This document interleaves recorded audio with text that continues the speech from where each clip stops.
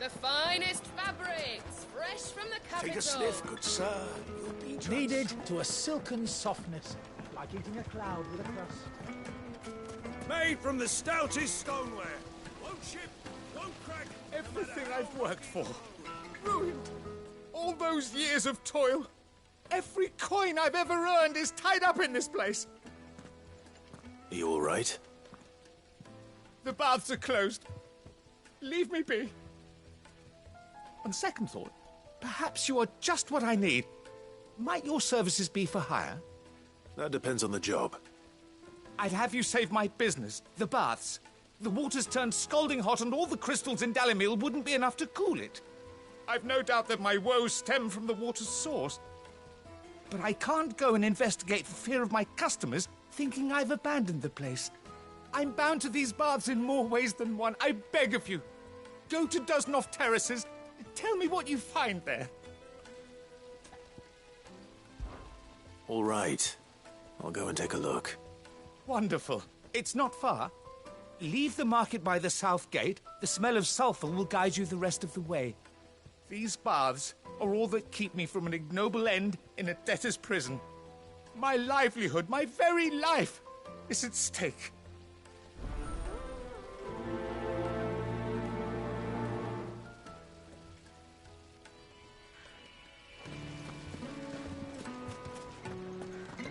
Hanging lanterns! Ha! They've opened the gate! Lubor was true to his word.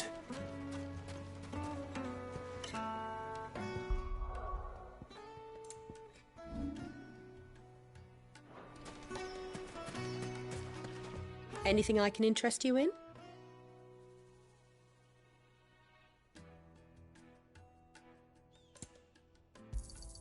An excellent choice.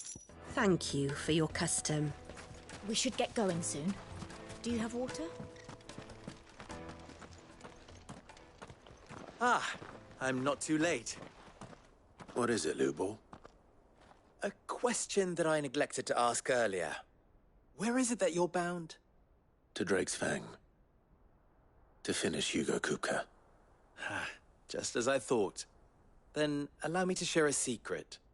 Drake's Fang is currently riddled with royalists. Talmeki and Waloed are allies, and as you have seen, their soldiers work hand in glove. But no nation has ever before allowed a foreign army to make a barracks of its holiest of holies. Not by choice, at least. And there's more. My man on the inside of the Fang has failed to report for several days. I fear there may be more trouble lying in wait for you on the road ahead. Isn't there always? If you're determined to beard the lion's den, then promise me one thing. That you will enter via the mines, where the guard is lightest. I've lost one Cid already. If I lose another, people will start to think me careless. I don't plan on dying. Not before Kupka does, anyway. Well, so long as you have a plan.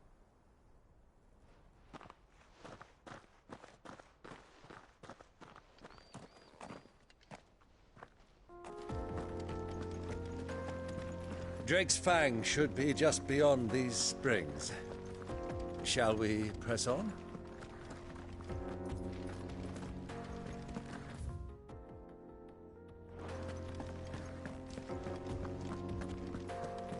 Come on, girl, the gate's open now, we can press on.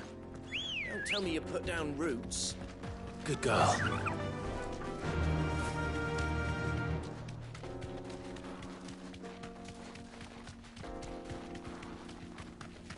What the hell are those things?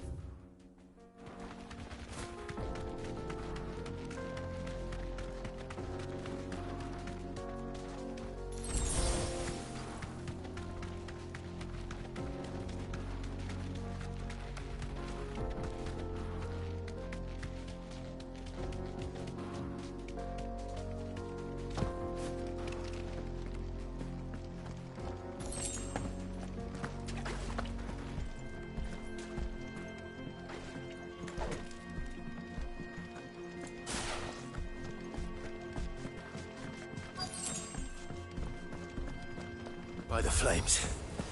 That explains the heat.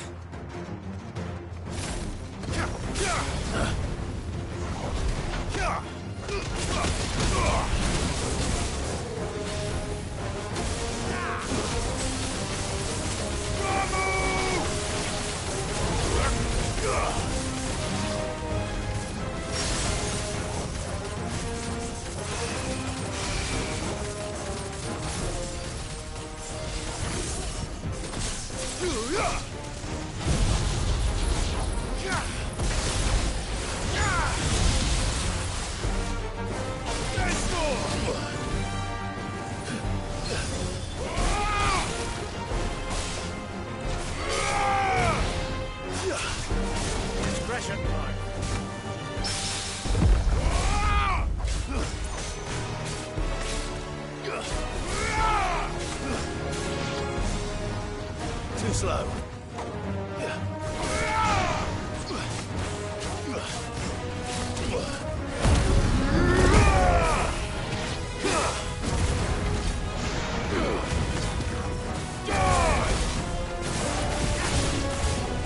Out of the frying pan. There's more!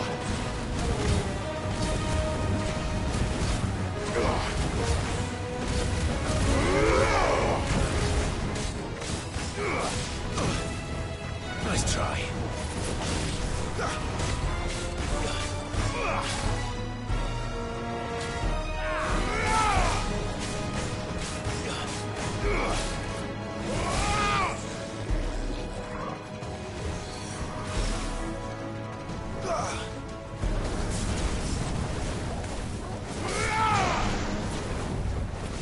There's more!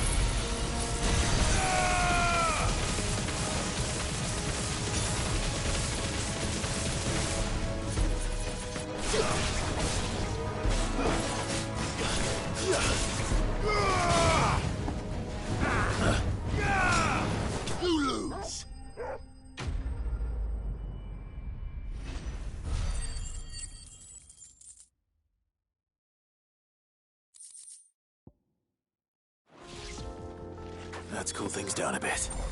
Let's hope it's enough to keep the baths from boiling.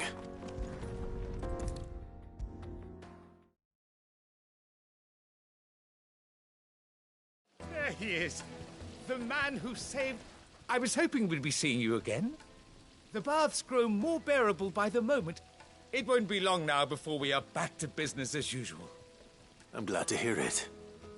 Now, tell me this. What did you find at the terraces? What threatened to make me a pauper? Not what I expected, that's for certain.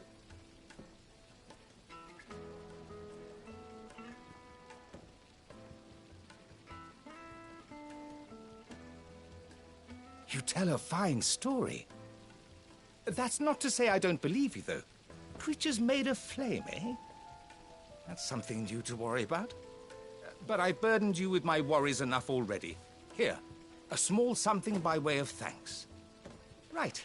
It's high time I got back to work. With a little luck, the day might yet be salvaged.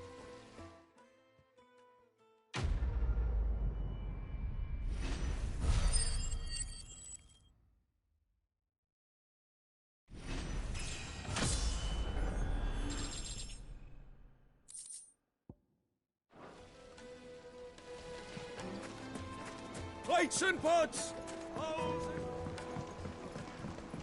Needed to a silken softness. Take a sniff, good sir. The finest fabrics, fresh from the... I've never even forged a button.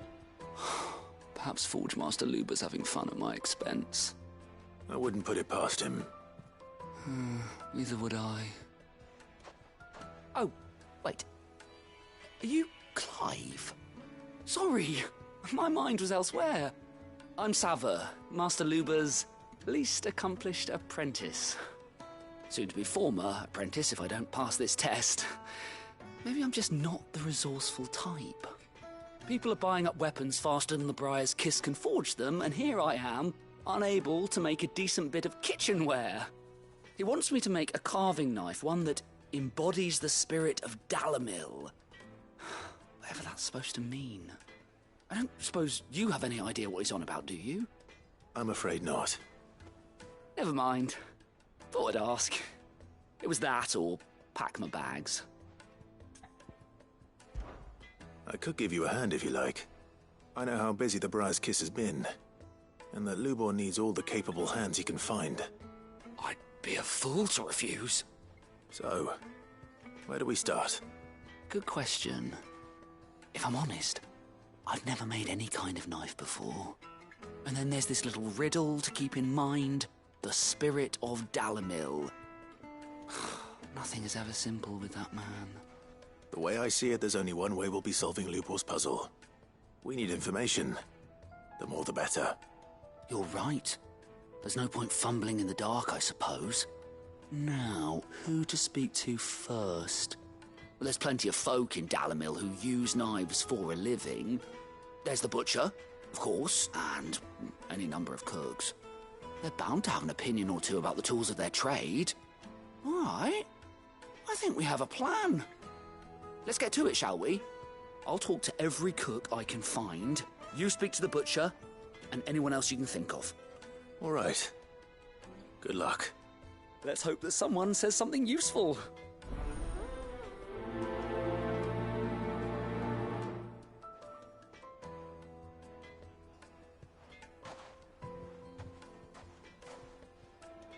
Trust Lubor to take a simple test and turn it into a riddle. I'd better get to it. My carpets have bridal It would lace. make a fine gift. Fresh fruit. Welcome, sir. What can I do you for? A question, if you don't mind. I need to know what makes a good carving knife. You a blacksmith or something? Something, I suppose. Fair enough. Knives, is it? First and foremost, it's got to hold an edge. Most knives will make it through fat, no problem, but sinew dulls cheap steel in no time. Give me a blade which can slice through anything that crosses my chopping block, and I'm a happy woman. So a knife that stays sharp. Makes sense.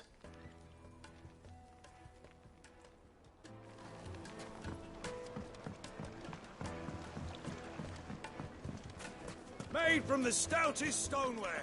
Won't you?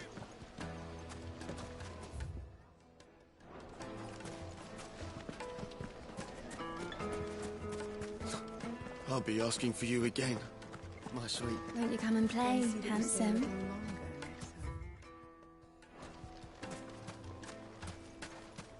A 1,000 gil for a measly bunch of Gazal greens.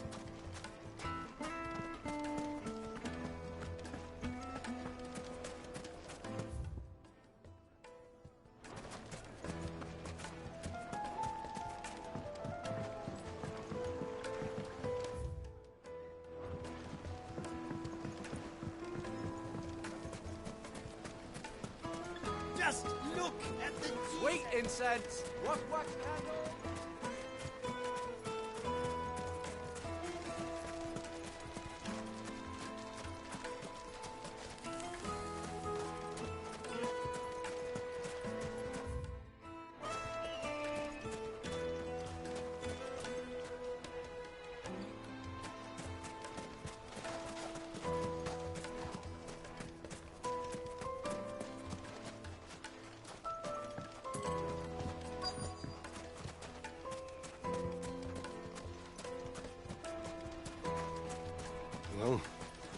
make our way back to the Fang now, at least.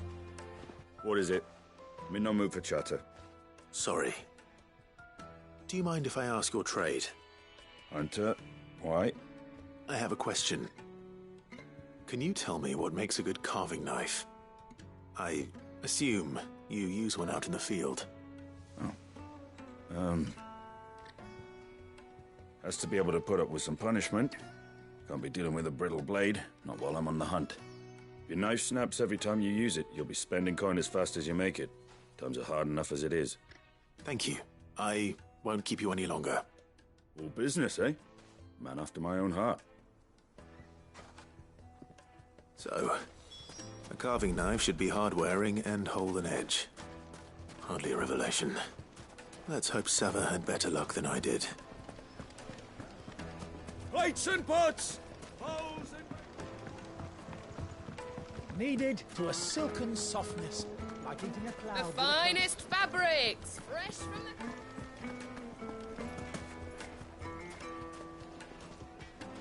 So, how'd it go? You learn anything useful, or should I be looking for a new trade? Only that a blade should be durable and stay sharp. But I don't see how that relates to the spirit of Dalamil. I didn't have much luck either. All the cook said was that he needs his knives to be light. Too heavy and they do his shoulder in. So we're no better off than when we started. Perhaps Lubor didn't mean anything with his Dalamil remark. But that can't be right. I've bandied enough words with the man to know that he chooses them carefully. No. We must be missing something. Something right in front of our noses, most likely. No doubt you're right, but I have to make a start soon. I can't put off making this knife forever. Agreed. Lubor wouldn't like that much. Right. I've been trained to work iron. The cheap stuff, mind. But it's hardy enough if you don't hammer it too thin, and it sharpens up nicely with a bit of effort. Trouble is, it's either durable or it's light. Meaning someone is going to be disappointed. Forge Master Lubor, probably. Is there no one else you can turn to? Someone who knows their metals, perhaps? The other apprentices know better than to help me with my test.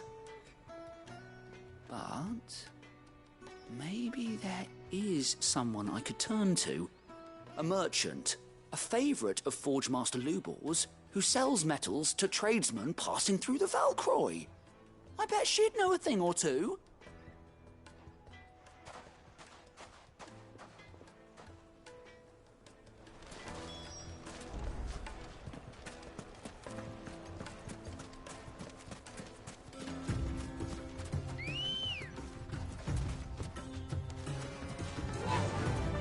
Run like the wind.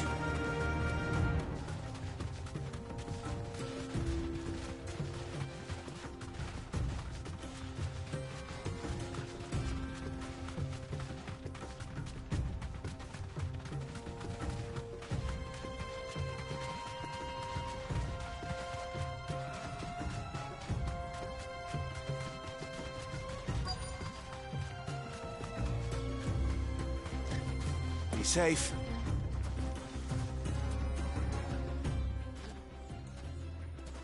Any luck? Or will you be needing help with your bags? Well, I asked her, but... you tell him. If you're looking to make a knife that will impress a master like Lubor, there are options. They're just not that viable. Featherlight adamantite knives will get passed from generation to generation, never needing so much as a lick of the whetstone. But adamantite ore is unique to ash, so it doesn't come cheap.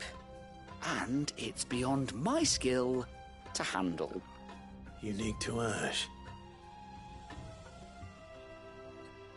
Are there any materials unique to Dalamil? Something which could be mixed with iron to refine it. Make it lighter. What are you getting at? You said that Lubor trained you to work iron. Then that's what he'll expect you to use. But he would have known that it would either be too heavy or too brittle for a carving knife. Perhaps his Dalamil remark wasn't a riddle. but a hint. If it's cheap metal you're using, then there's always limestone, I suppose. Folk first settled Dalimil to get at her mineral deposits. And, if you know the trick, it can be melted down in the furnace to drive out impurities from low-quality iron. Bloody hell! That must be it! I don't suppose you know the trick, do you? It's hardly my speciality, but I've been around enough blacksmiths to know how it works. Looks like I've got some learning to do. Clive, I hate to ask after all that you've done for me, but... The limestone? Fine. I can hardly abandon you now. Besides, I want to know if this is the answer to Lubor's little riddle. I can't thank you enough, Clive. You'll have no trouble finding limestone over in the terraces. The place is bloody made of it. Then I suppose I'll meet you back at the forge. Right you are. I'll see you shortly. So, do you crush it up, or just...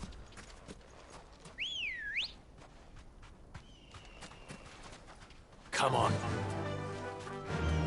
Fly, Ambrosia.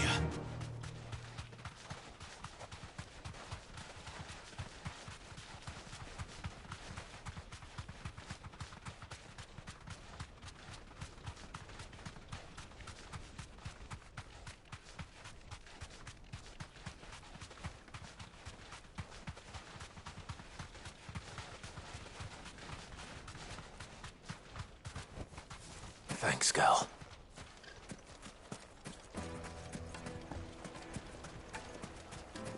Is it true what I'm hearing? My carpets. Yes, The they're most quite fragrant herbs. Lightly and dark. Fresh from the grill. Made from the stoutest stoneware. Silver platters, hanging lanterns, keep the darkness from your door.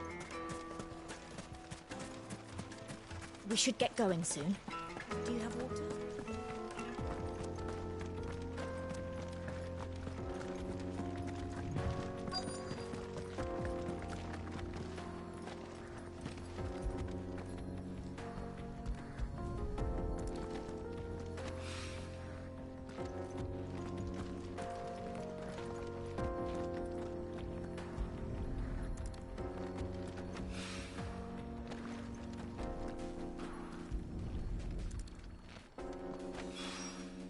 One rock looks a lot like another. But hopefully this is what Sava needs.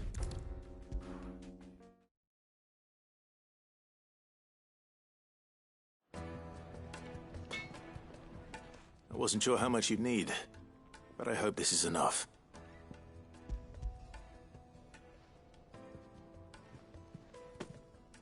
You are one of the good ones, you know that. You and that merchant both, she's got quite a gift for teaching that one. Now, time to see if limestone is the secret weapon we were hoping for.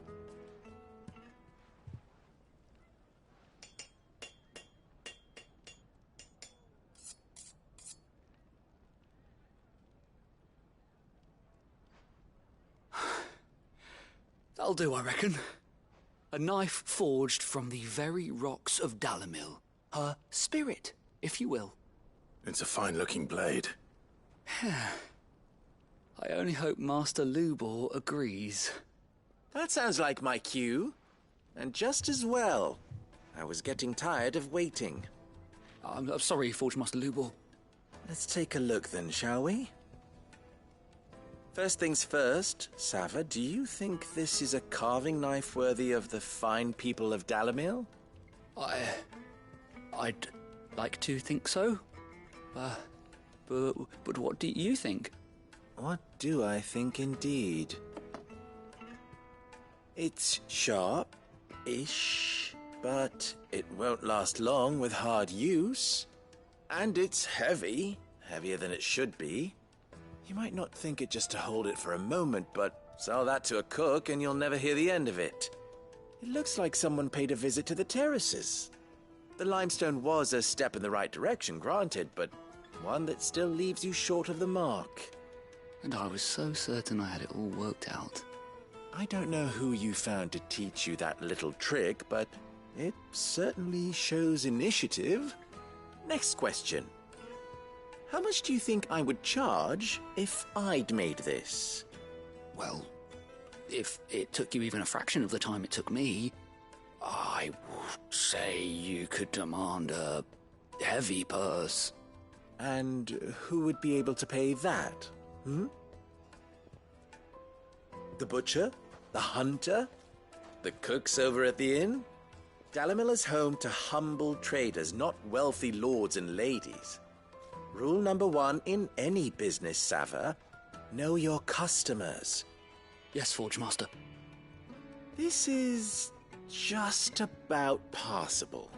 But only just. I'd say you're worth keeping around a little longer. Starting tomorrow, you'll have an anvil of your own. I will. Thank you. I was wondering, what would you do if you were asked to forge a carving knife? I'd do what I always do. Ask who it's for. If it was for the butcher, I'd make sure it holds an edge. For the hunter, I'd make it as tough as Titan. For the cook, light as a feather. And for the nobleman, I'd make it cost an absolute fortune. There goes a master, all right. It looks like congratulations are in order. I couldn't have done it without you. So much for the Forge Master's riddle, though, eh? The spirit of Dalimil had nothing to do with limestone or anything much at all. Meaning, I had you run around for no good reason. You've passed your test. That's all that matters. You'll have a forge of your own in no time. And when I do, I'll craft you the finest carving knife you have ever seen.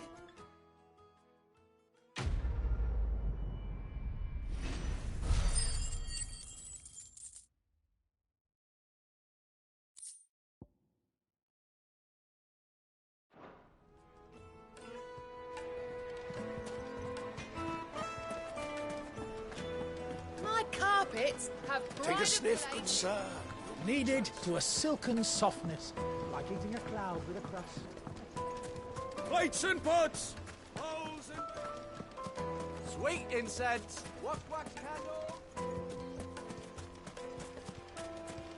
We should get going soon. Do you have water?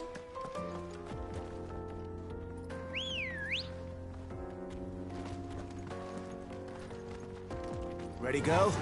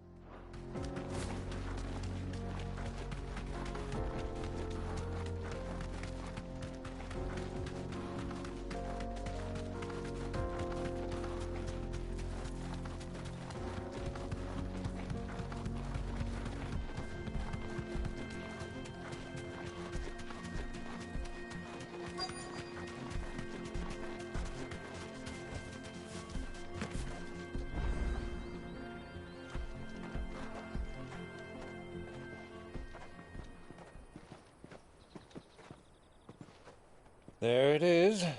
Drake's Fang.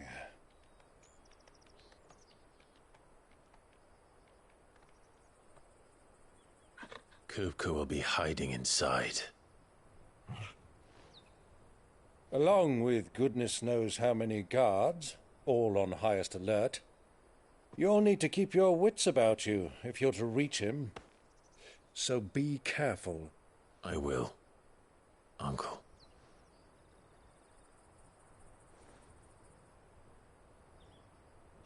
Before you go, Clive, allow me to apologize.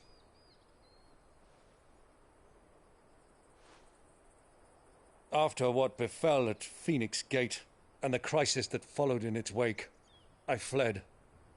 I retreated to my counting house and danced attendance upon the vicereine in the hope it would bring me favor. I betrayed my nation to save my skin, like the coward I am. And I'm sorry. Uncle, please. It's not too late, Clive. Rosaria is yours by right, and there are those that would help you to take it back. Had I the courage of my brother, I might already have done so. But that ship has sailed. You, however... No. Forgive me, but I cannot. I fight to build a new world now. A better world.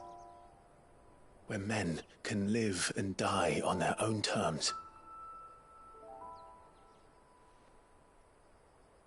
I was raised in a nation that strove to improve the plight of bearers.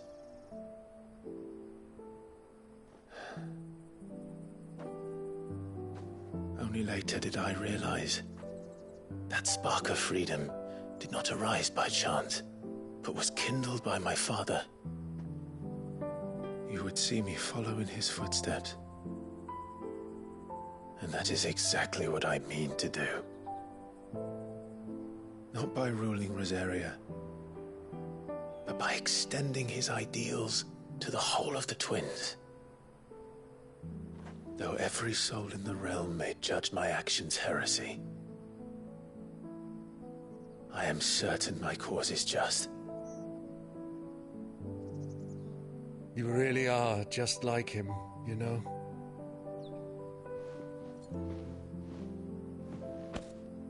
Thank you, Clive, for coming back to me.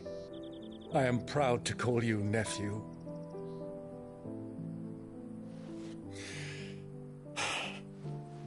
Well then, this is where we must part ways. Wish me luck in convincing my Canvarian friend to share his considerable talents. I mean to plunder his coffers and prove myself worthy of a place in your merry band. Till then, my boy. Till then, go safely, Uncle. And you, nephew. We have much to catch up on, you and I. I shall expect you to regale me with the tales of all your adventures when next we meet. You can regale me too, Torgal.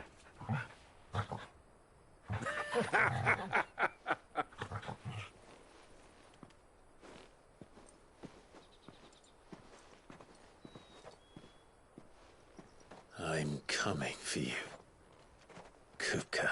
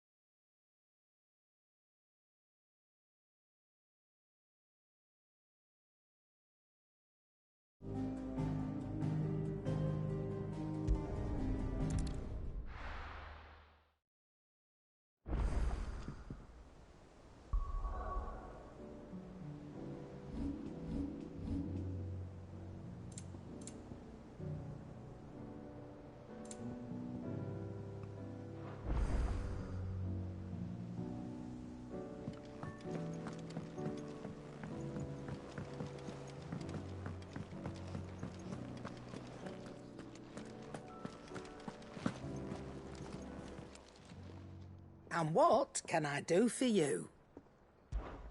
If you're gonna buy something, be quick about it.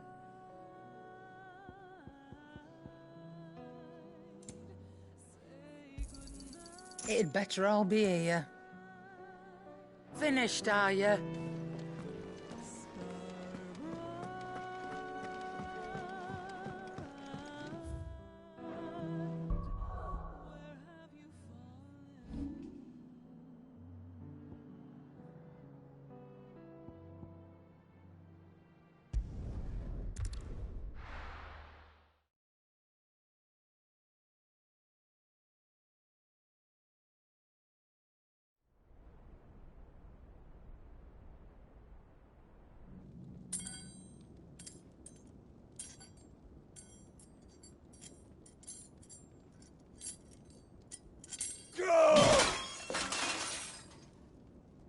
Fuck!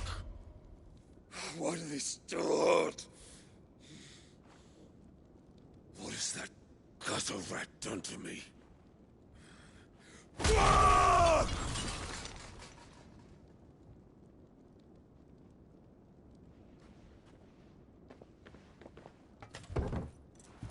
Out of my sight, witch!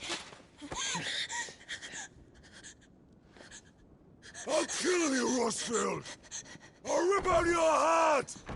I'll tear you limb from limb! Peace, Hugo. The table shan't hurt you any longer.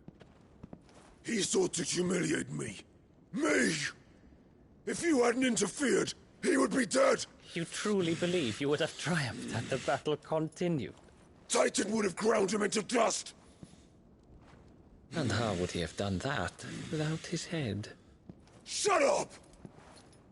You weren't strong enough, and you call yourself a dominant. Or rather, you did. You mock me, Harbert.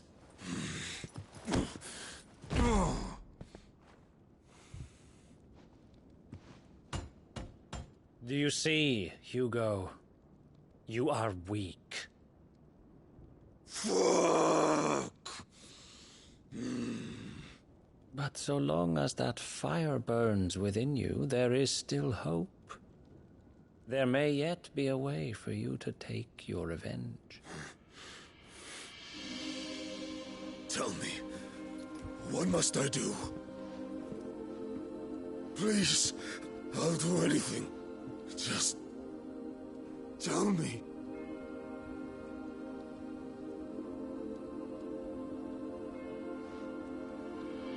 The heart.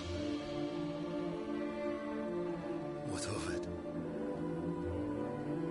A Mother Crystal's heart is the most concentrated source of ether in all creation. Perhaps you could take advantage of that. Of course, the crystal would not yield her blessing to any ordinary man. But then, you are no ordinary man, are you, Hugo? Clive Rossfield stole your power, but others have suffered a similar fate, and still managed to find the strength to conjure their icon. Like Benedicta Harmon. She too drank of the ether and gained a power beyond human understanding. She did.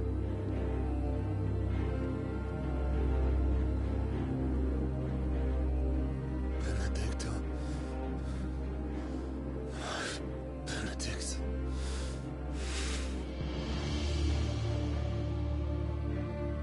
I'll do it. My love. I'll avenge you.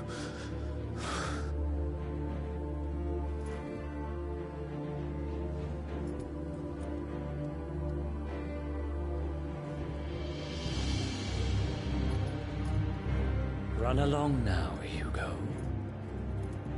You need only follow the light.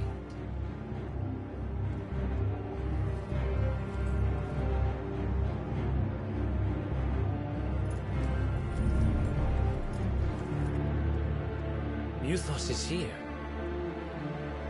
Very well. It shall be so. You may leave everything to me, Your Majesty.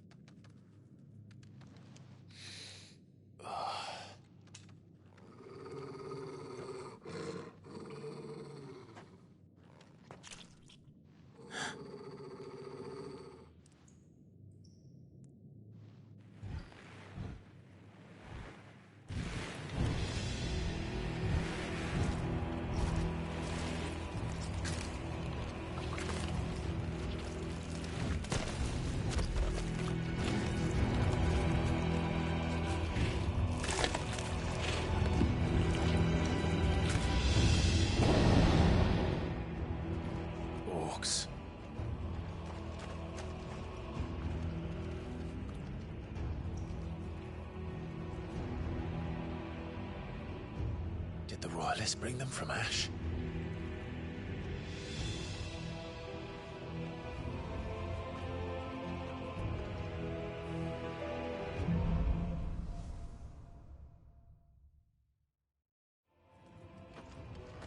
Are the Beastmen part of the Waluda army now? How the hell did that happen?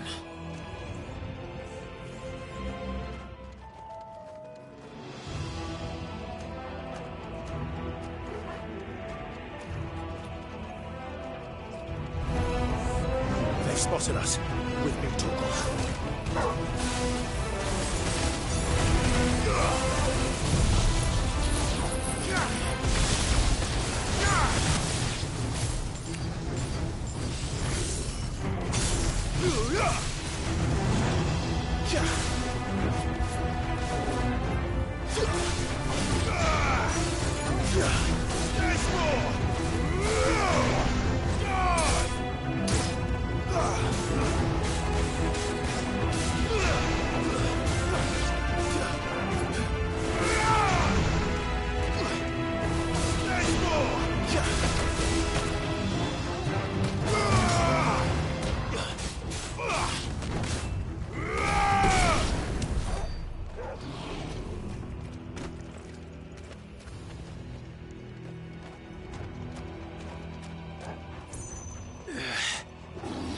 Over the entire mine.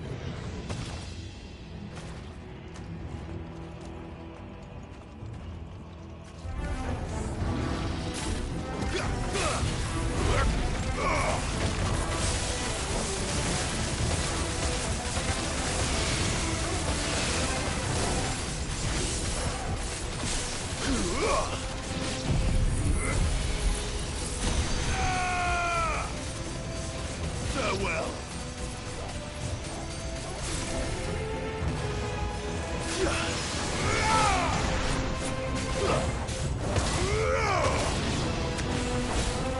You're finished.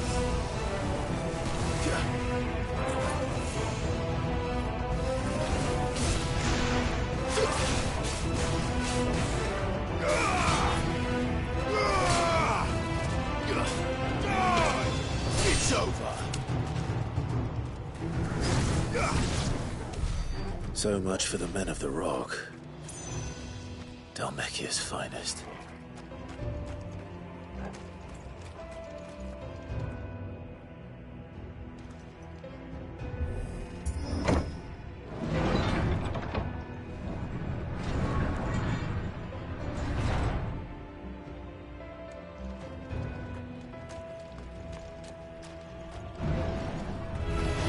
This won't be easy.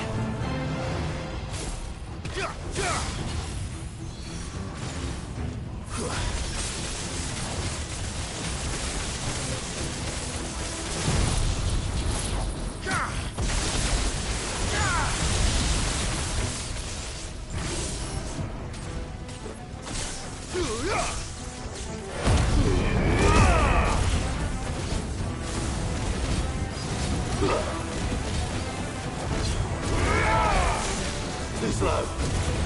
There's more!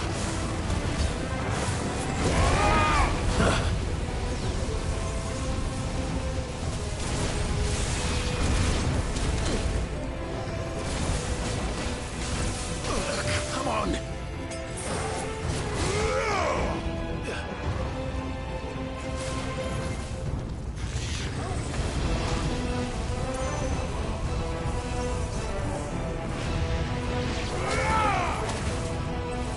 Treasure already.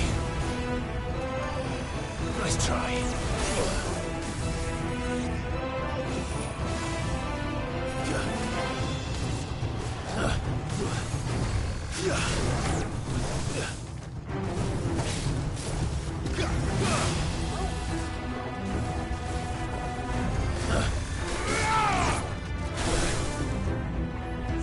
Thanks, boy.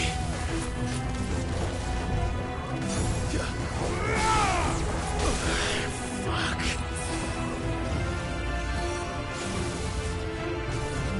Nice try.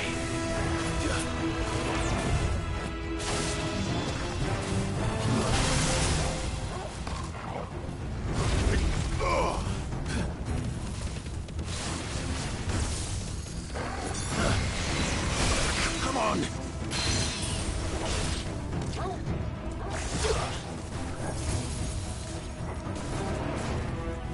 Nice try.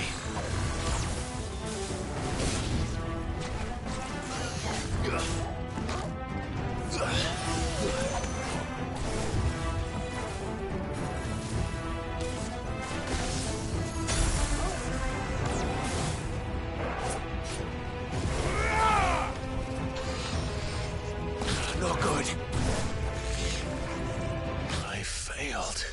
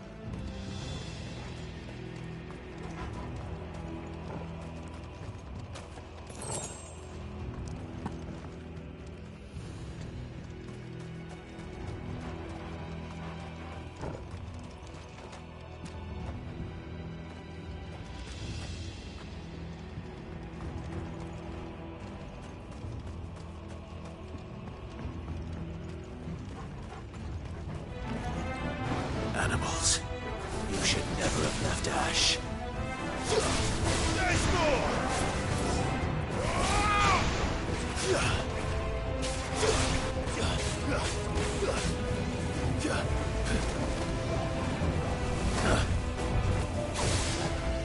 There's more!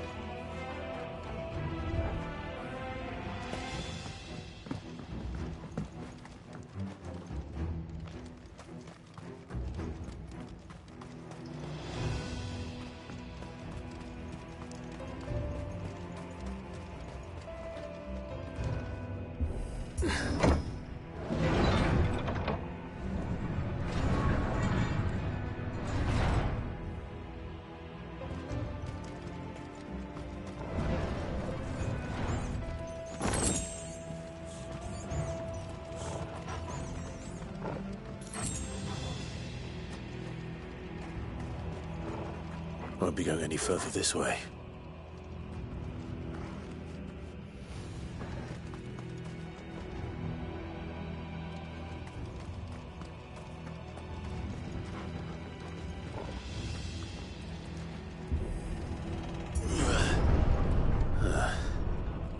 Stairs. This must be the way out.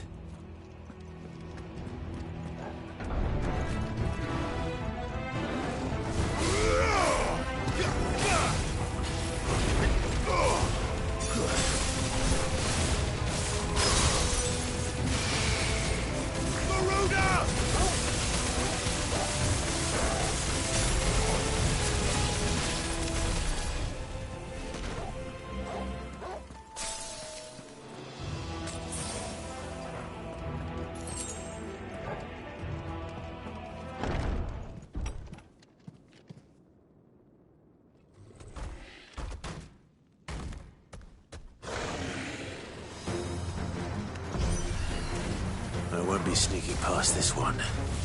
How did it get in here? There's a good boy.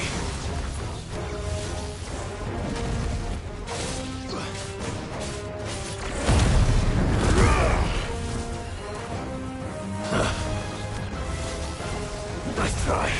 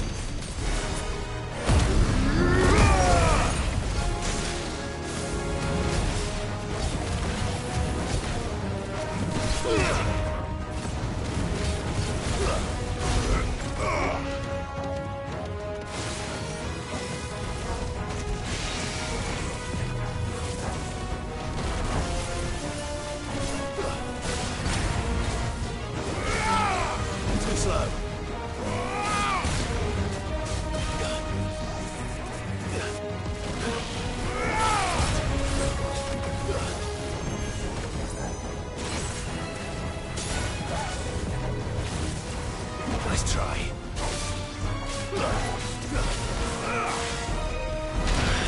Fuck. Well done, Toro. I can't go on.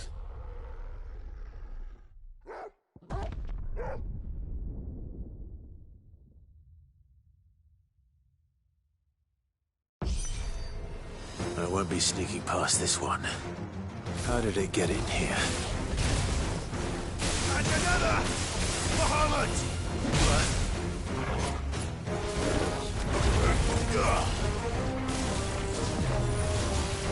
Too slow.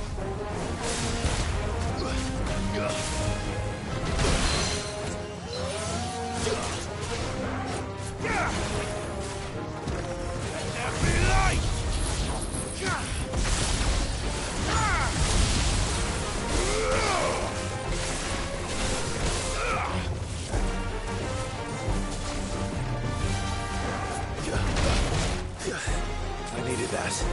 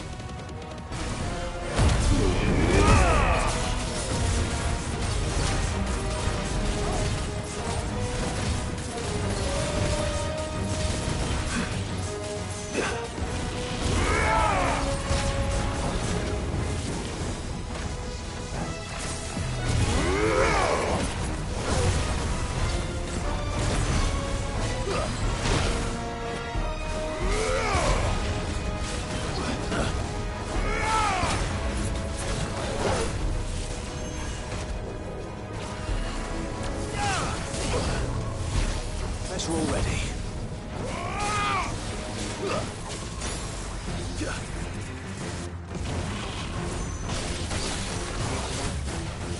Well done, Toro.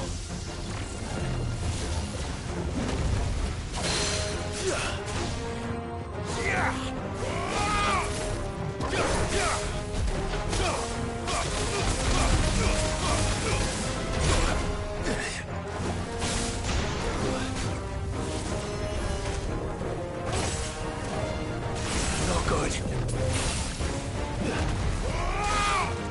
Awaken, wind!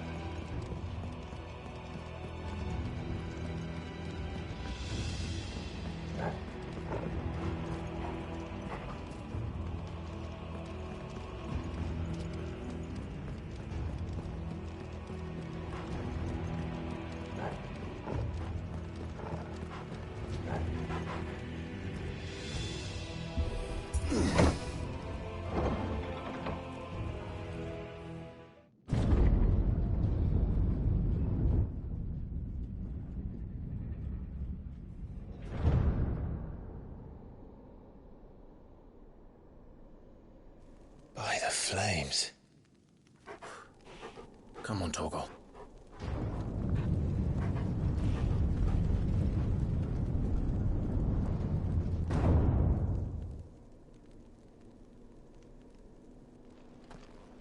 Kupka never did do things by halves. As if taking the Mother Crystal for his own wasn't enough. He had to build his castle in it.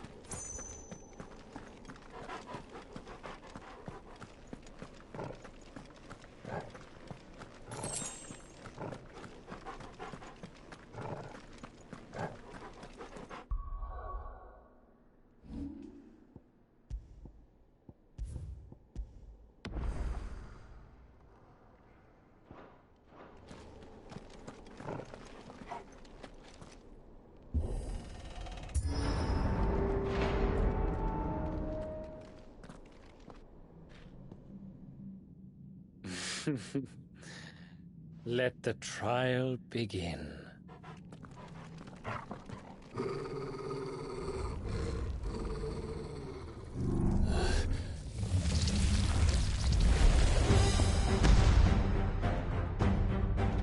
What the hell? With me, Togo.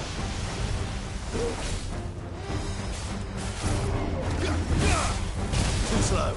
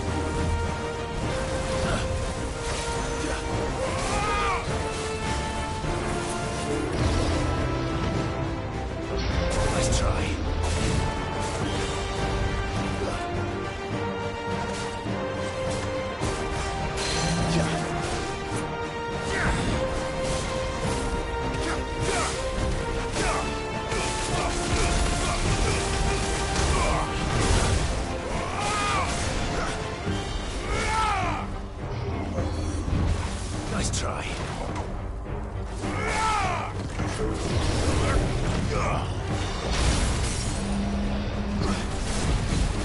Give me thunder!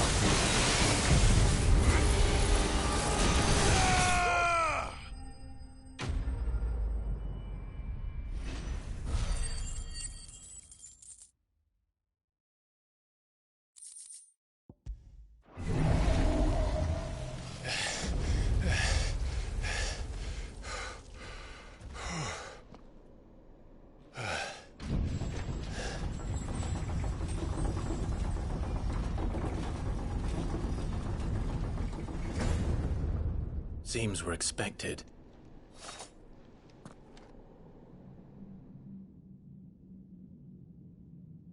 So this is the power of Muthos.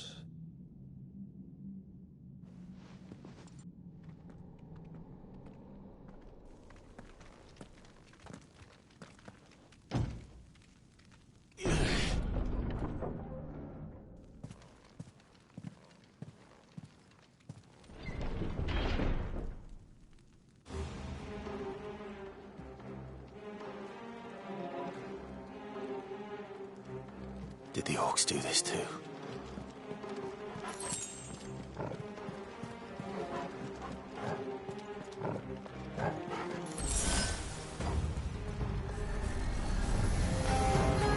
More of them.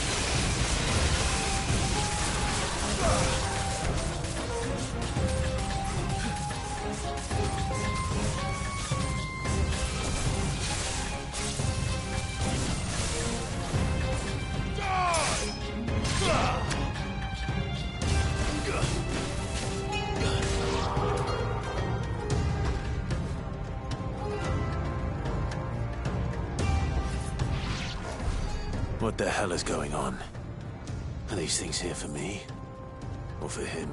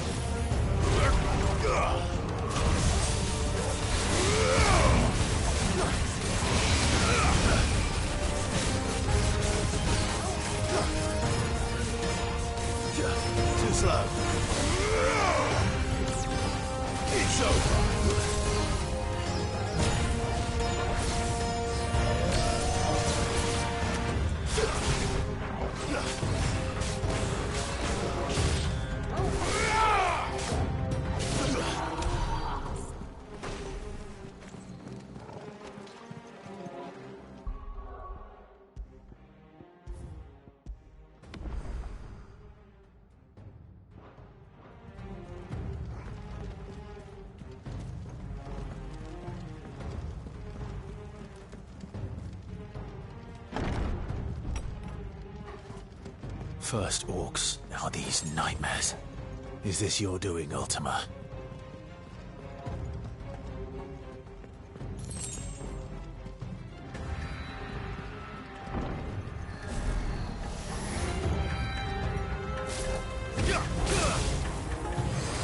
Nice try.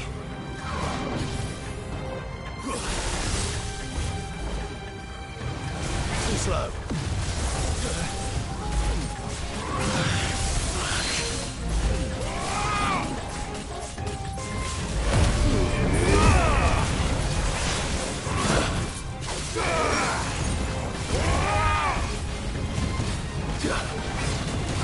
No good.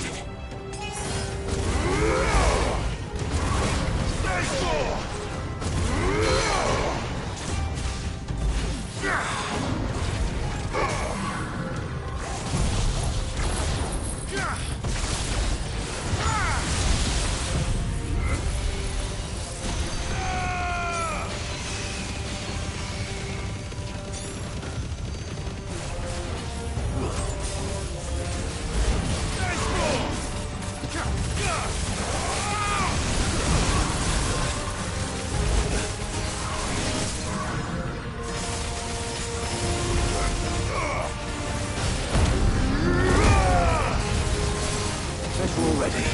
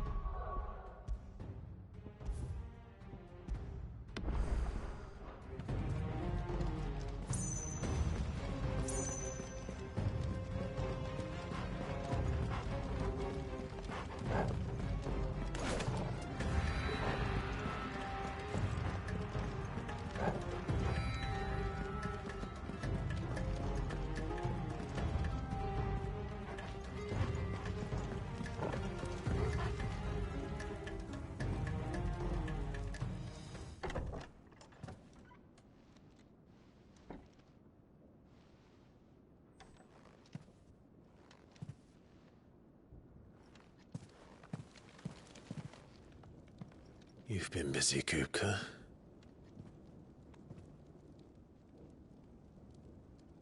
But where did you go?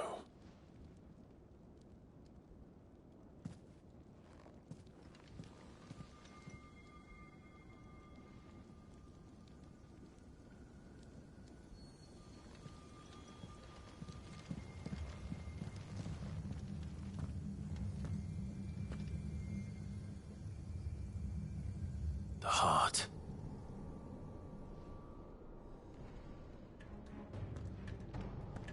He's in the sanctuary. I can feel it. Come on, Torgal.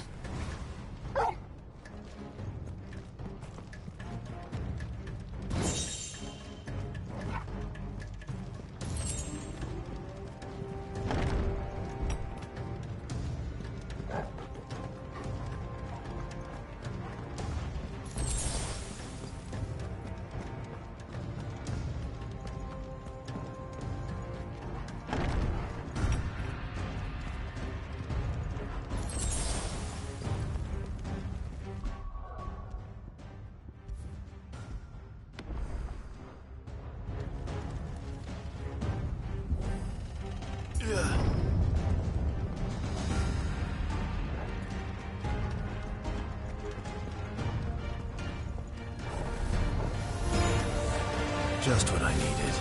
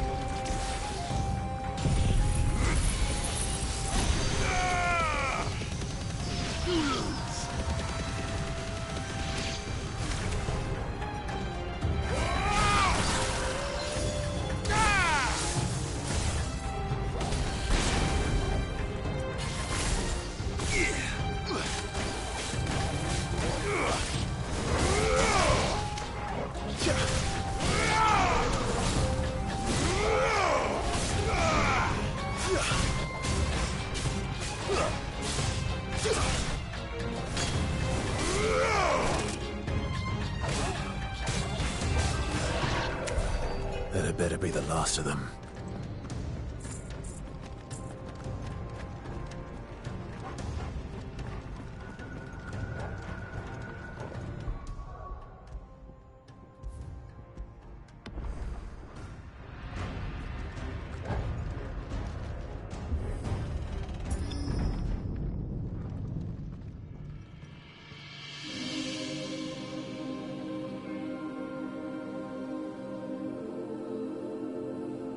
Benedicta, my everything.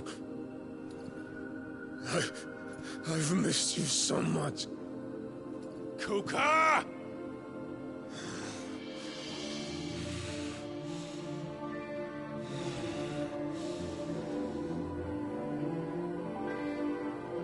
I swear to you, my love, we will never be parted again. What's wrong with him?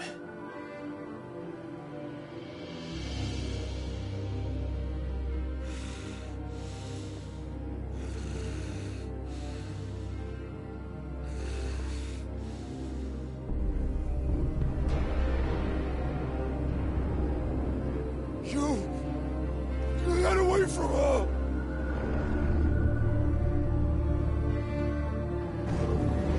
Benedicta!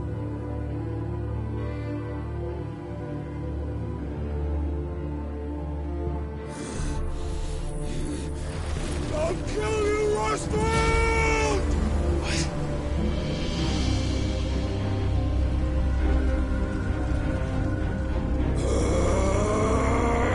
Oh shit, he's priming.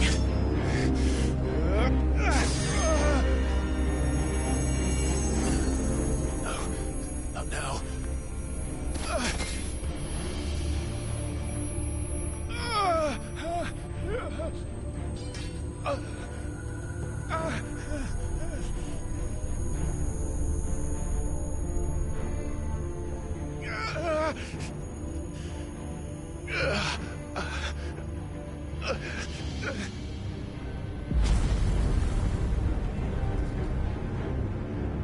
Come on.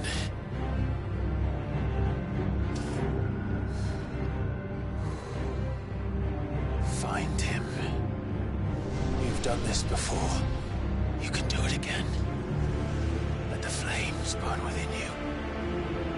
No. Let them burn without. Come to me, Ifrit!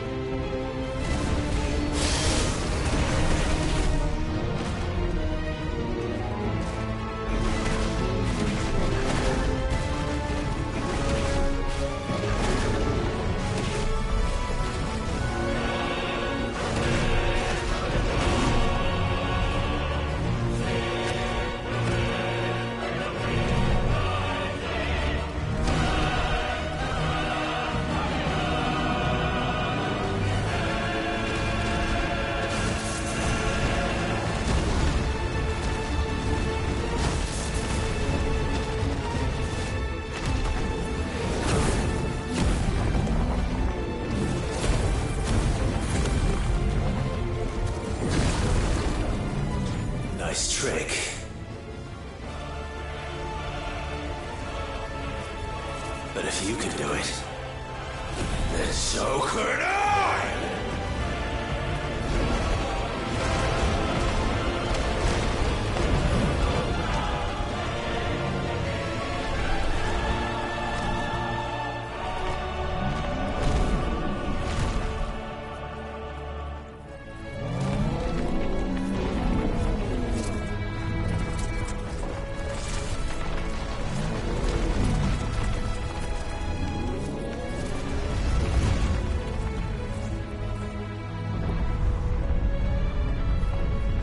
Let's give this a try.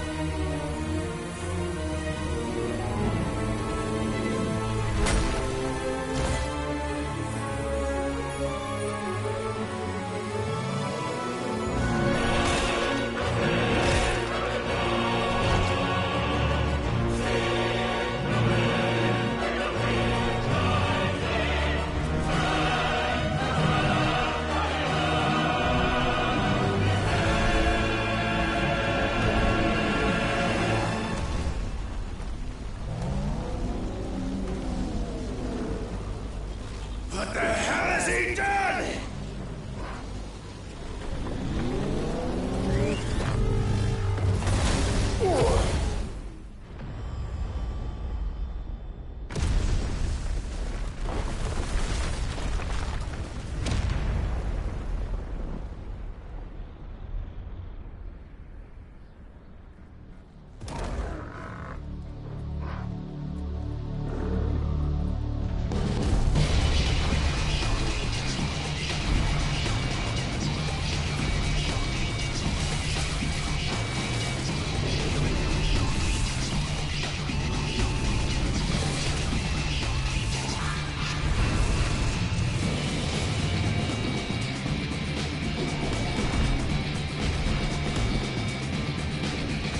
Thunder, help me.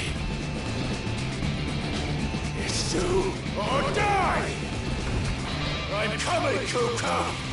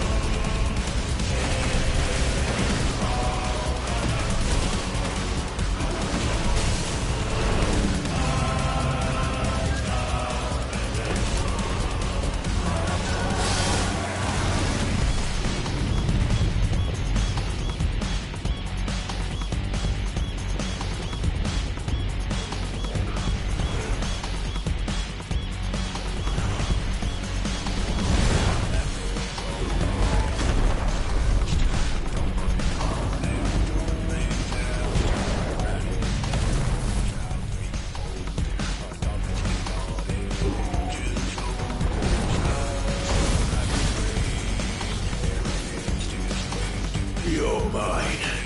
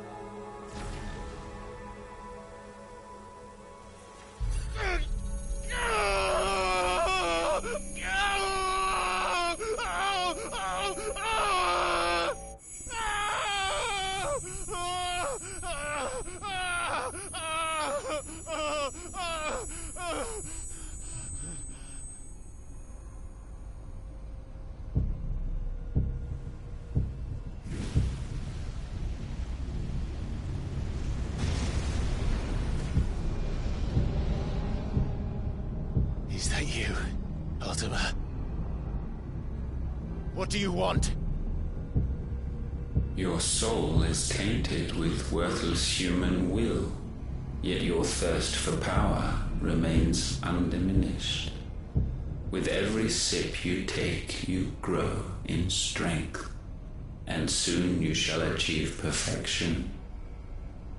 I don't know what you're talking about. You will accept us, Muthos. It is inevitable.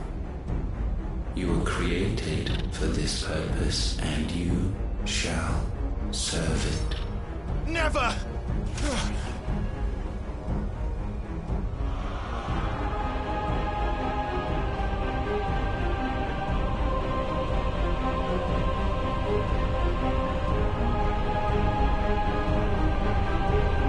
Fight it, Clive! Don't let him in! Consciousness. We see now. Human will is so insubstantial it cannot exist in isolation. You mitigate its weakness by interweaving it with your consciousness. We believed we had merely to purge you of your will to claim our vessel.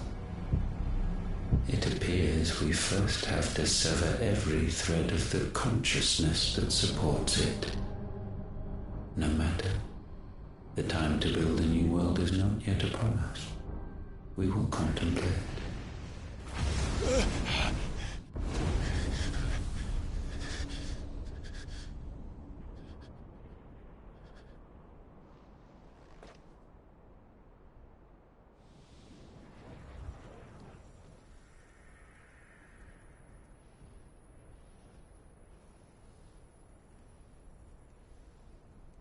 Thank you, Joshua.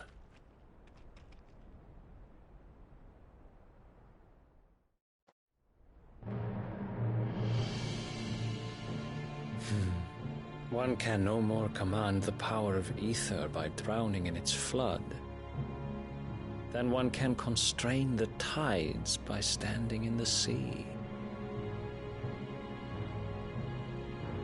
I had thought Hugo wiser than this, but it seems his head was full of rocks after all. Titan was strong. Your Majesty. But Mythos is stronger.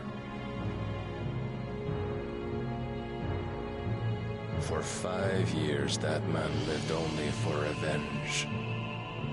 Clinging fast to a fiction, even as it swept him into the abyss.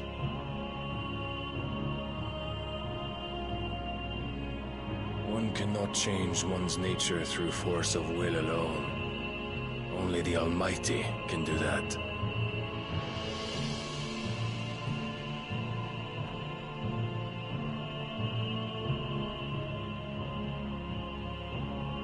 Hugo Kupka, the man who gave his life for a woman's head. A fool like all the rest.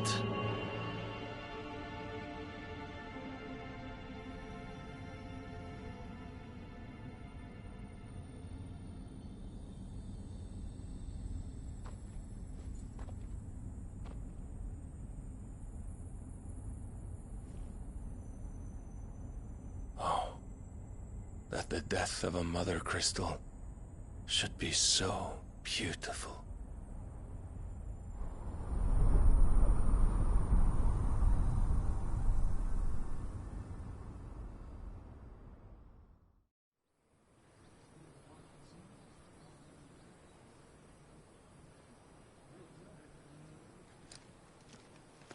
Some medicine, my lord?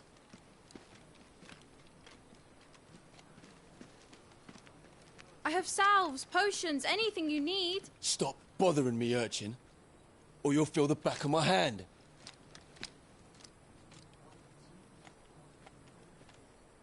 You must consider your health, my prince.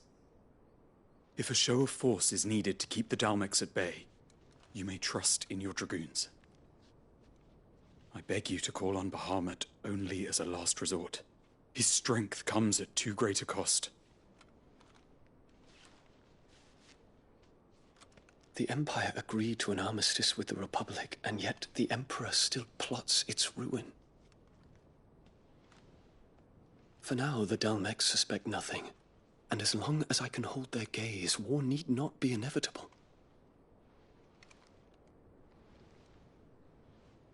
But more than that, Bahamut is the champion of the Empire.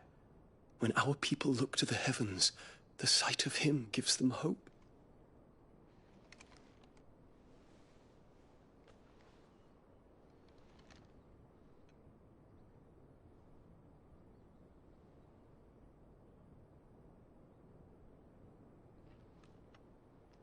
Forgive me, Terence.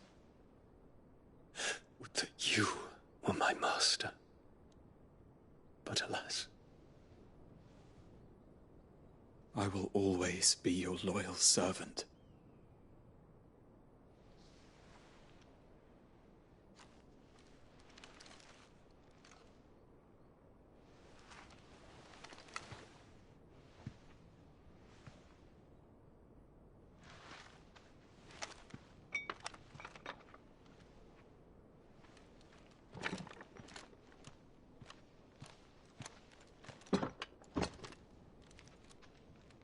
Should the Council's brazen maneuvering prompt the Republic to tear up their own treaty and launch a new assault, our soldiers would advance to meet them, cutting across the Central Isles, but not in time to prevent their forces from breaching the southern defenses and storming Twinside.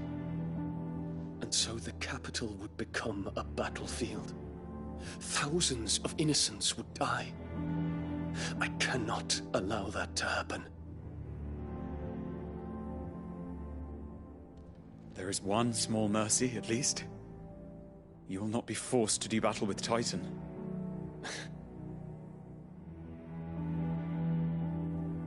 Would that I could avoid doing battle at all.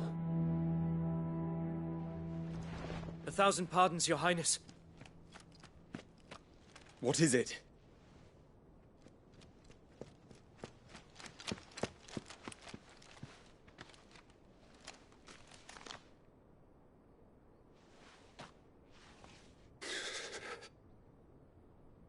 Olivier has been made Emperor. What is the meaning of this? My father's orders. What were they? Quickly!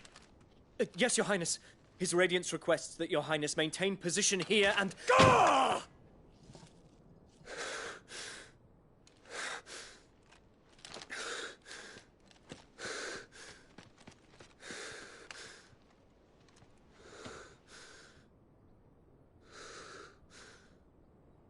Terence. Yes, my prince. I must go to the palace. I'll ready your steed.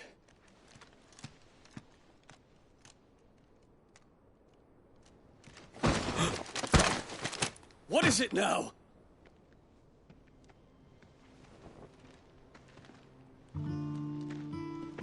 Forgive the intrusion, Your Highness.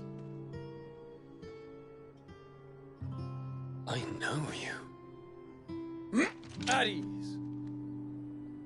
We stand in the presence of the Phoenix. You wouldn't want to get your fingers burned. I hope I'm not interrupting. Not at all. Though I admit, I did not expect such a distinguished guest. How many years has it been since the Remembrance ceremony? 20? I thought you long dead. Do I address a ghost? Many have told me that I look like one. But no. I'm alive. Just. Prince Dion of the House Lesage, I have a tale to tell you.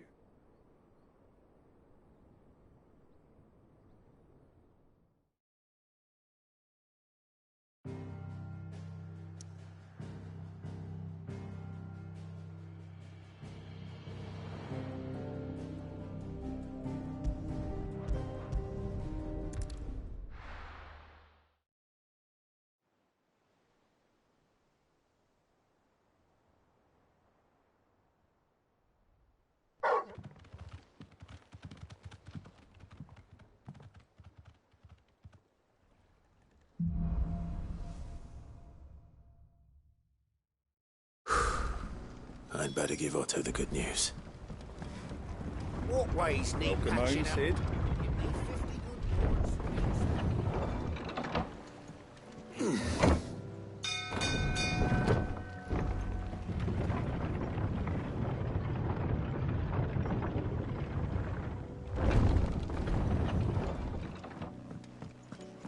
What became of Kupka?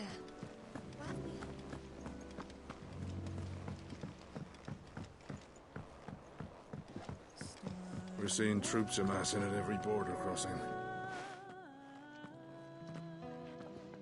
Clive, you're back. I am. And with glad tidings for once. Hugo Kupka is no more. Well, I'll be. All of our comrades who lost their lives back at Sid's place be smiling down at you right now. We had a stolus from Lubor saying Drake's fang had fallen. I expect that was your doing as well, was it? It's a long story. One for the history books, I'll bet. Welcome home, Clive. It's good to be back. You look better. I feel it. Which means I'm coming on your next little adventure. You're not leaving me behind again. Wouldn't dream of it. Otto. Any word on the Royalist movements since I've been away? Shouldn't you be putting your feet up? If you really want to know, go and have a word with Vivian. Thank you. I will.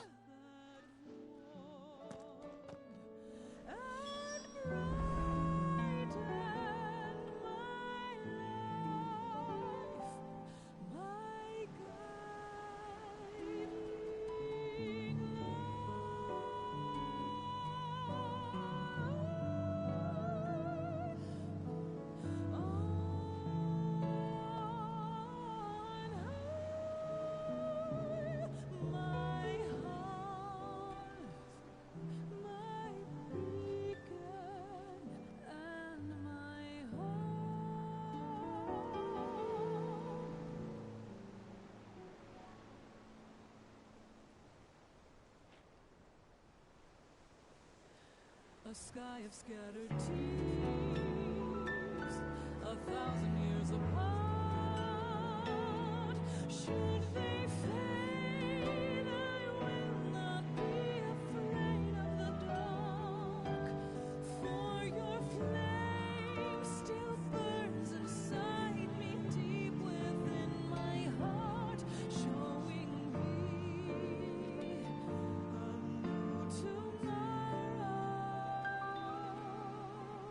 Never too far.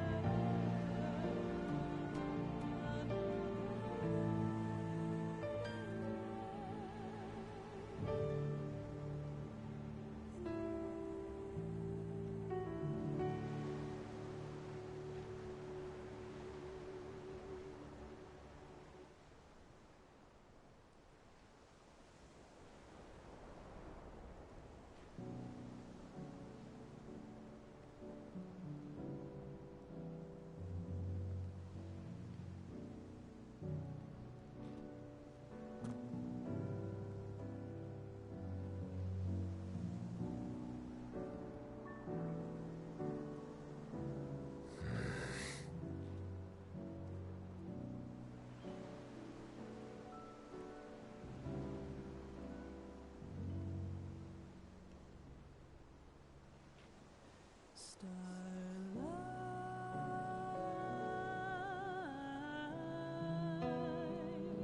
say goodnight.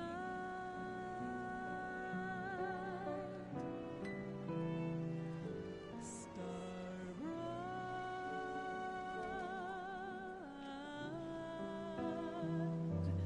where have you fallen?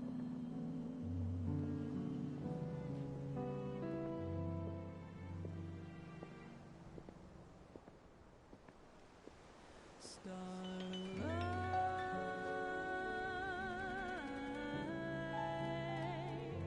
say goodnight.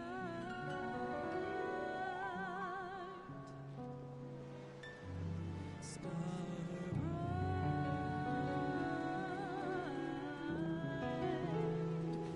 I hear you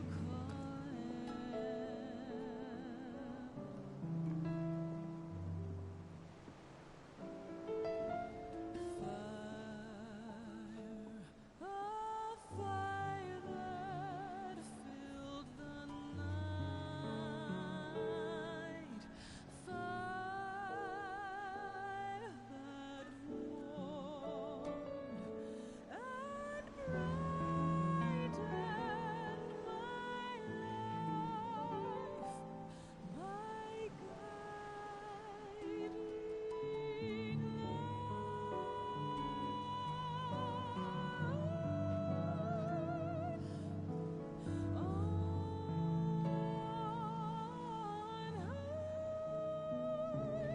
my heart, my beacon, and my home.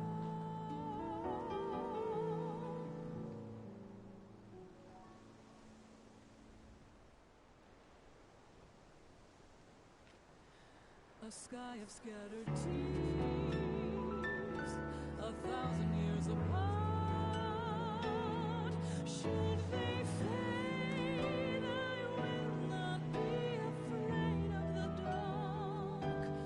For your flame still burns inside me, deep within my heart, showing me a new tomorrow, never too far.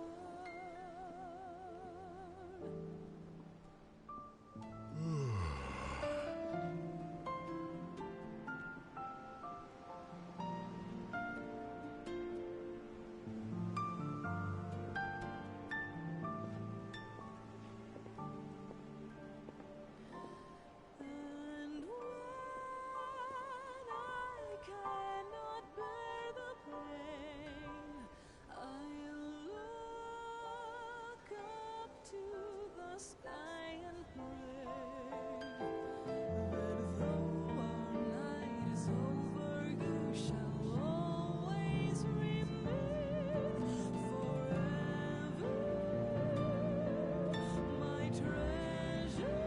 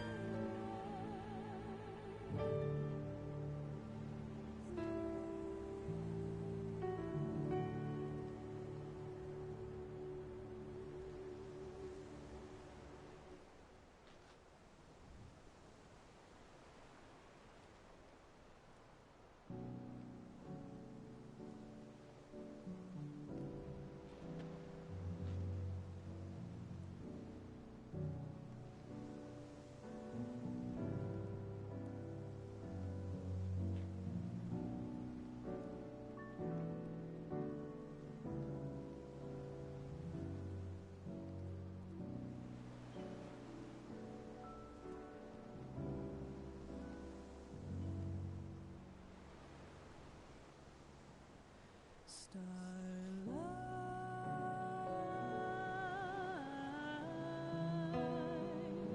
say goodnight.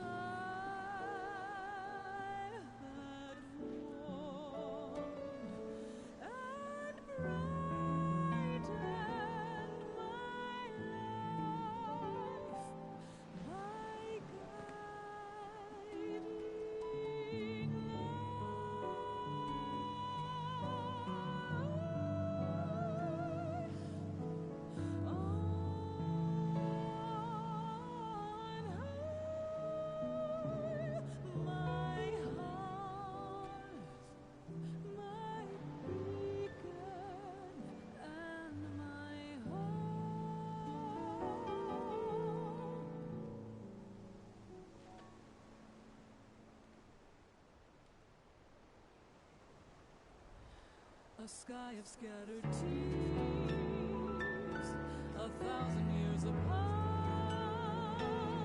Should they fade, I will not be afraid of the dark. For your flame still burns inside me, deep within my heart, showing me a new tomorrow, never too far.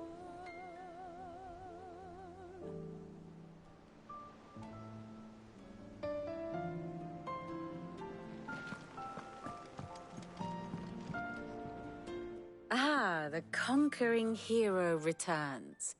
And with hardly a scratch on him. I may have picked up one or two. Well, the fact that you came straight to me instead of visiting our resident physiker suggests that you picked up something more important. A scent. The scent of Waludas. The very same. But whatever plans Kupka was hatching with the Royalists, he took them to his grave. As did his men. Slaughtered by the orcs who'd taken over the Fang. Orcs, Vivian. I've never seen such creatures in Storm before. The Waludas must have ferried them over from Ash, but why? Why work to rescue Kupka only to invade his home, the mother crystal of an allied nation, and let both fall? It makes no sense. Do you know the tale of the blind men and the Adamantus? One can often be led astray by focusing too closely on individual details. One must instead see the bigger picture. And what bigger picture is there than my map?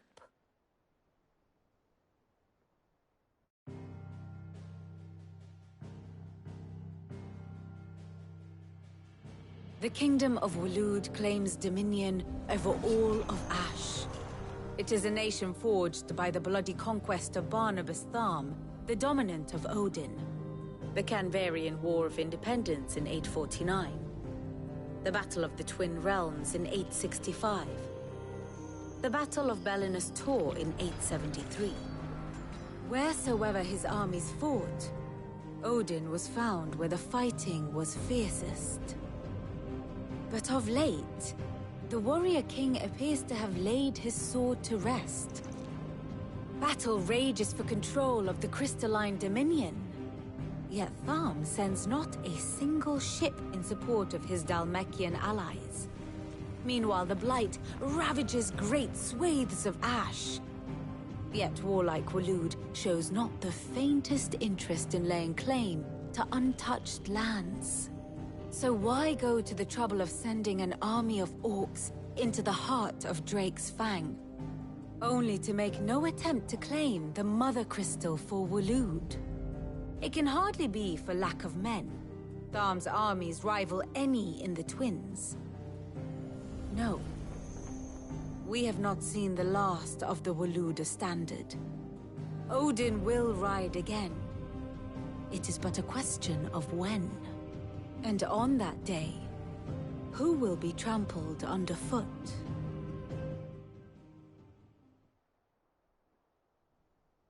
In summary, I know not to what end the Royalists betrayed Kupka. I know only that it is part of some broader scheme. A scheme tied to the ambitions of one man. King Barnabas. But there is no need to wallow in confusion. If one is to cure a sickness, one must first identify the symptoms. And your Lord Uncle has volunteered to do just that by keeping an eye on the Royalists' movements. He's really throwing himself into this. Indeed he is. Which means all that remains for us to do is await his reports. Well, not quite all in your case. The people of the Hideaway must hear the news. Justice has been done. Hugo Kupka is dead. The wounds he left that night are still raw, especially for those who lived with Sid the longest. Tell them that those wounds might finally begin to heal. Consider it the price of today's instruction. I've never known you to be sentimental. What can I say? I am only human. And we are, all of us, sentimental animals at heart. I suppose we are. Very well. I'll go and spread the word.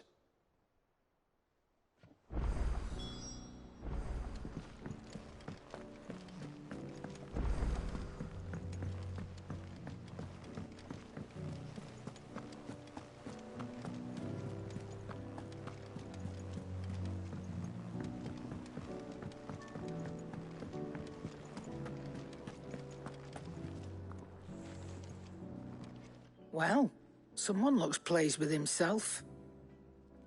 It's true what I'm hearing, then. Nothing escapes you, Lady Karen. It's true. Kupka is dead. No more looking over our shoulders, then. Good. I'm starting to get a crick in my neck. Don't let it go to your head, though.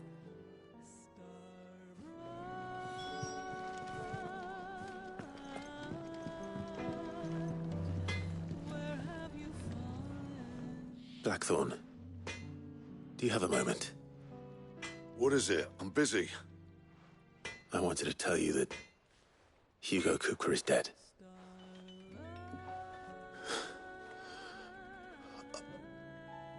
I can't tell you how long I've been waiting to hear those words. This is it then. A new beginning under a new Sid. I'll try to live up to the name.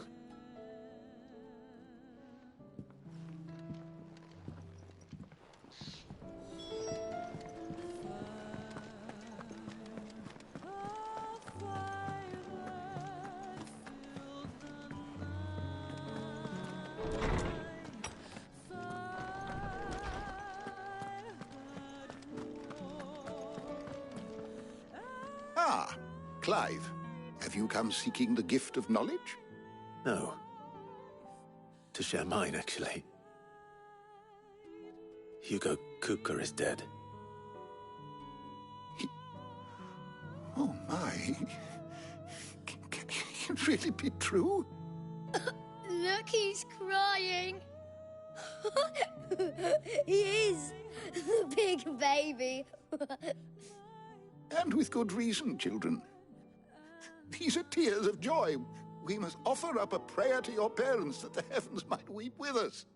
There shall be no lessons today, only thanksgiving and merrymaking. Go, put away your things. All right. Brilliant.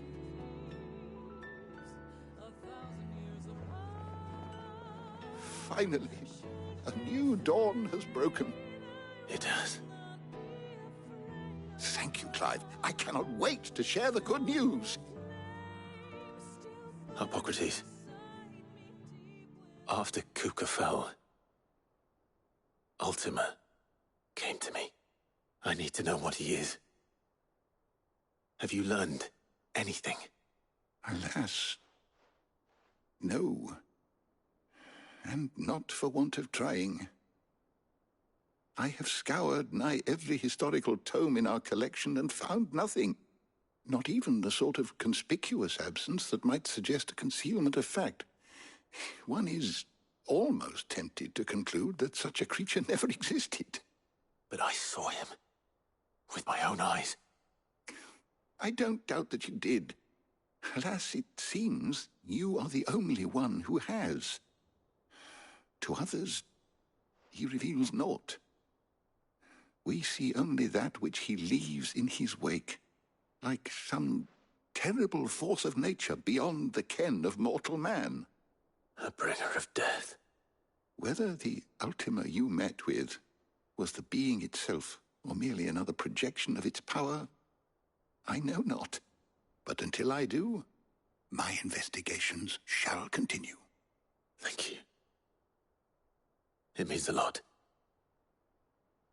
Right. Let's see if Otto has anything else for me.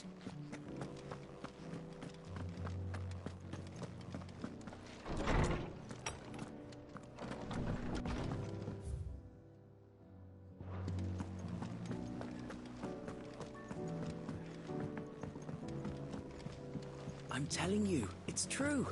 I heard it from Otto's own lips. Hugo Kupka is dead.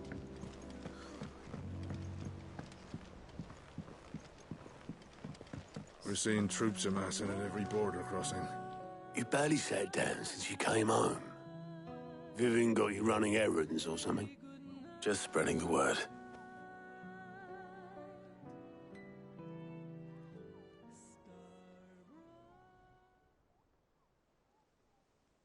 So, the Professor's got a soft side, has she? I'd never have guessed. No. She was right, though. Everyone was glad to hear the news. Ah, but you ain't told everyone. I can think of plenty of friends back at the old hideaway who'd sleep more peacefully for knowing. Not least of all Sid. You should tell him. You're right. I should. And I will. Well, when you do, be sure to take Mid with you. She's been going at it hammer and tongs down in that workshop of hers, trying to do her father proud. But I can't remember the last time she visited the old sod's grave. Very well. I'll suggest it.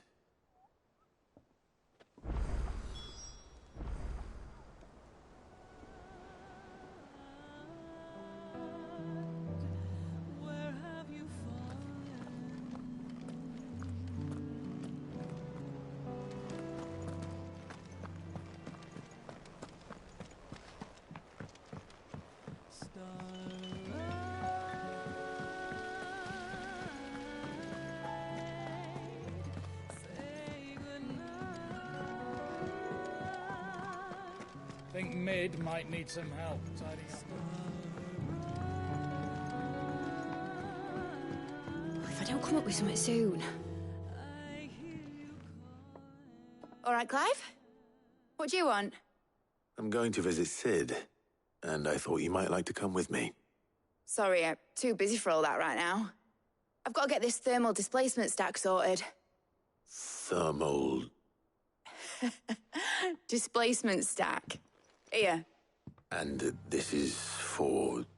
Only the fastest, finest ship the world has ever seen. The Enterprise. Me and my dad designed it together. Where other vessels rely on the fickle winds to drive them through the water, ours is fitted with mithril engines. And those things have got more push than a behemoth in a bad mood, and more heat than all the hells put together. Which is where the stack comes in. I may have already talked some tight-lipped shipwrights into putting the hull together for me in a little dockyard in Canva. But the stack's a bit more involved, so I'm building it here. Thing is, it's so involved that I'm running behind and it's starting to hold things up over at the shipyard. I'll come and see my dad, though, when I'm done. Whenever that is. Is there anything I can do to help? Good old Clive. I were hoping you'd say that. First things first, I need some parts meching. The stack will be made up of 3 major components. There's the plating, here, that channels hot vapors away from the engine. The helm over the top, that disperses all that heat into the air. And the shielding around the sides. That stops the rest of the ship from going up in flames. A full suit of armor, then? Probably best to take it one piece at a time. Then you'll need to start with the plating. Everything else fits onto it. I've got the designs and the list of materials here. Show these to Blackthorn. He'll know what to do. I can't make head nor tail of them. Luckily, you don't need to.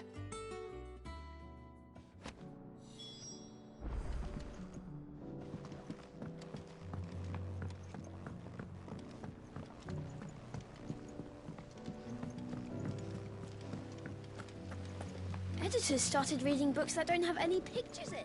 Mid hasn't been her usual.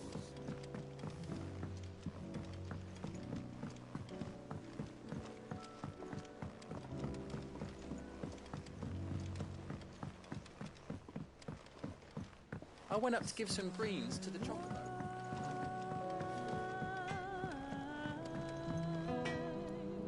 Blackthorn, can I ask a favor? Out with it. It's for Mid.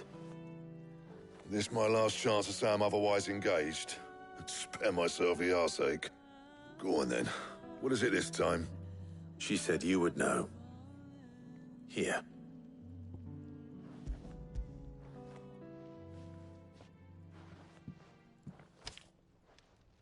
Krieger's Tates. Well, I don't know what the hell you'd want this for, but I can make it. Won't be easy, though. And I'll need help. Get Gavinotto in here, will you? All right.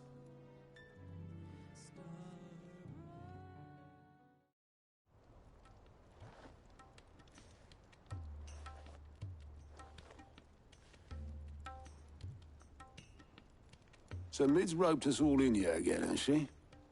Typical. Still, if that's what it takes to get her to visit Sid's grave, I'll do what I can. And, what is it we need to do, exactly? Take a look at this. It's this plating. The usual sword-grade steel won't work. We need something that can get very hot, very fast, and still keep its shape. That means an alloy. Something that won't break or buckle at the temperatures she's talking about. Which is where you lot come in.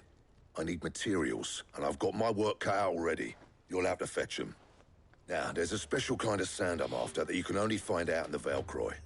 Stardust, they call it. As for the rest of the stuff, my usual supply should have it in stock. It just needs buying and bringing back here. Well, we'll get it done quicker if we split up. One of us should probably give you an hand collecting the sand. And the other can go and get the rest from this supplier. Right then. Well, make your minds up who's going where, and we can get this over with.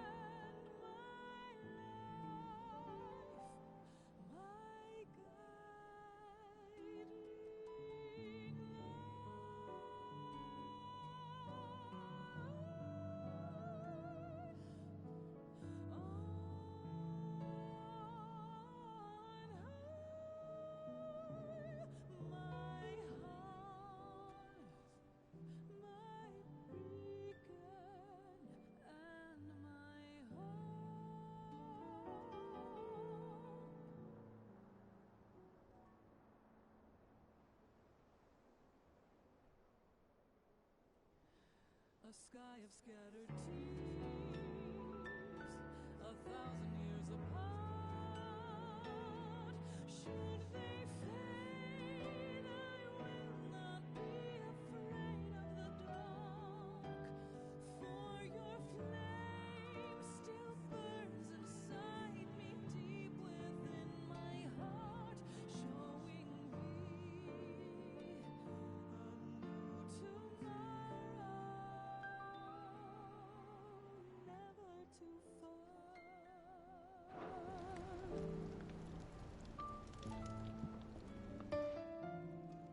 You going after the Stardust then, are you?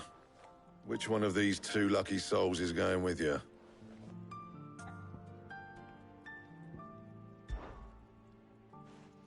Gav, you're with me.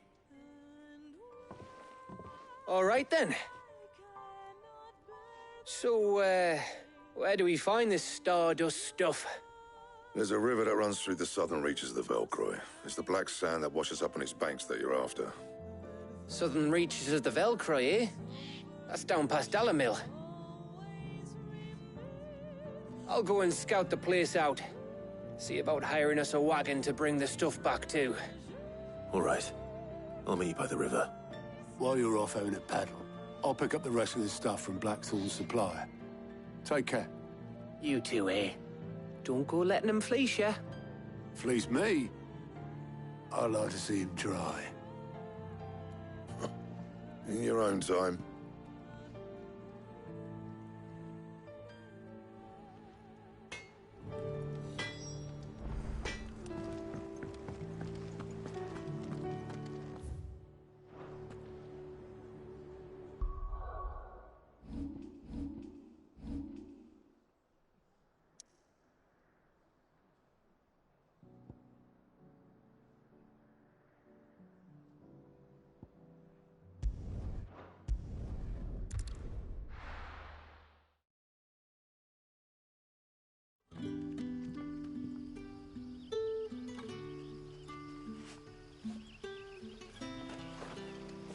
Good day to you.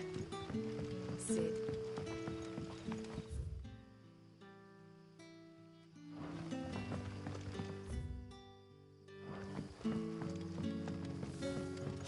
The crystals we get from the tail are all but worthless. It's not just the crystals. Bearers are having trouble with their magic. Are we had to dig a new cellar?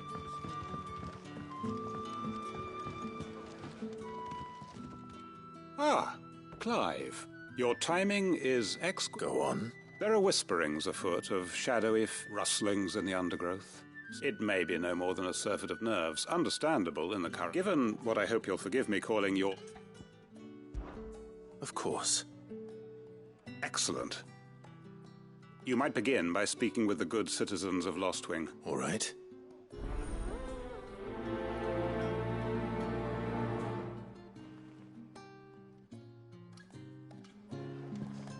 Hello, Sid. Right. Let's see what the people of the village have to say. I'd better find out if this is just nerves, or something we need to take more seriously.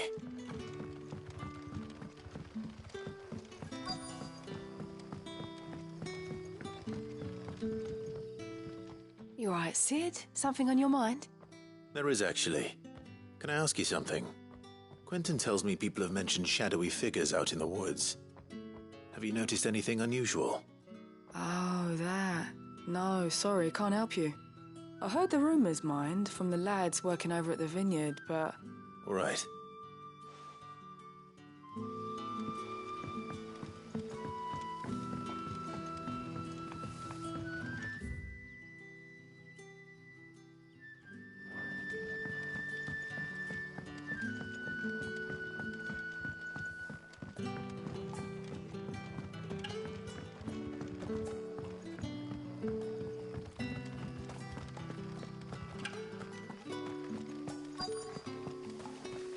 Word is, the Black Shields took a hiding in the hands of some bit.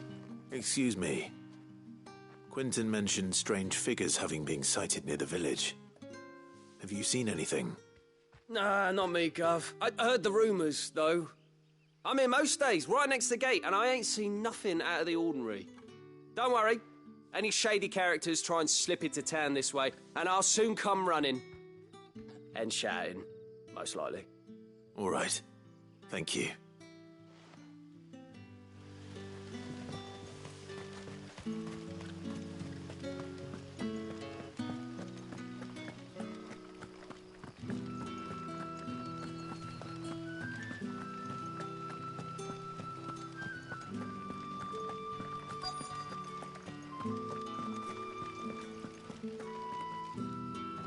Do you have a moment?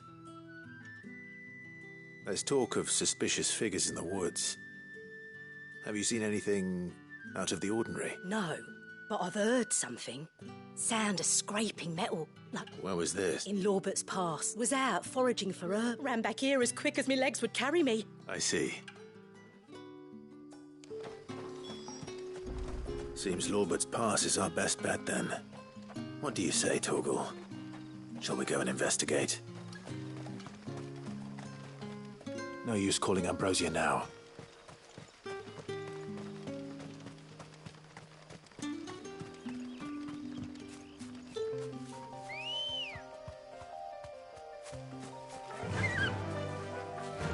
Run like the wind.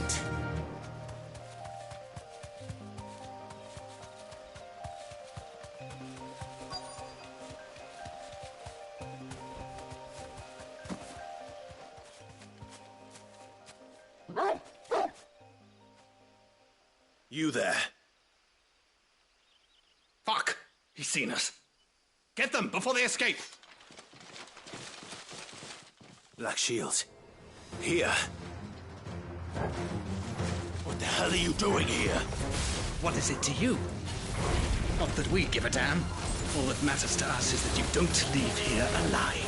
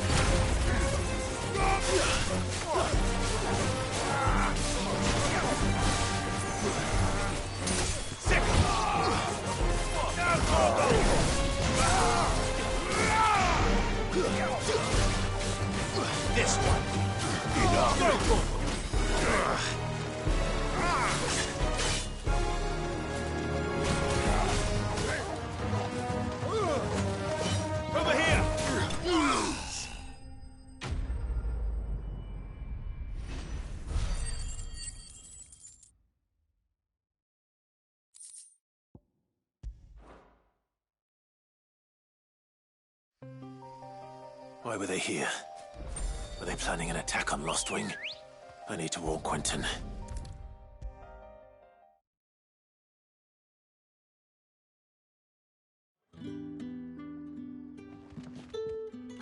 Clive, how goes the hunt for our sinister figures?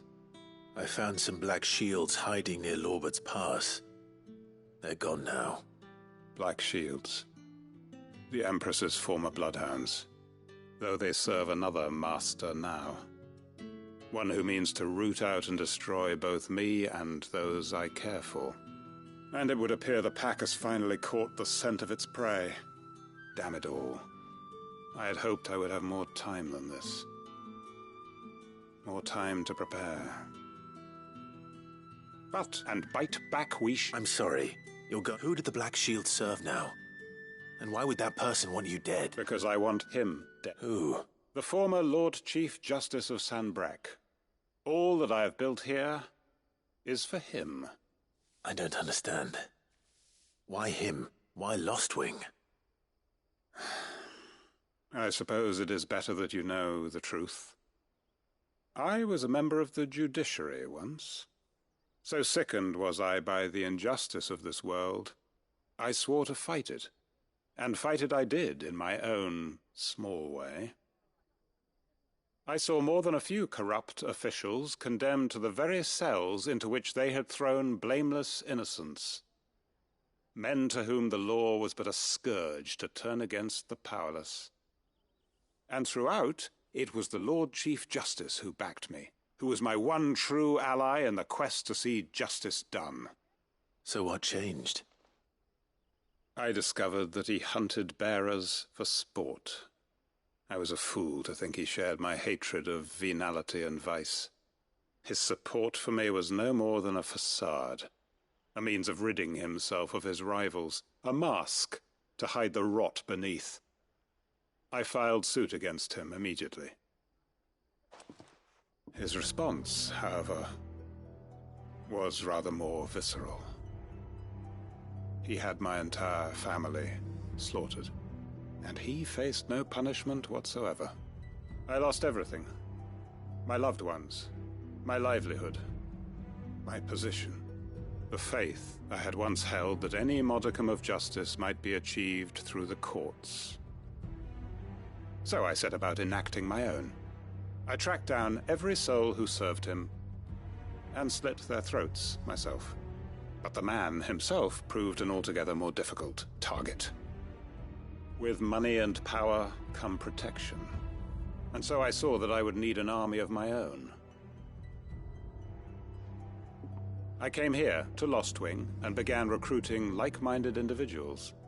And everyone here knows this is why you do what you do. Of course. They too have lost loved ones to the bearer hunts. Seen faultless friends sent to the gallows to spare the guilty. All under the watchful eye of the Lord Chief Justice. Our wounds are the same. And our cause is the same. We know where he hides, how numerous and well. What we did not know until now, however, was that his plans may already be in motion too. Quentin. Our time is short. He may move. My friends and comrades.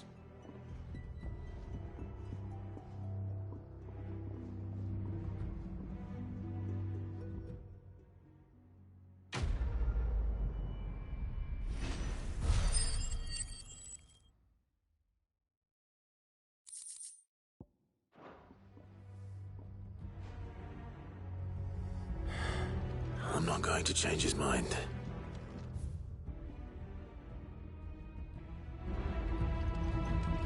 What can I interest you in today? Ah, yes.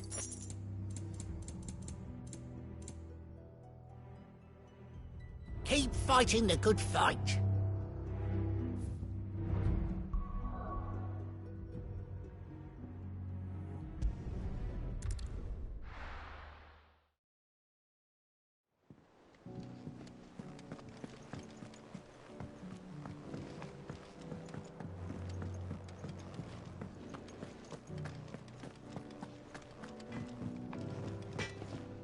What do you need?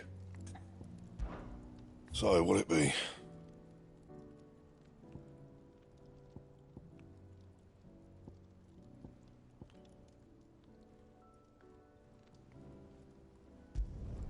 Should last you a good while.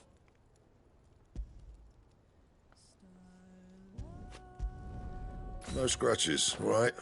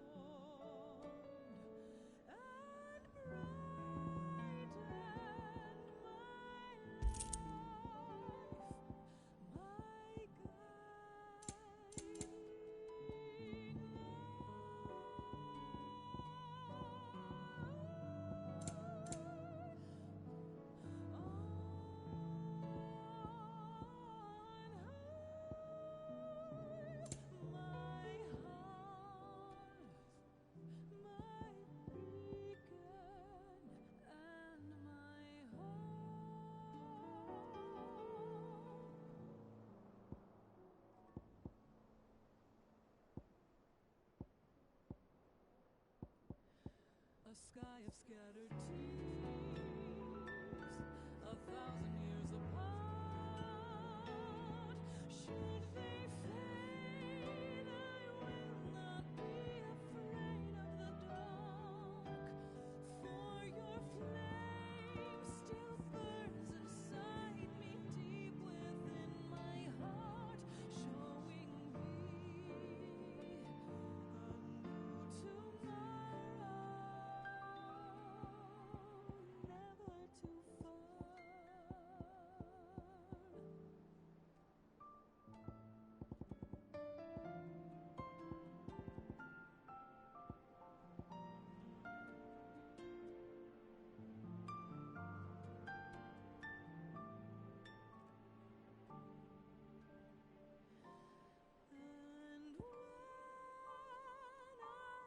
And when I cannot bear the pain, I'll look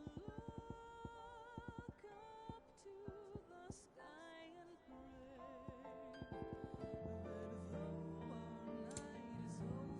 you shall always remain forever my treasure.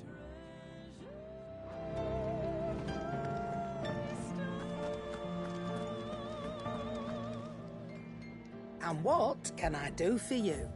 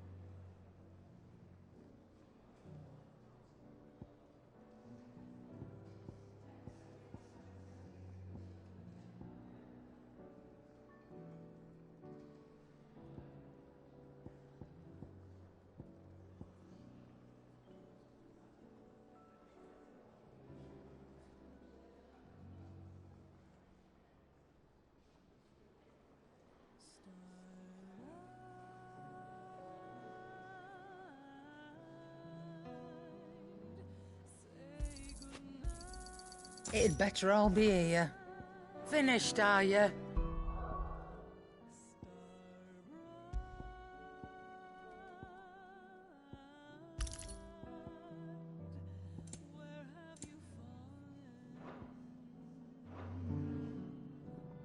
Is it business or play?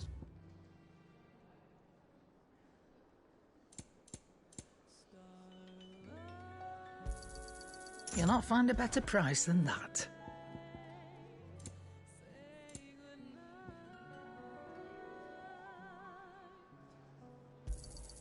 It'd better all be here.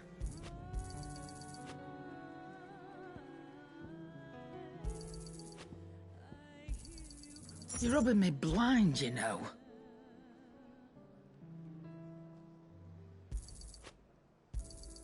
You'll not find a better price than that. You're rubbing me blind, you know. It'd better all be here.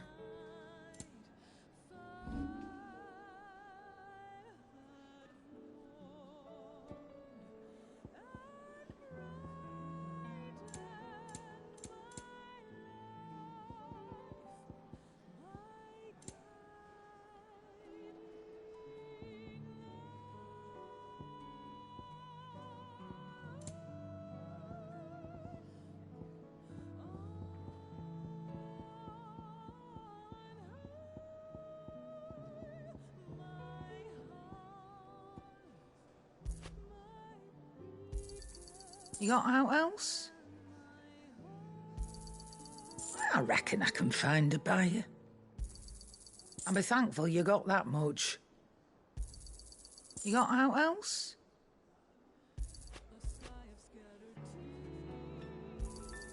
I'll be thankful you got that much.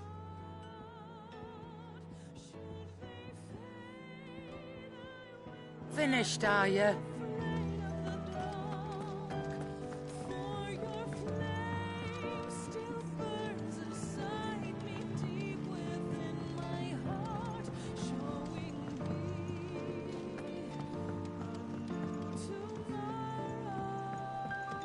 seeing troops amassing at every border crossing.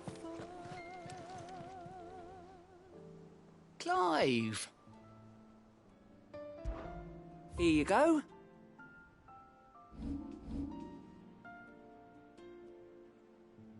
Think you can help? Welcome to the Patron's Whisper.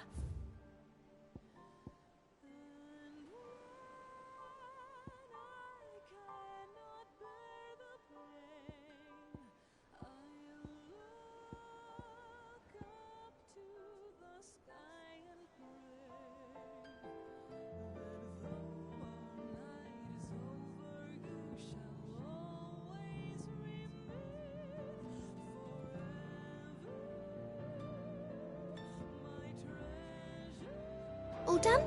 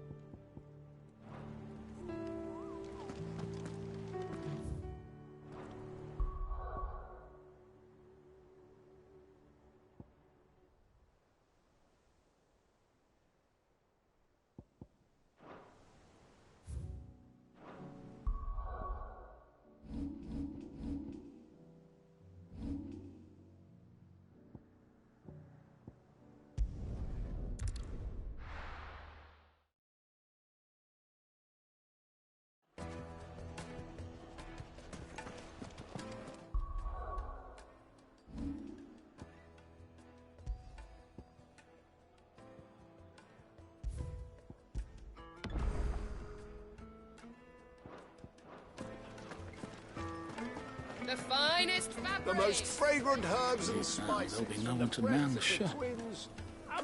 Gone, just like that. And without so much as a by your leave. What's the matter? It's my apprentice. He up and vanished while my back was turned. I'd go and look for him myself, but loath though I am to rip. I'll see what I can do. I wouldn't be surprised. All right.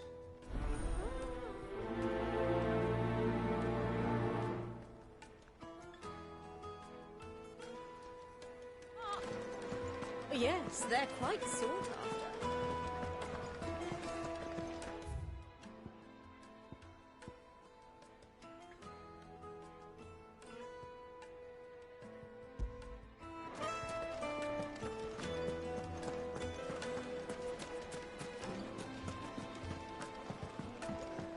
Oh, where did all the men of the rock go? Plates and pots!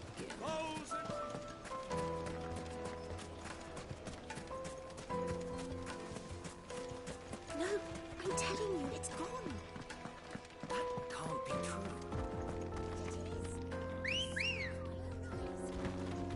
Ready, girl?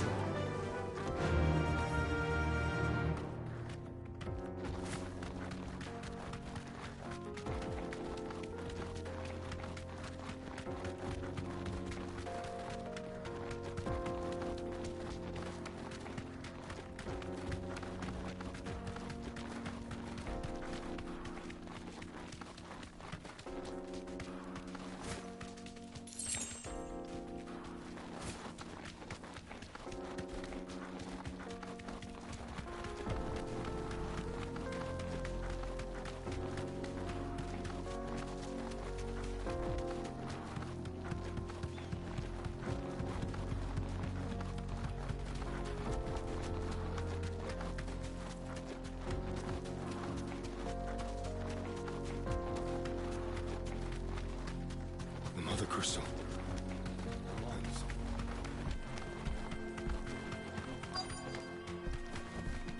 Be safe.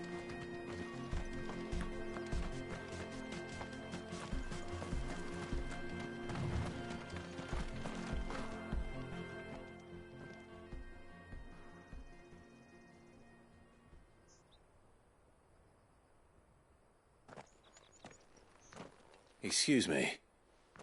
What do you want? The baker sent me to find you. I am a sorry, selfish sod, aren't I? Certainly not a baker. Master must have ruled the day he took me in. Time was the sight of the Fang used to calm my nerves. But now look at her. I take it you miss the Mother Crystal. I hated her, but she was all I knew. Worked her mines for years. And when she shattered, part of me shattered with her. I had to trade my pickaxe for a rolling pin. But I'm no good at baking. Every loaf I touch collapses. My bread's as hollow as I am. She was the only thing that could fill the hole inside me. But now she's gone. What am I supposed to do? I asked.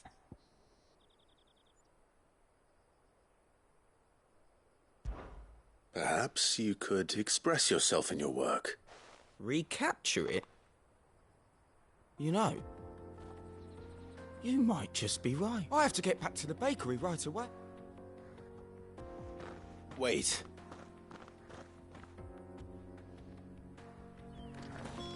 Suppose you won't be needing an escort then.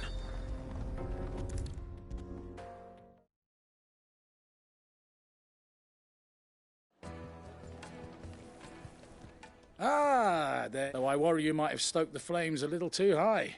He damned it. Master, it's ready. I dare say it is. Just look at it. Up her steeple peaks, her fulsome spurs, her... True, my loaves collapse more often than not, but what's the Fang without her crater? Why, no Fang at all. And look, inside. She's filled to bursting. Master, I have found my purpose. I must use my work here to preserve... Well, if it tastes half as unique as it looks...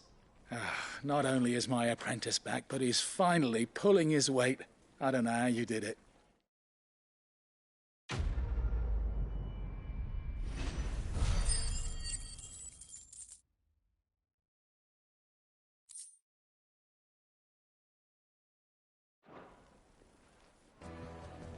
Take a sniff, good sir. The finest fabrics, fresh from the capital.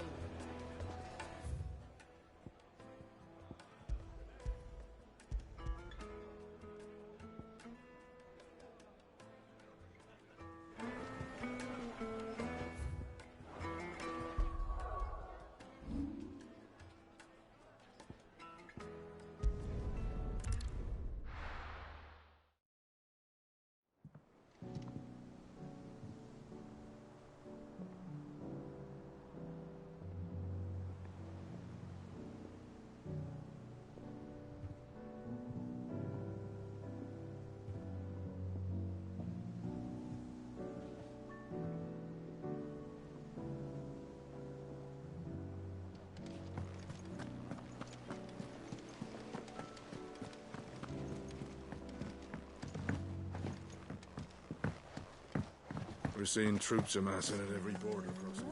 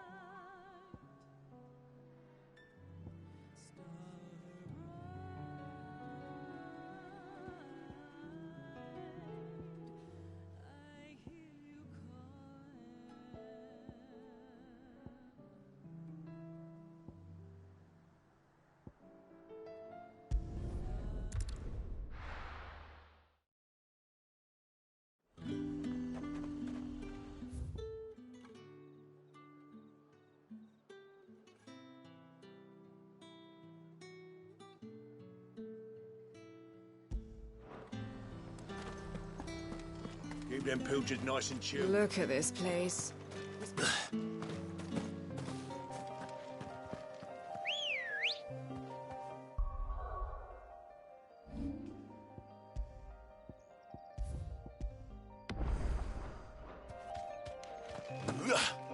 Ready, girl? Run like the wind.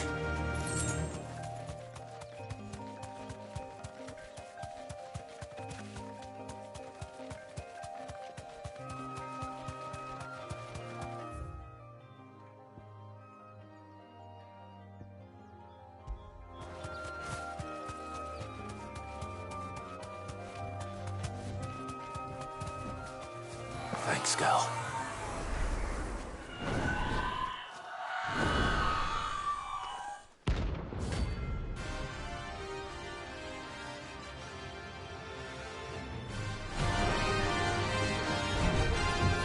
If that's what I think it is, this isn't gonna be easy.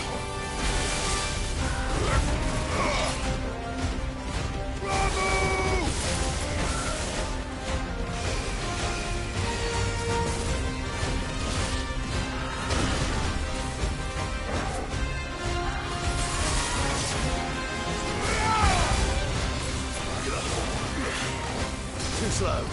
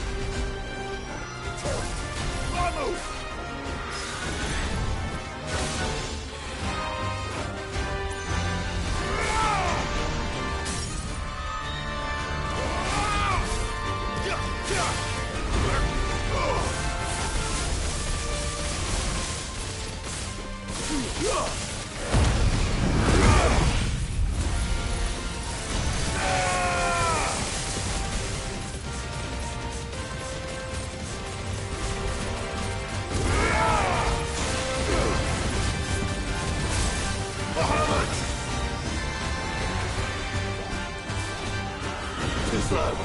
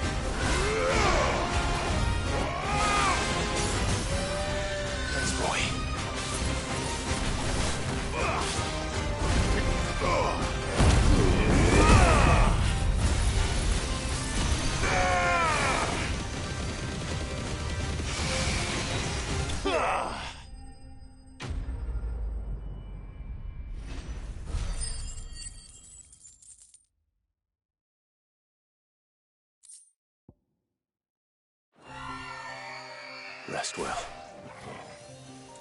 I know I will.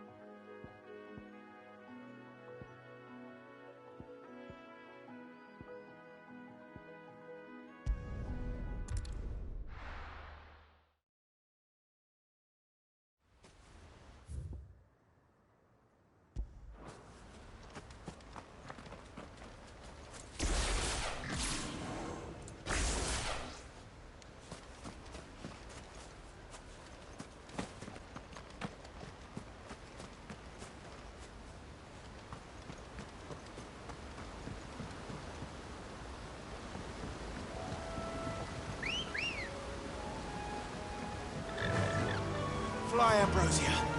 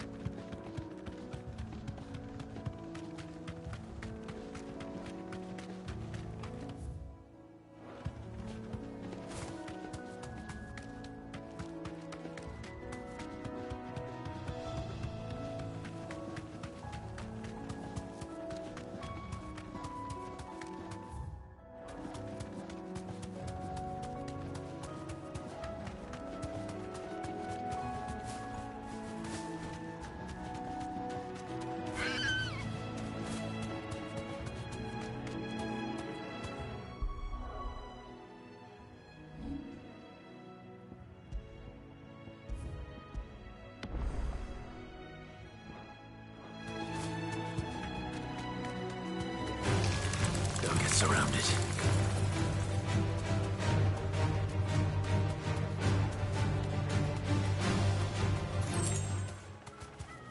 Thanks, girl.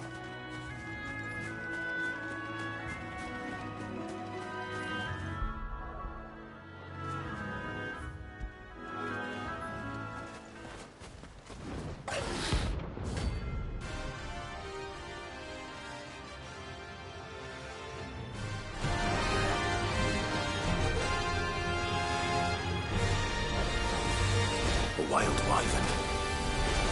In this area.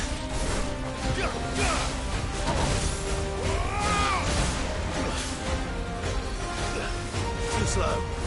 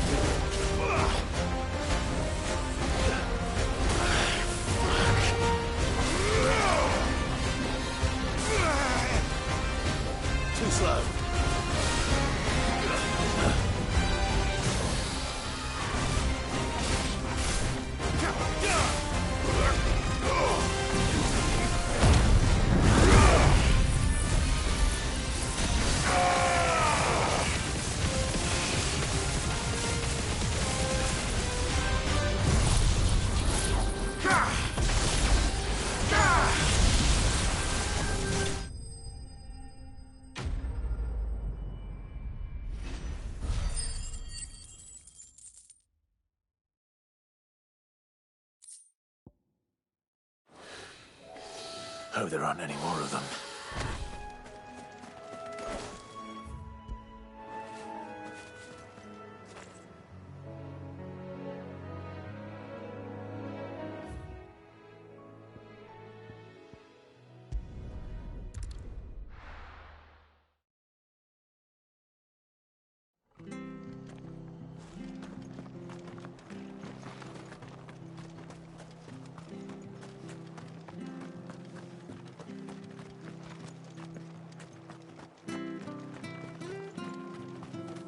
What are you after?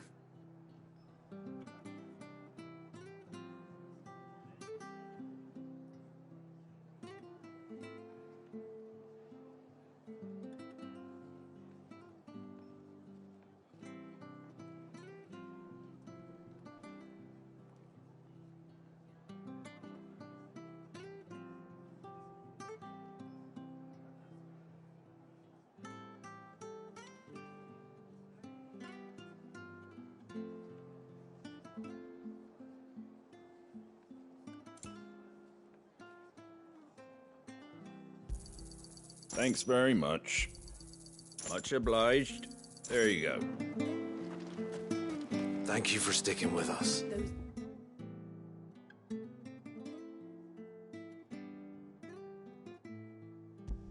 So we're still here after the Can't exactly leave old Martha in the lurch after. It'll take ages to tidy all of this stuff up.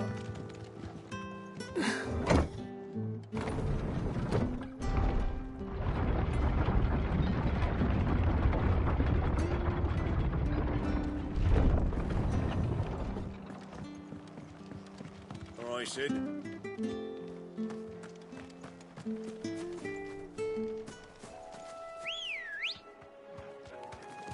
Come on.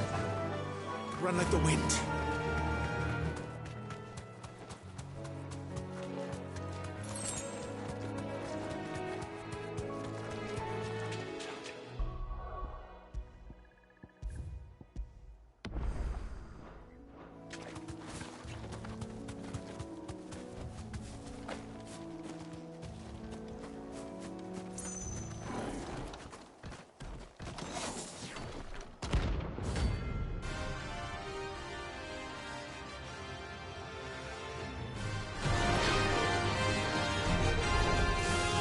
What the hell is this thing doing out of the ruins? Come on! That's better.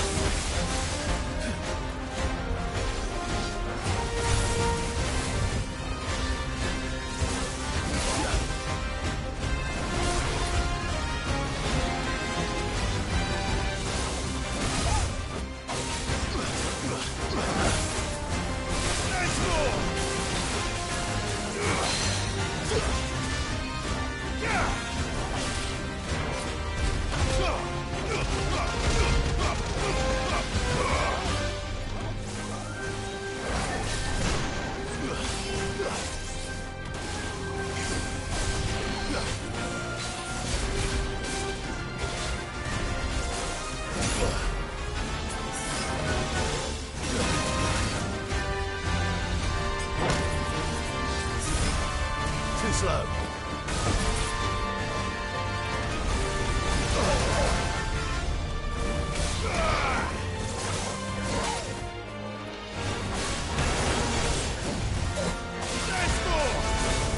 Too slow.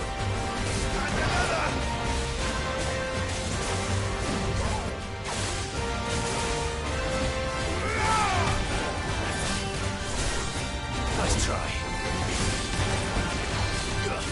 Next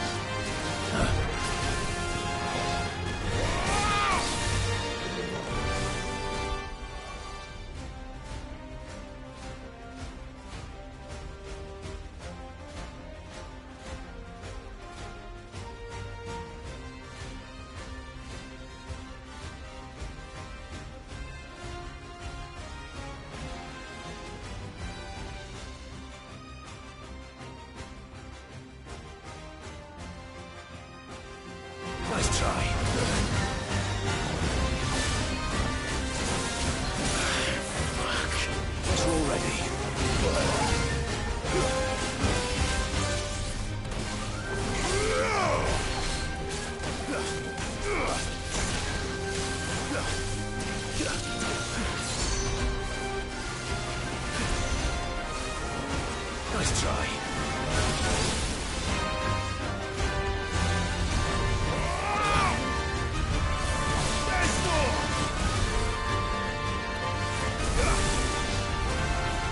Too slow.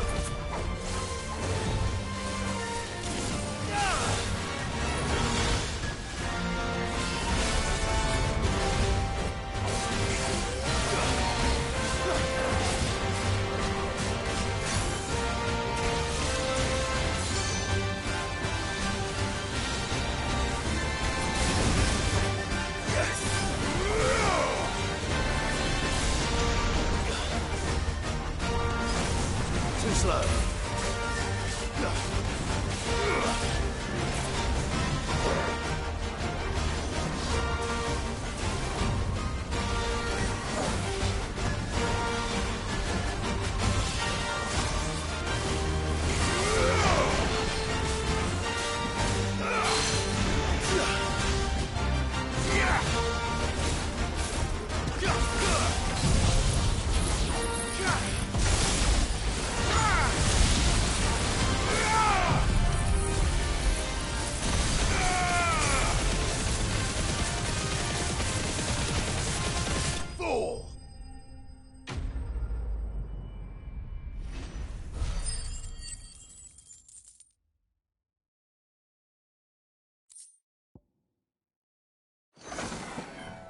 From the ruins it came, and to ruin it returns.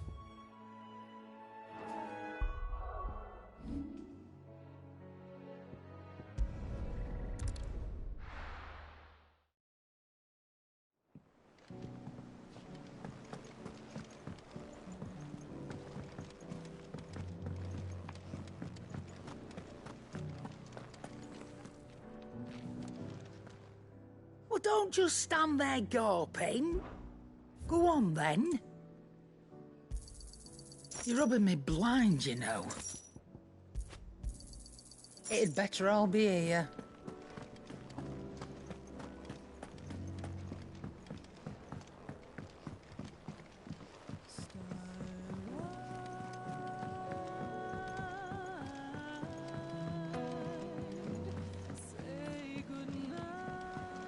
We're seeing troops amassing at every border crossing. Well, no surprises there. Welcome to the Patron's Whisper. Here you are.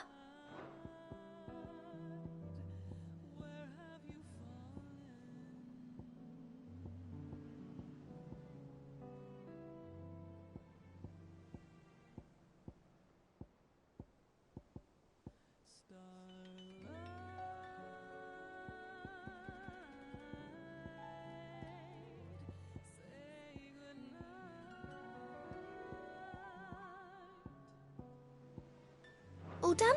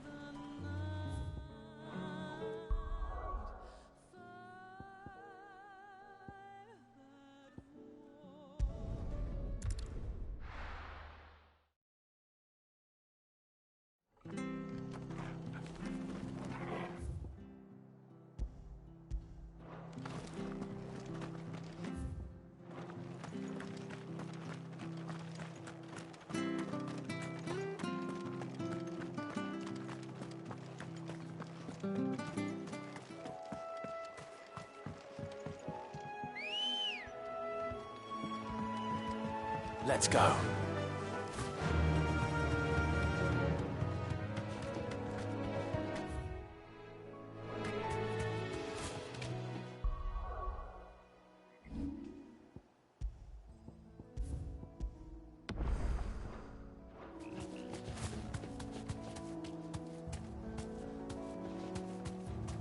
Straight home now.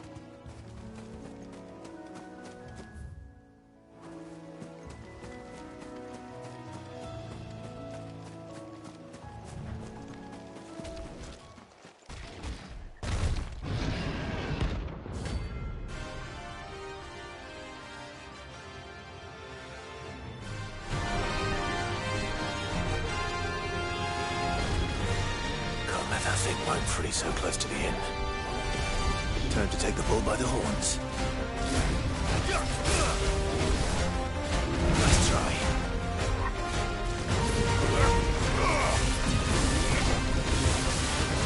Too slow.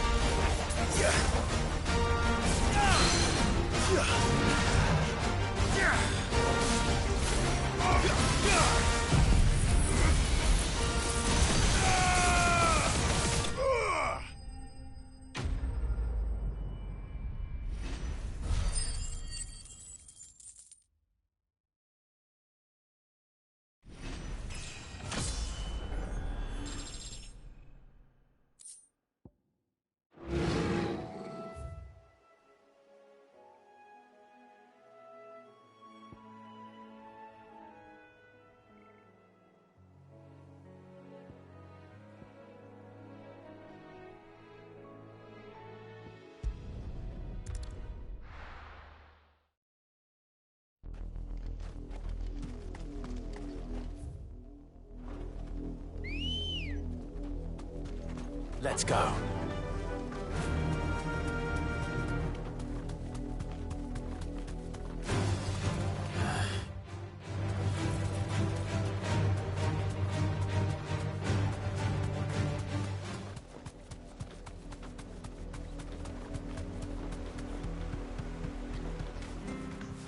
can walk from here.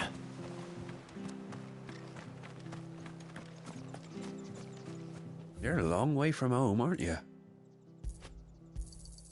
You won't be disappointed. Much obliged.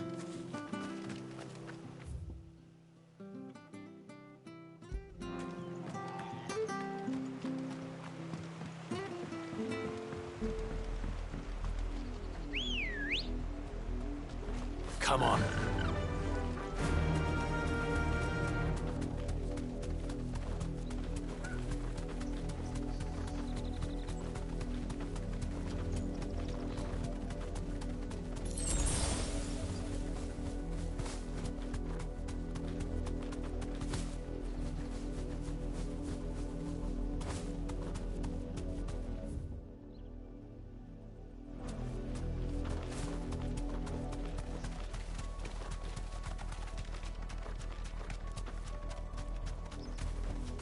You deserve a rest.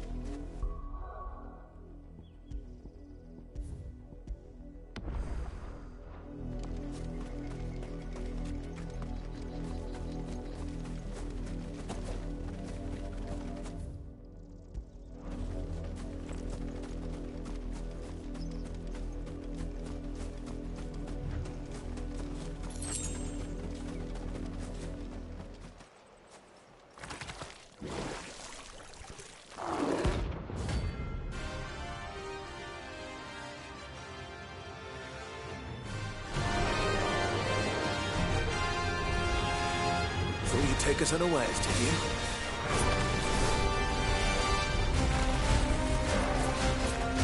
Nice try.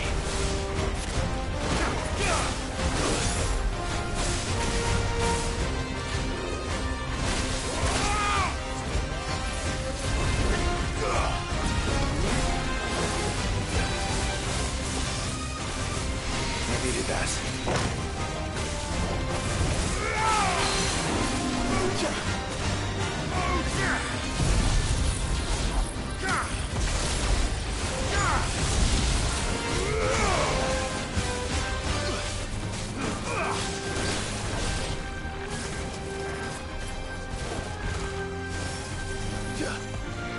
Nice try.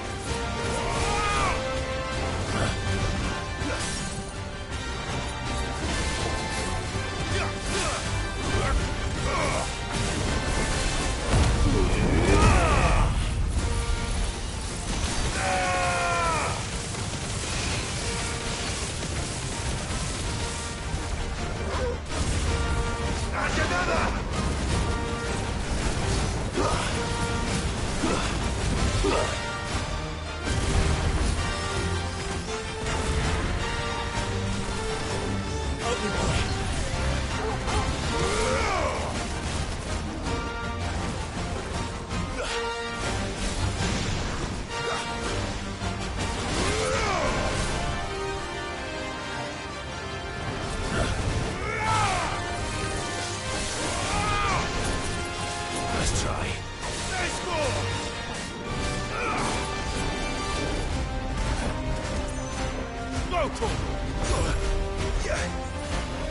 Let's roll ready.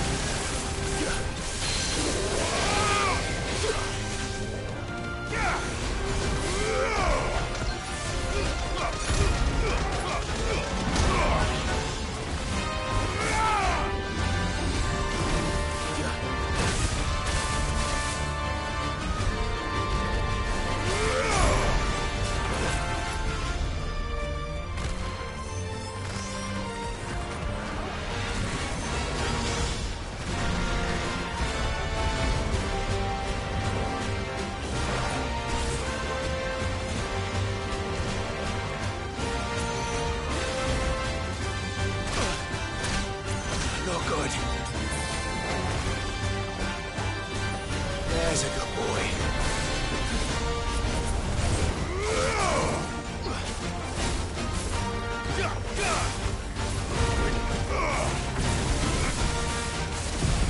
Get him!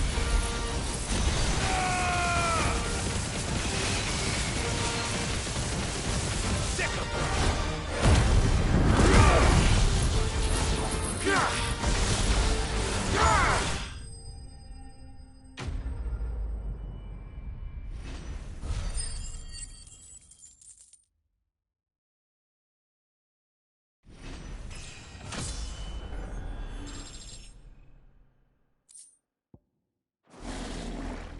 Well, it's dead now. Whatever it was.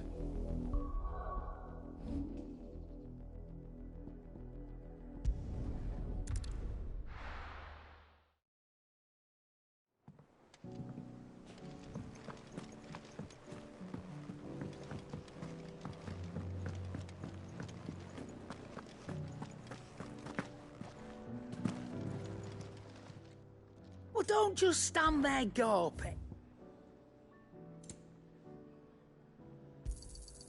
You're rubbing me blind, you know. You'll not find a better price than that.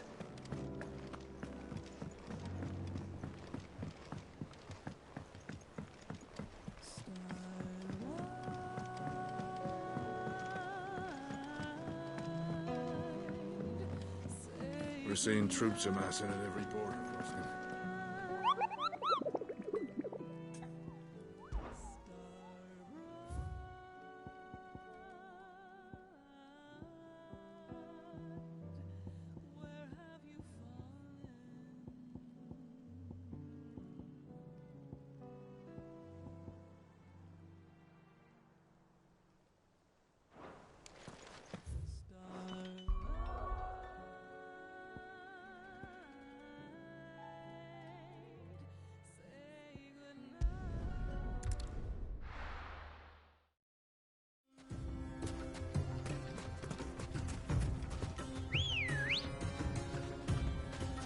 Good girl.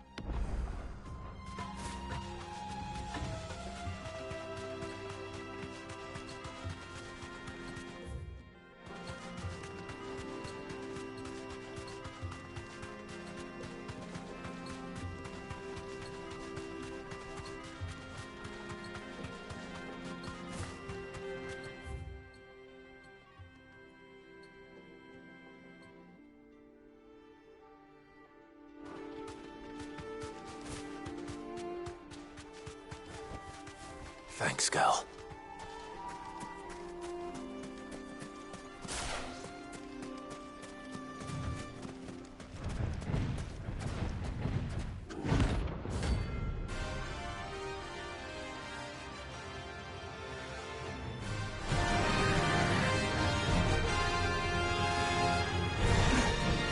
Well, Clive, it looks like you're gonna need an even bigger sword.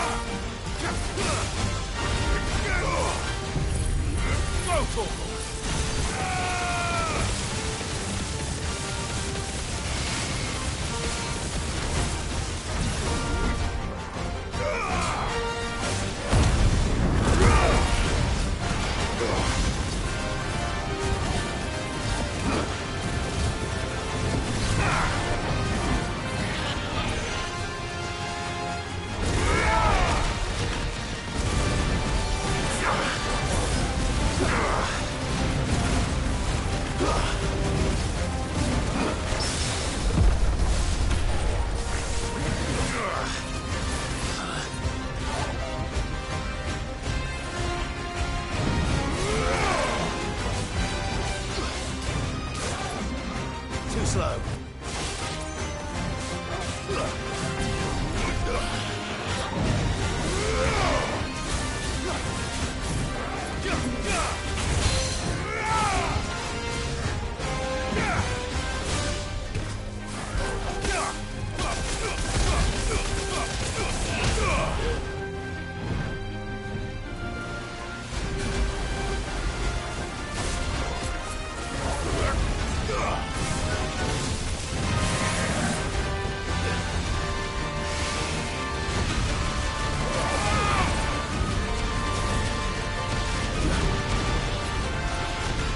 Over here! To me, boy!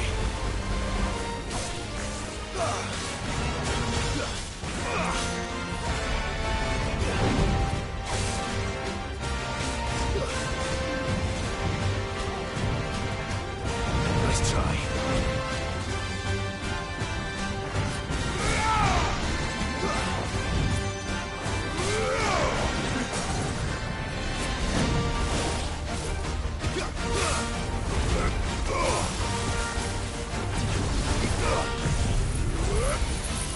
This one!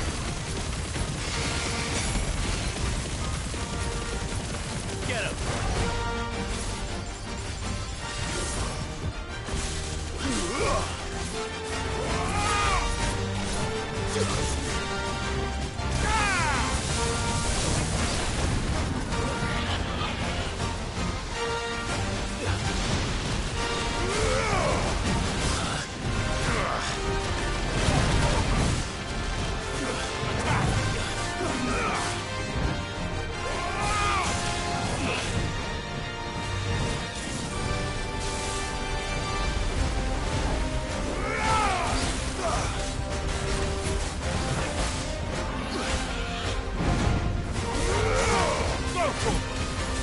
Get him! Over here! Go for it! Attack!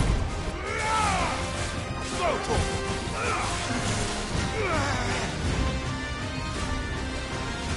Nice try.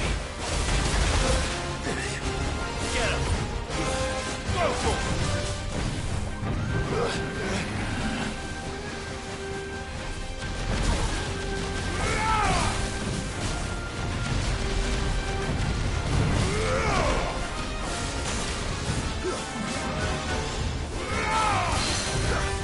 Waken wind!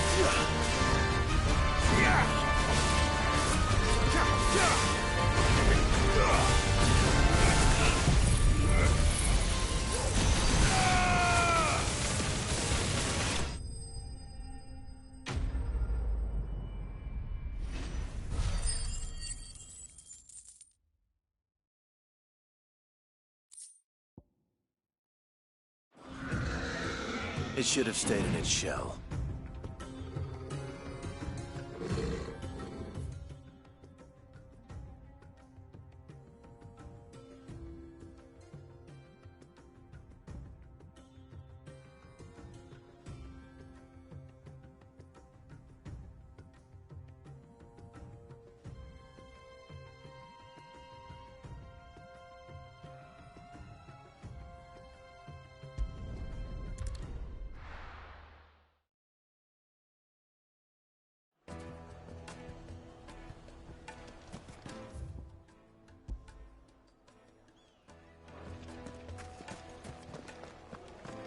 My carpets. The most Now, fragrant Dusan, herbs I know you're keen, but do you... Oh, Where did all the men of the rock go? Plates and pots!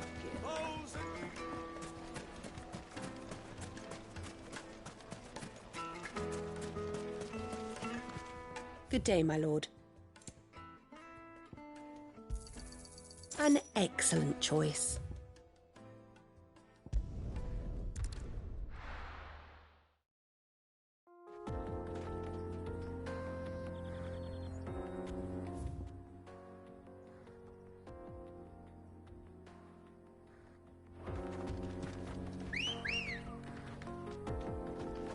Good girl.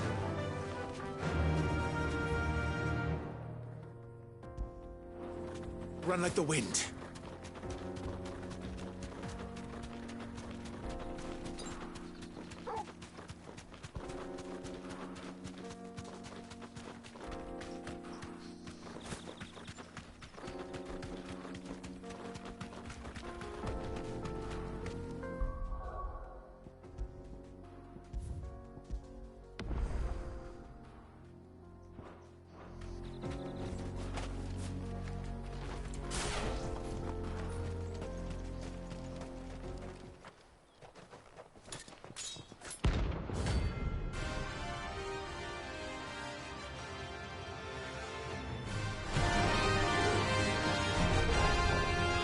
My blade yet hungers, and so do I.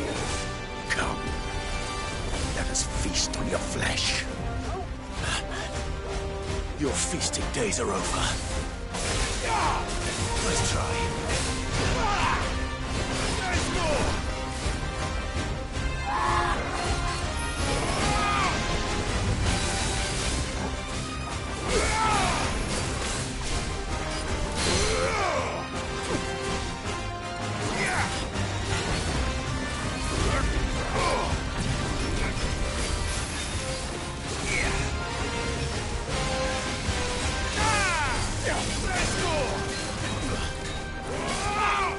Too slow. Nice try. There's more!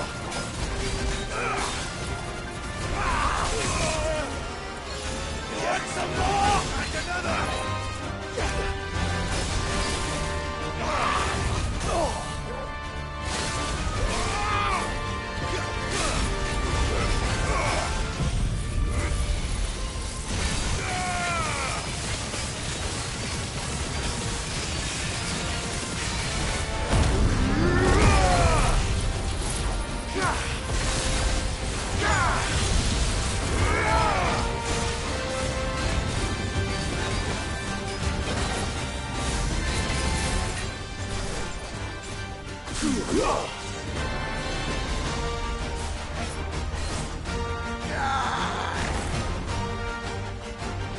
This one.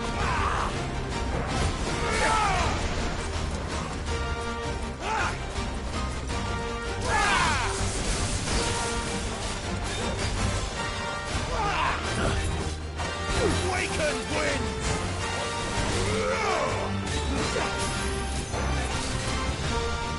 I breathe your blood!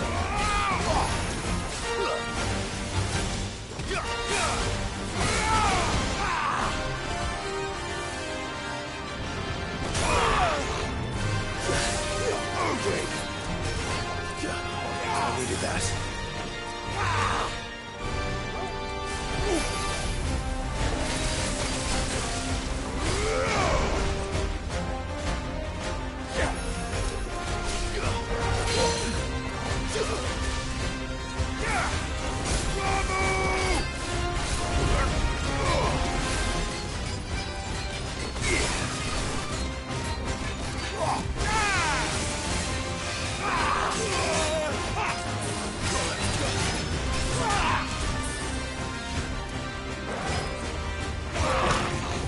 Well done, Togo.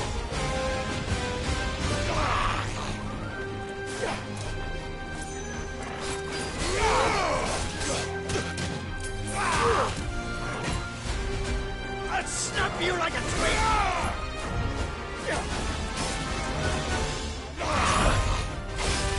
This one.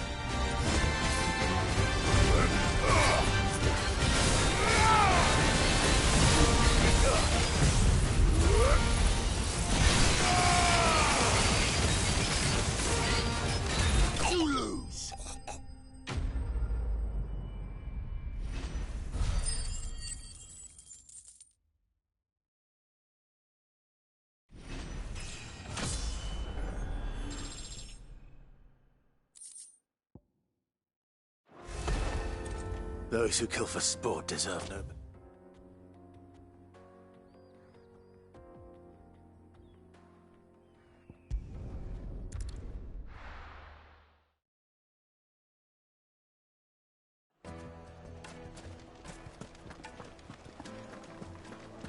The finest fabric. Take a sniff, Now, good sir. Dusan, I know you're keen, but do you... Oh, where did all the men of the rock go? Plates and pots!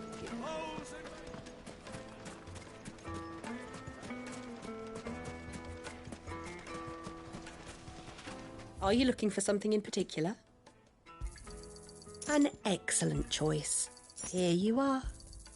An excellent choice.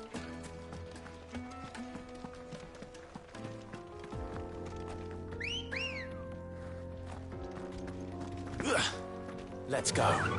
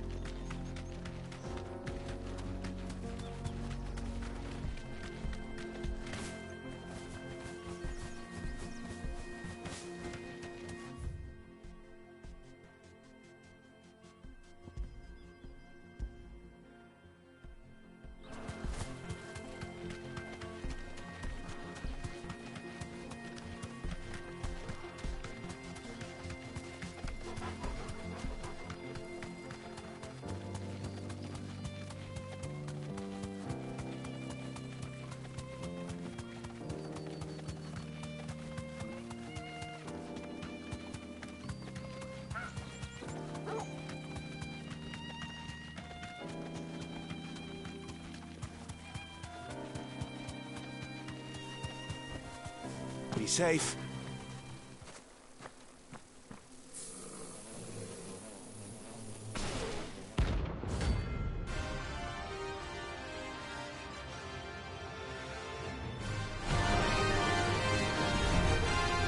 They don't look happy.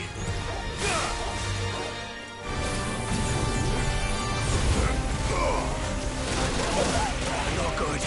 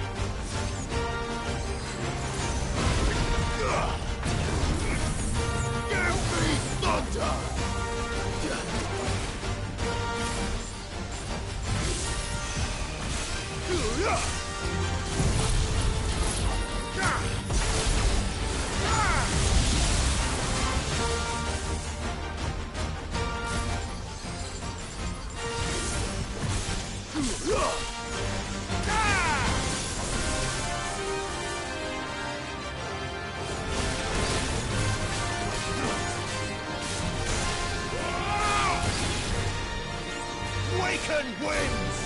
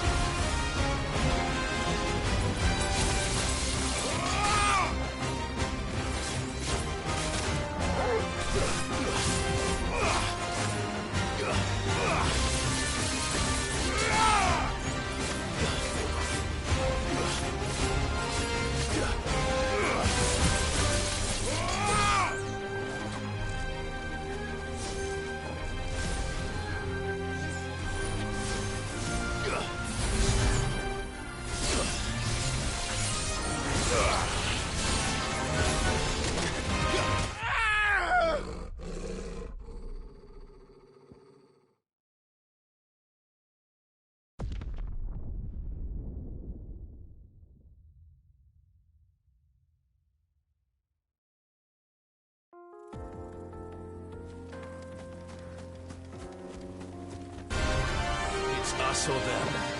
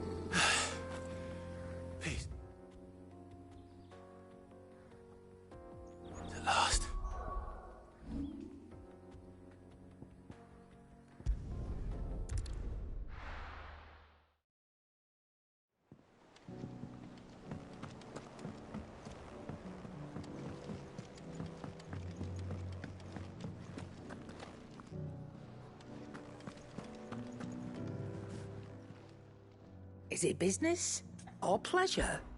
If you're gonna buy something, be quick about it. It'd better all be here.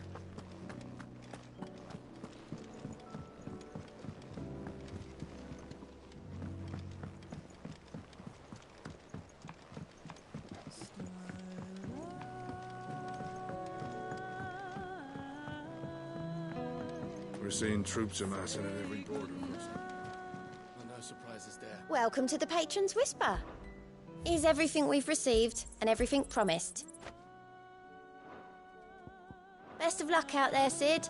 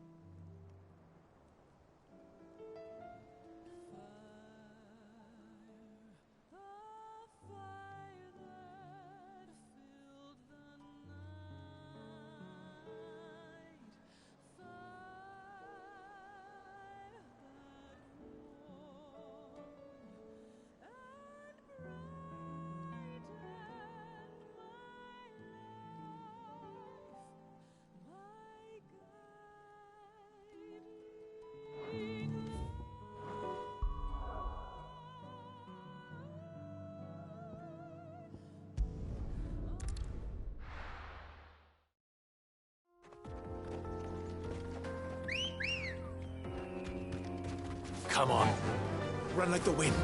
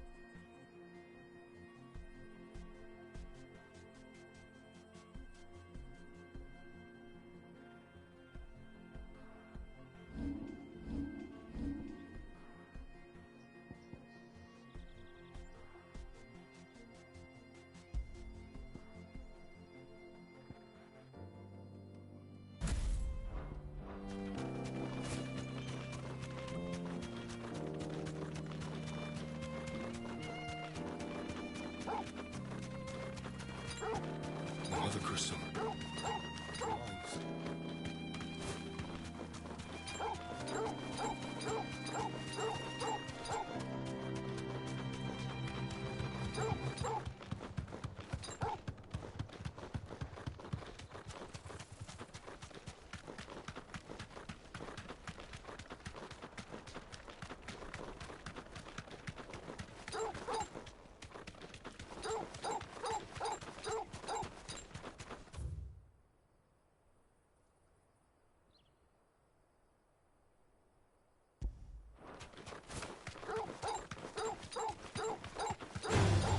Don't get surrounded.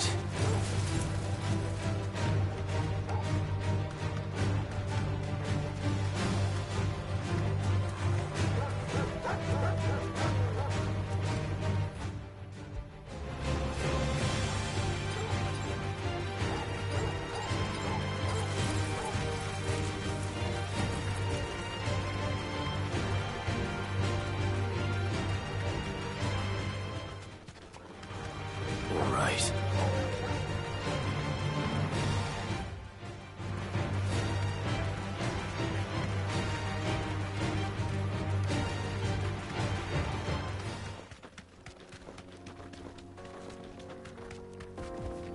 Be safe.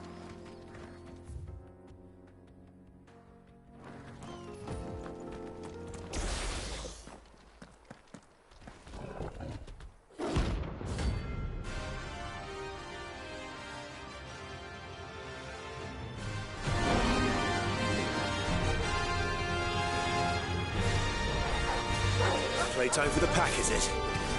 Let me introduce you to mine.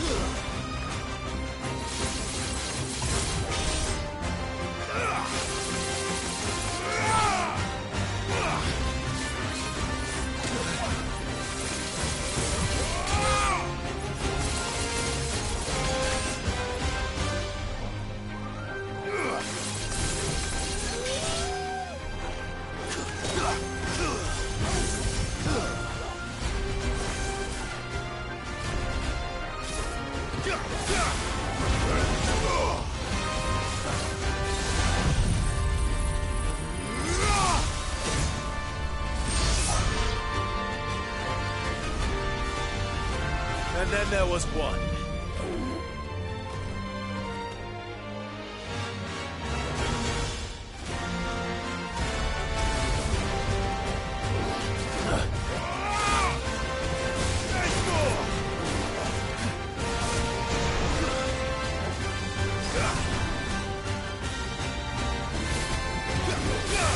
There's a good boy.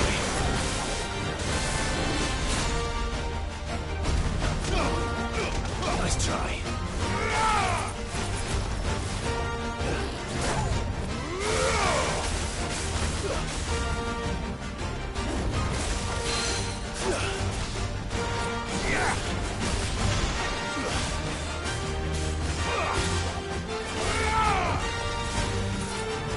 Too slow.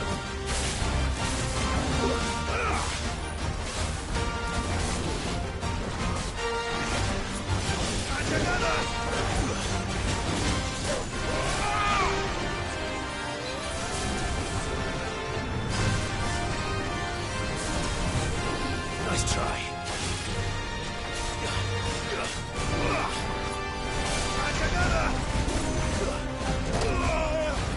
I needed that.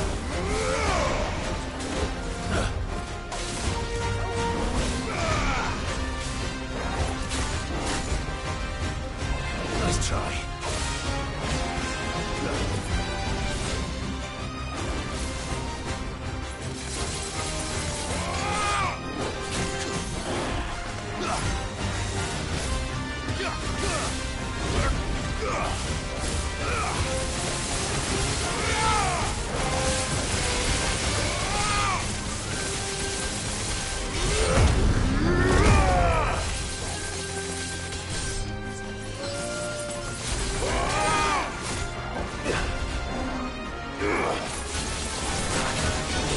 Come on. I needed that.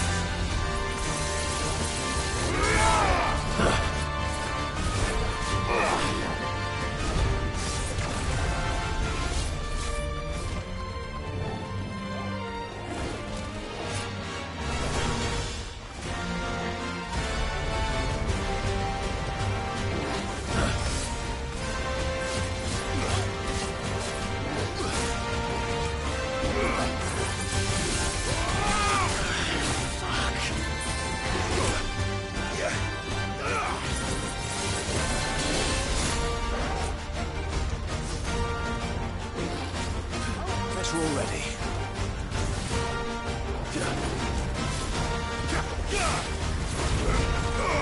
Too slow.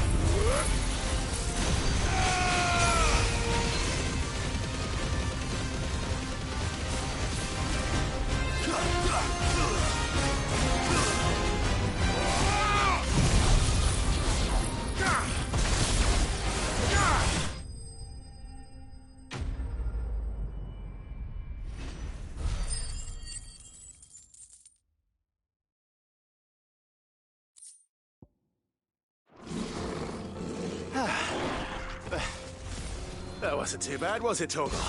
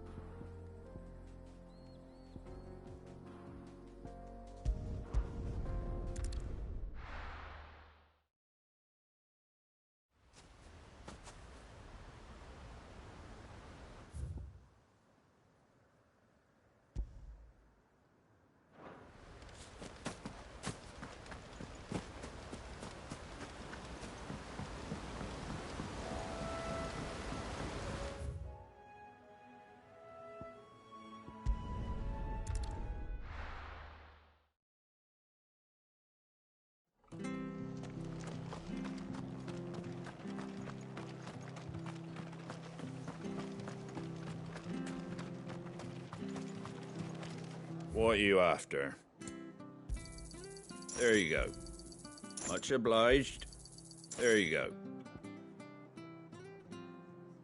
Very well.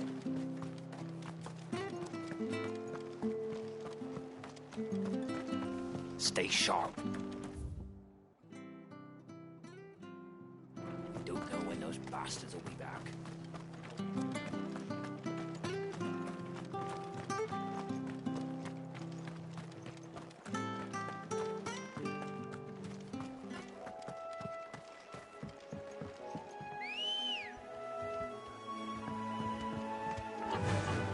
Yeah!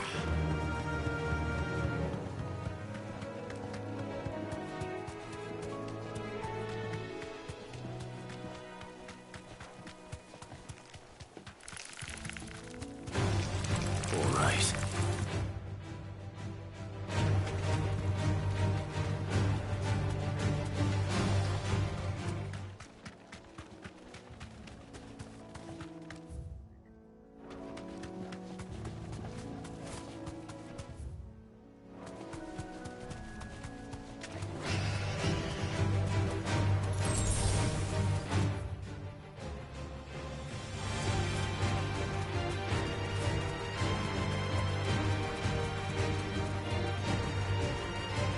No need to ride from here.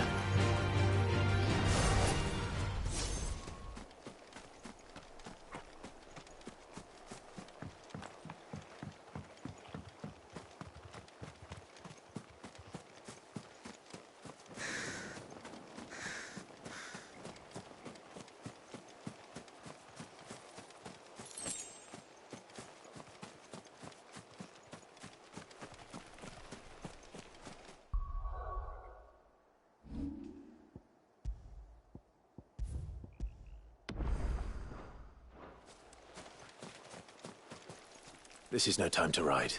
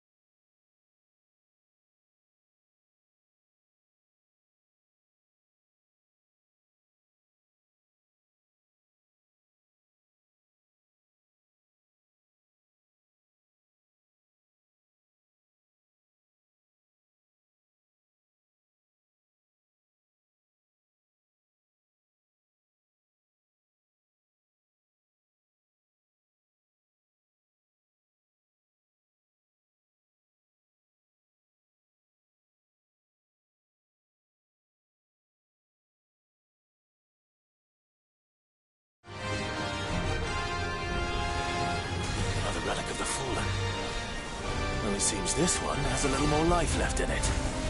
All right, then.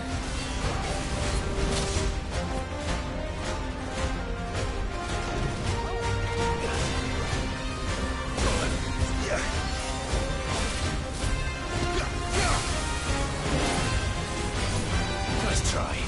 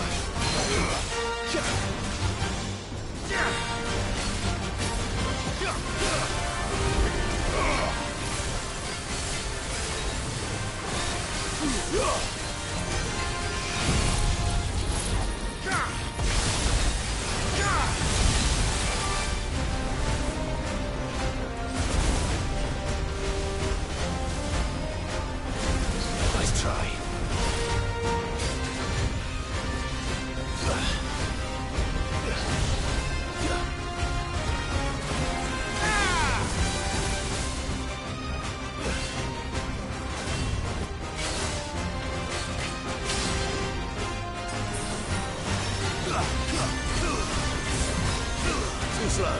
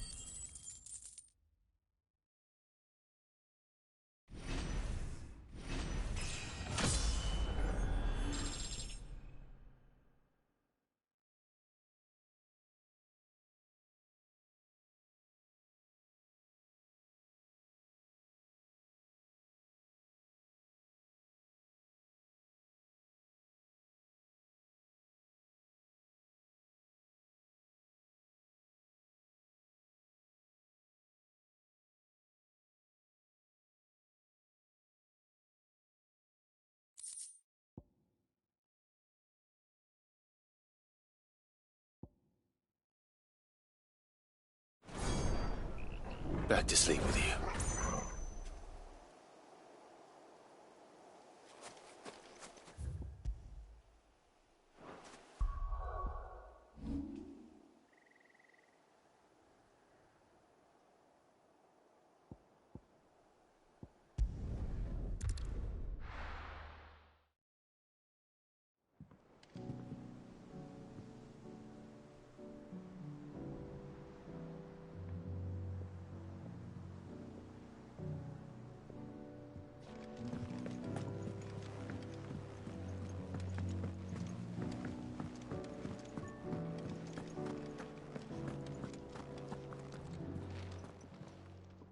And what can I do for you? You'll not find a better price than that. You're rubbing me blind, you know. Finished, are you?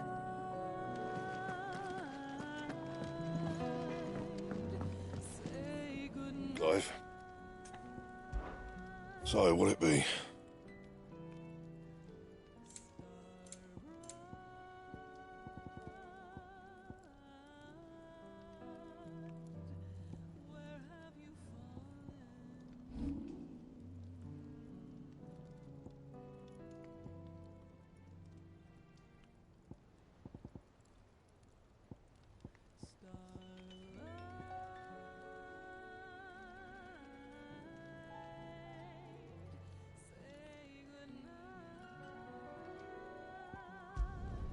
Not my best work, but it'll do.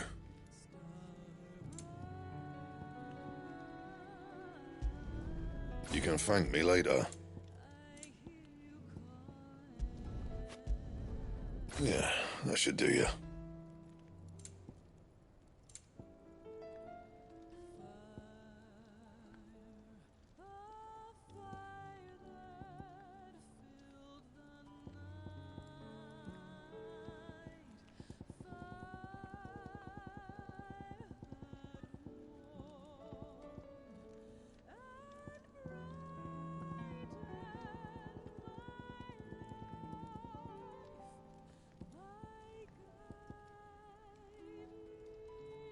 And?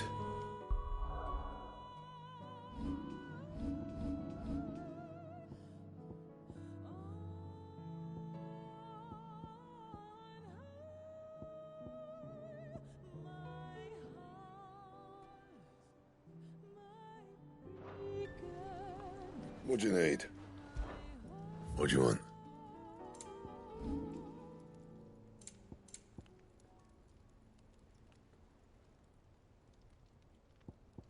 Anything else? A sky of scattered tears, 1,000 years apart. Should they fade, I will not be afraid of the dark. For your flame still burns inside me deep within. We're seeing troops amassing at every border crossing. No surprise.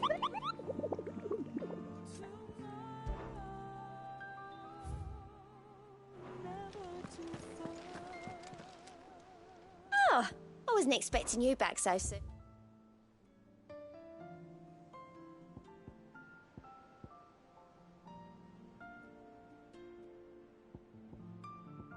Best of luck out there, Sid.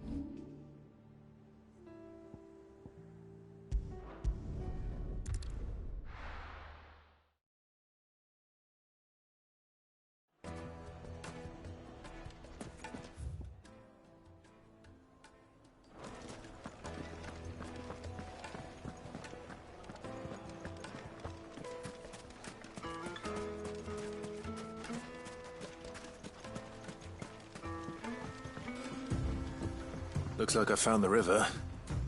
Now where's Gav?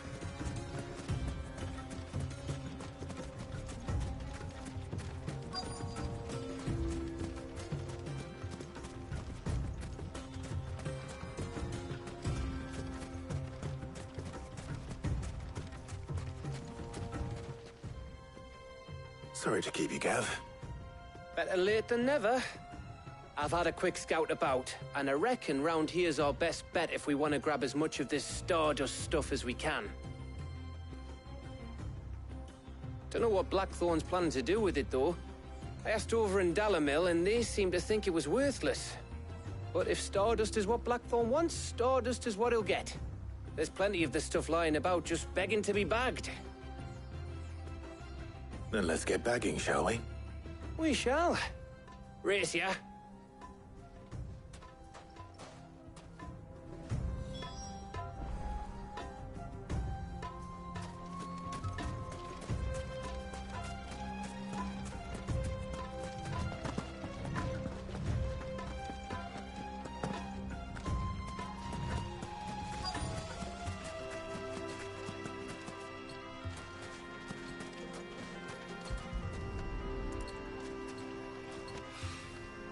So this is Stardust. It just looks like black sand to me.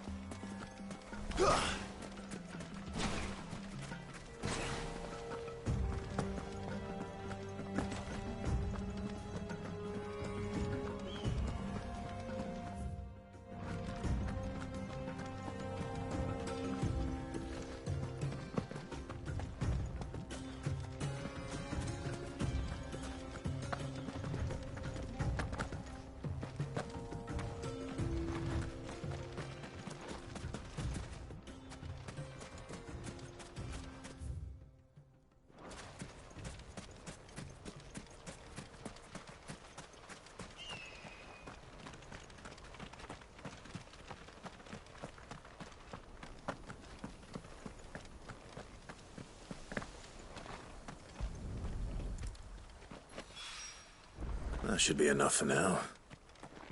Let's see how Gav's getting on.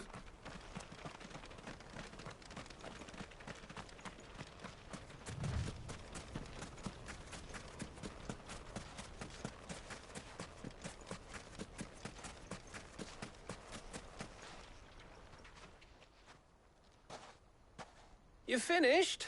How much did you get? Enough. I hope.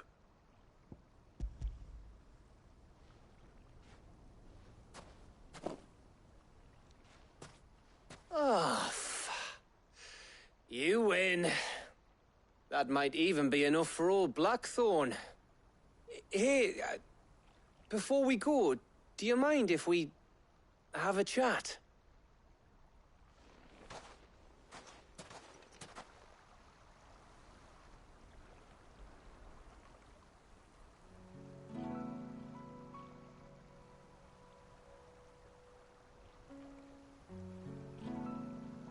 Feels like ages since we had the chance to talk.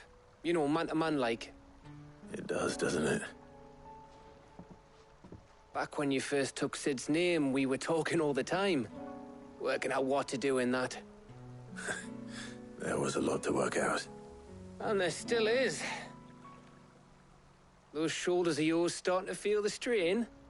Hardly ever see you around the hideaway nowadays. Always on some errand or other.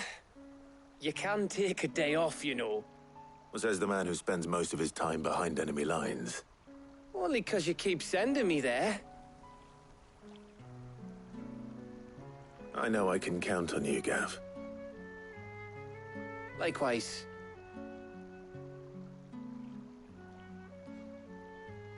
So you keep sending me wherever you need to, and I'll keep going. Safe in the knowledge that I have a home to come back to. Thanks to you.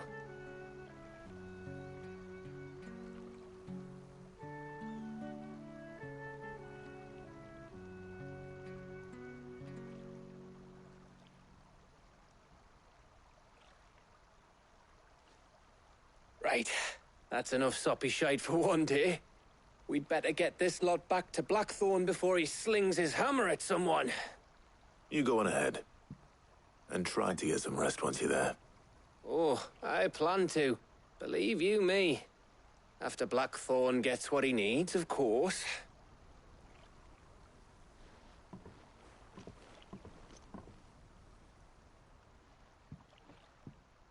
Right.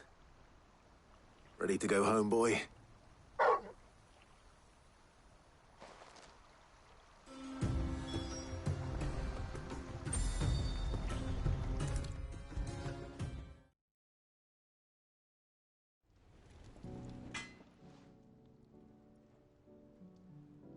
Blackthorn.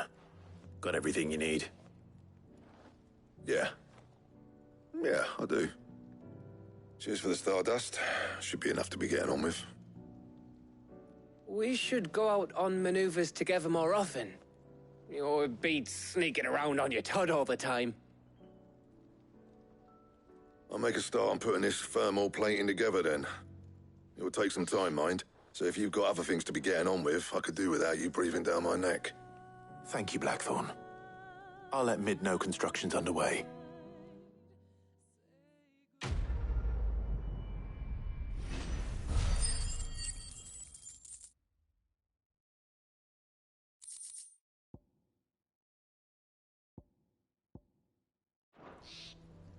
Suppose we'd better be getting back to work too. Give us a shout if you need anything.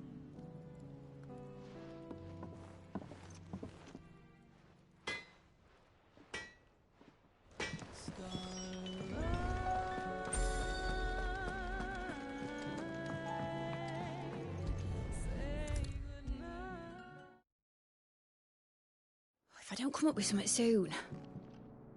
You'll be pleased to hear that Blackthorn's started work on the plating. Excellent. 1 down, 2 to go. So, what's next? The helm, of course. For this, we'll be repurposing fallen scrap. Salvage from the ruins? I thought that material was all but impossible to work. Ah, but we don't have to. I'm sorry? Just so happens there's one particular ruin that's broken into exactly the right shape and size pieces for what we need. What's the name back there? I'll give you all the details. What's her name? Right.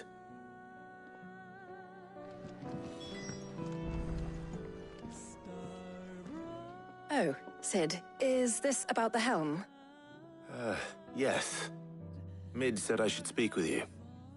I'll show you the plans then. Here you see the mithril engine, in which mithril is burned to generate heat. That heat is then harnessed to produce motive force. Excess heat is dealt with by means of the thermal displacement stack, which disperses it into the surrounding air. Now, were we to rely on thermal plating alone to achieve this effect, the rate of excess heat buildup would far exceed the displacement coefficient of the plating. In other words, the reactor would overheat and eventually explode. This is where the helm comes in. It connects to the plating, you see, and serves as a sort of thermal sink to absorb all that excess energy. Our experiments have shown that fallen ceramics are remarkably thermophilic. They can withstand and absorb levels of heat far above anything we are able to make today. And not only that, they're also waterproof and immune to rust, making them the perfect material for our protective hood. Why, if sea or rainwater were to enter the reactor proper, it would vaporize instantly. The forces produced would tear the ship from stern to... You can stop there. I understand. Mid said we might be able to use parts of a fallen ruin. Where would I find it? Ah, yes. It's in Lorbert's Pass, near Lostwing. The thing is, well, I probably should have arranged to have the pieces we need brought here sooner. You see, a certain unwanted visitor has taken up residence there. It's no longer a matter of just walking in and taking them. It's, going to be considerably more dangerous than that. I see. Then I suppose I'd better deal with this unwanted visitor for you. Would that help? Oh, very much. Thank you, Sid. I'll gather my team and head there right away. We'll meet you outside the ruins.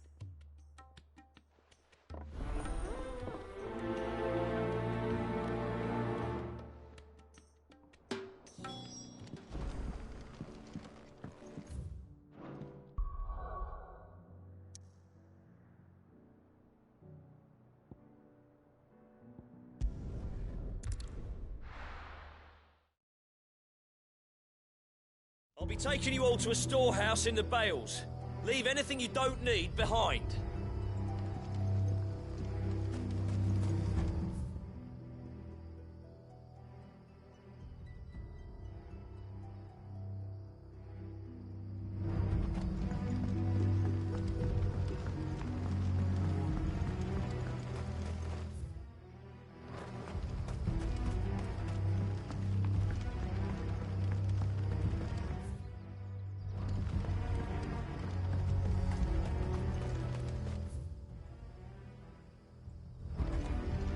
If you're ready, we leave at once.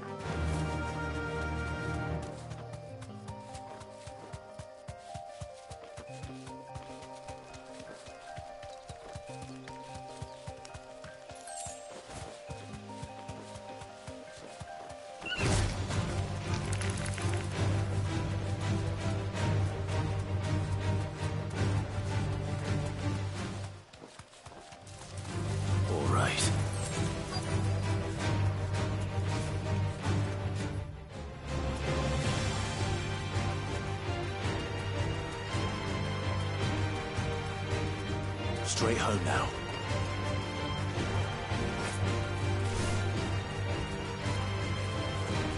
Give me thunder!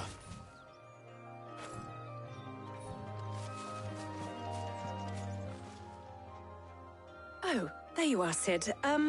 Thanks so much for coming. The, ruins are just over there, as is the creature I told you about, I'd imagine. Would you mind? Of course. I'll be right back.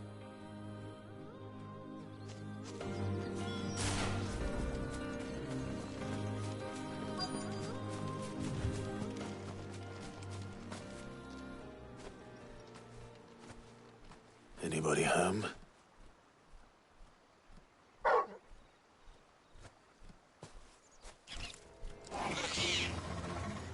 This must be our unwanted visitor.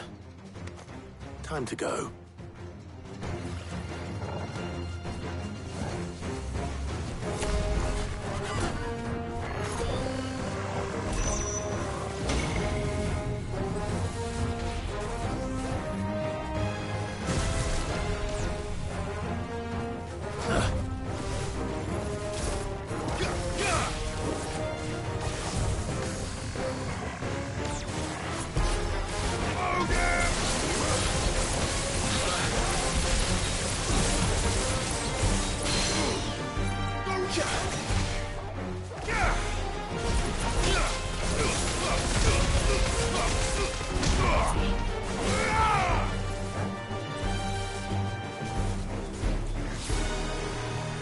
Nice try.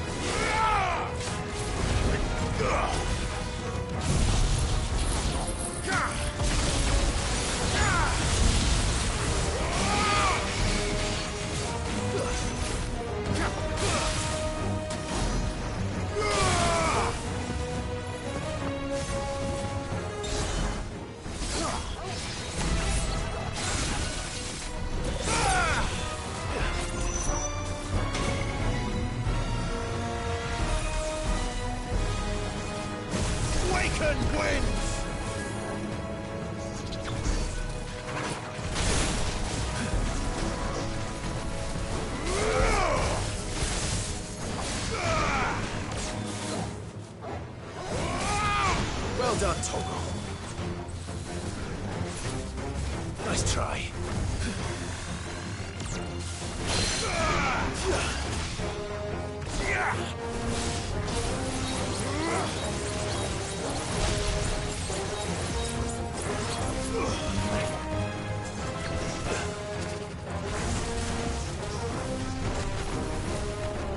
Nice try. Nice try.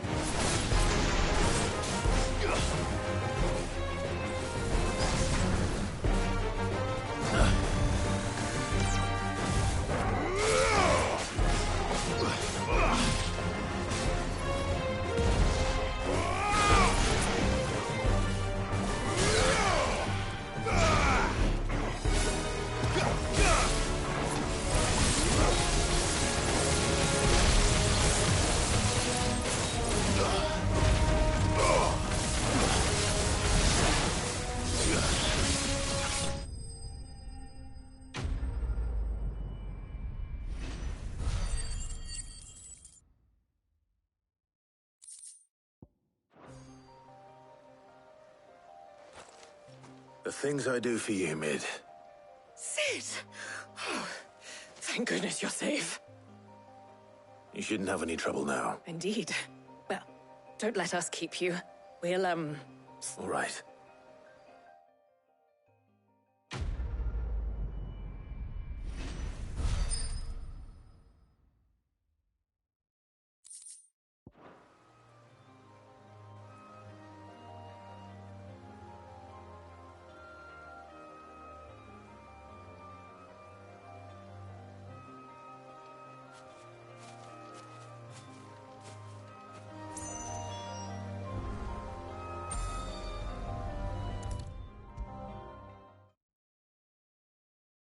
If I don't come up with something soon.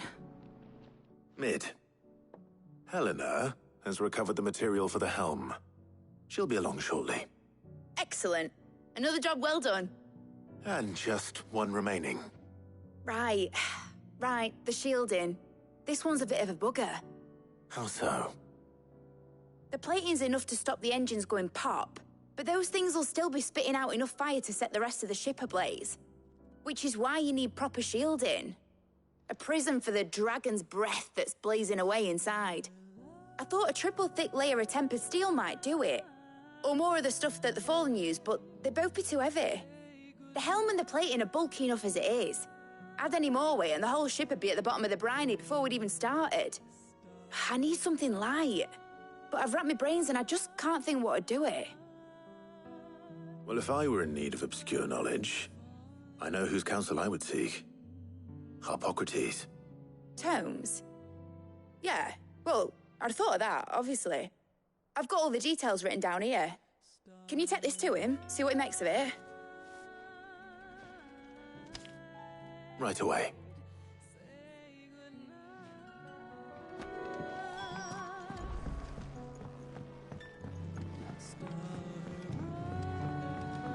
I think Mid might need some help, Tony.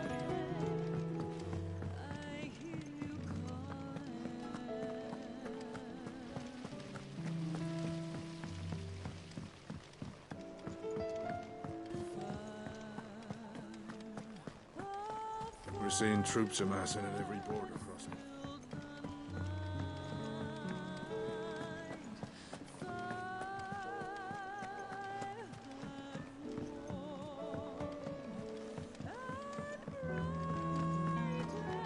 Thanks to Sid.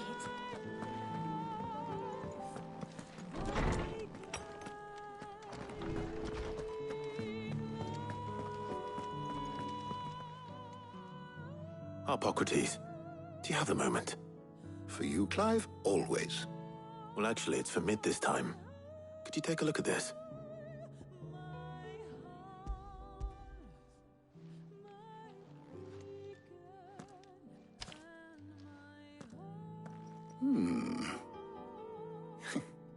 Shielding for a mithril engine? Whatever will that girl think of next? And what are these notes around the edges? She has some specific requirements for the materials. The shielding needs to be able to resist extreme heat on the inside, and yet remain cool enough on the outside not to set the ship alight, while also being light enough not to sink it. As you can imagine, she's struggling to find anything that meets her needs. I see. I wondered if you might know of a solution, or if you might be able to search the records for one. Perhaps it is not a different material she requires, but a different approach. What do you mean? Consider the lake we have made our home. Its blighted waters eat away far more quickly than fresh water or even brine, at timber and steel alike. And yet, we have made a home here from those very materials nonetheless. We have. But Bardolph must varnish every board twice over to keep it from rotting. And Obelus complains that without a constant supply of pitch. I see. Early Gregorian histories speak of a preparation known as moon dew. It is said to be able to resist even the most ferocious flames. Before the dragoons tamed the worms and wyverns of the realm, nobles would daub their castle walls with it in order to guard against dragon fire. So if we could recreate it... It might be applied to some material or other in order to provide the protection Mid requires. As to how best to apply it and to what material, perhaps Bardolph and Obelus might be of assistance. I shall speak to them and see what wisdom they might have to offer.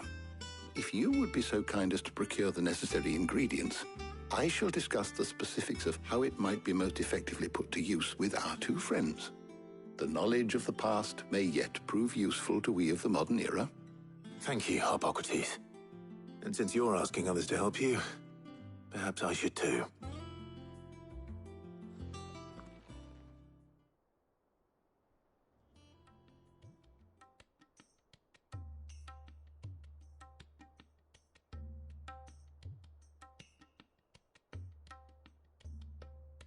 So you need a hand, do you? We do.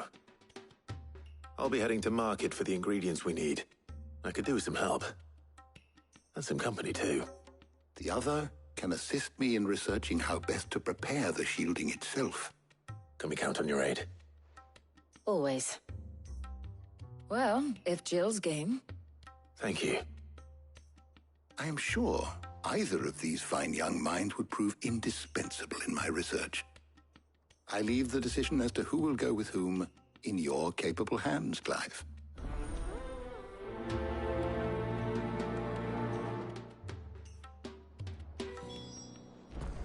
Shielding that guards against even the most ferocious. So, Clive, have you made your decision? Who will accompany you on your little excursion?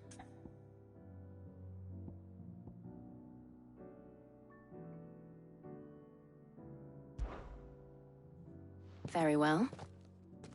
So then, what do we need to find? I have taken the liberty of preparing a list. Here. White chocobo eggs. Pepio nuts. Are you sure this list is right? Everything on here seems very edible. I would have thought the ingredients would be a little more exotic.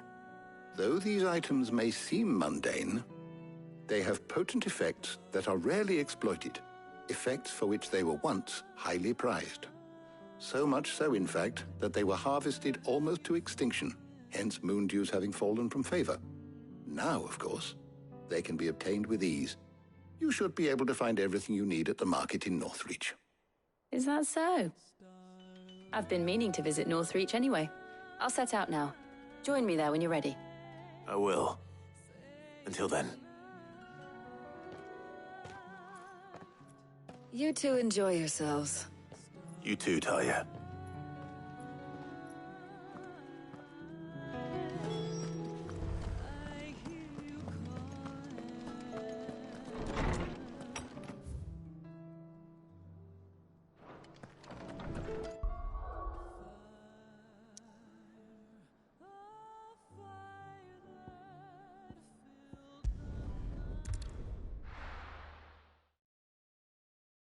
Now, where's Jill?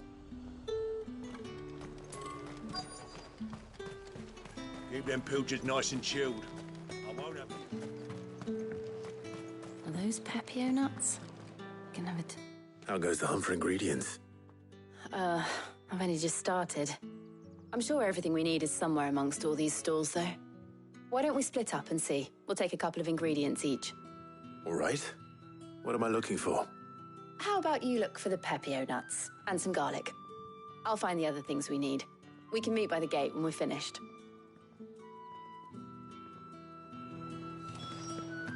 Up! You'll not find a bruised pippin in the... Fresh cuts! Come and get them! Any friend of the innkeeper is a friend of mine. We haven't much, but you're free to look. Any friend of the innkeeper is a friend of mine. Keep fighting the good fight. How the hell is anyone supposed to have... Oi, don't touch anything. Go on, take it. That's everything. Let's see how Jill's getting on.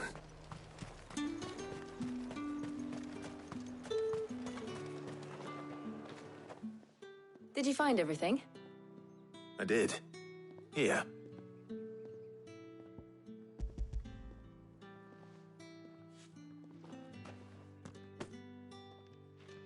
Garlic and Pepio nuts. Perfect. Now all that remains is for Harpocrates to somehow turn all this into what Mid needs to keep her engine cool.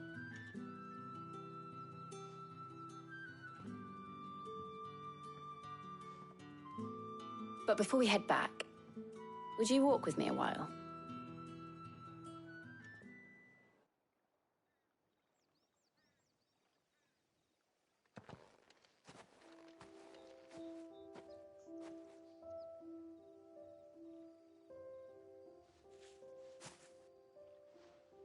Thank you for asking me to help you today. It makes a nice change. It does. It's good to get away from all the battle and bloodshed for once. Just being here reminds me of when we were children. Do you remember? Walking down Market Street in Rosalith, taking in the sights and smells. How could I forget? What with Torgal's antics. Remember how his nose would prick up at the scent of sausages? He'd go racing away and we'd have to go running after him. We wouldn't catch you now, would we, boy? Was there anything you wanted to buy for yourself while we're here? There was, yes. Well, sort of. Molly in the kitchens told me about a place that sells particularly good pies. Thought you might like to share one with me. I would. Thank you. And I saw some bread.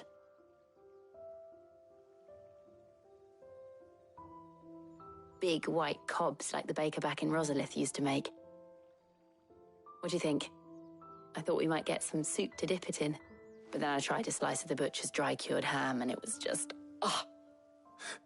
You all right? Sorry. It's just... you're right.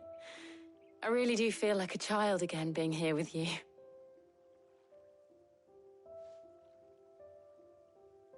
Clive. Is it wrong of me to enjoy this? No, Jill. This is how life should be. And it's how our lives will be when our work is finally done. When we can live on our own terms. I hope so.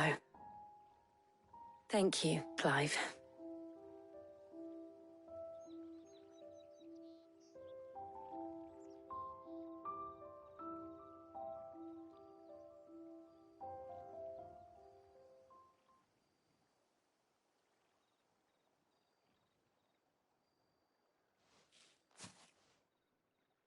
Well, I suppose we better be getting back. I need to give these ingredients to Harpocrates and Tarja. I'll see you at the hideaway.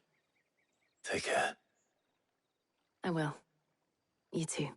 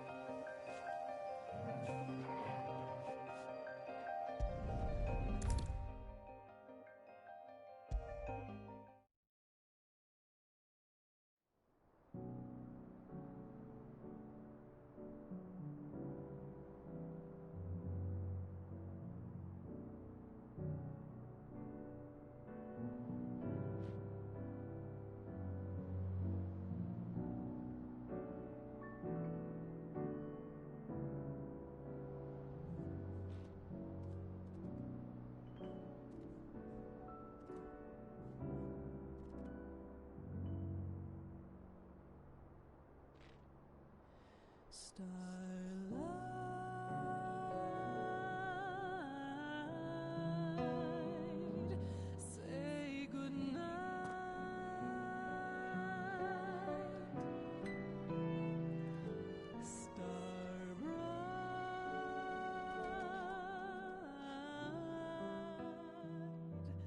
How's work on the shielding progressing, Harpocrates?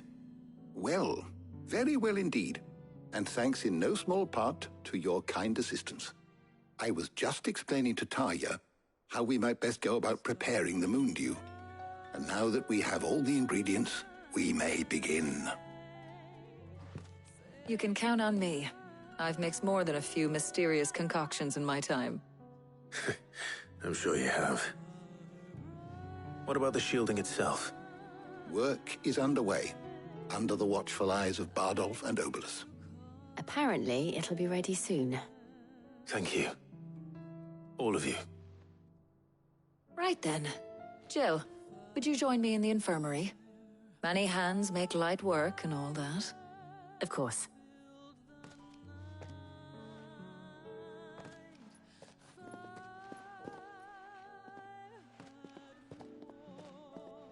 Oh, and Clive, thank you.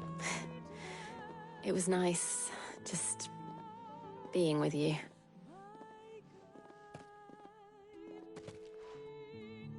It appears our work here is almost at an end.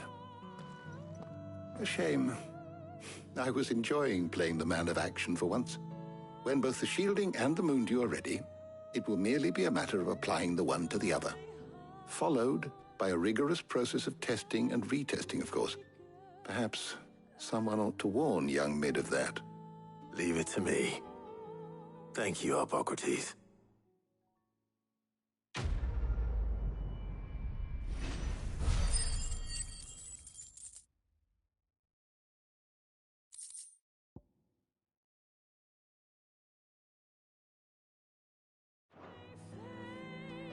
Well, I'd better go and give Mid the good news then.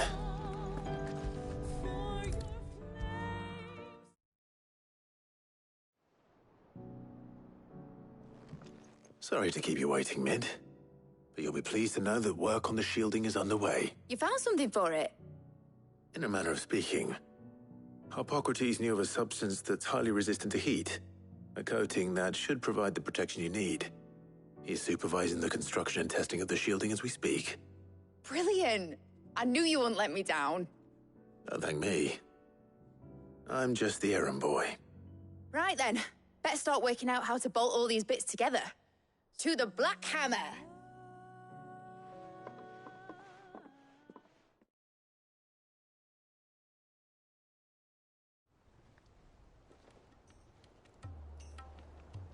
You know, when I got into the smithing game, I thought I'd be making swords and shields, not thermal bleeding didgeridoo-dahs. Displacement stacks. Same difference. Whatever you call it, I ain't putting it together in here. It's cramped enough as it is. Let's take this outside. Mid, you get all the parts lined up on the deck. I'll take care of the rest. On my way! Oh, and bring me the biggest hammer you can find. This is gonna require some precision walloping.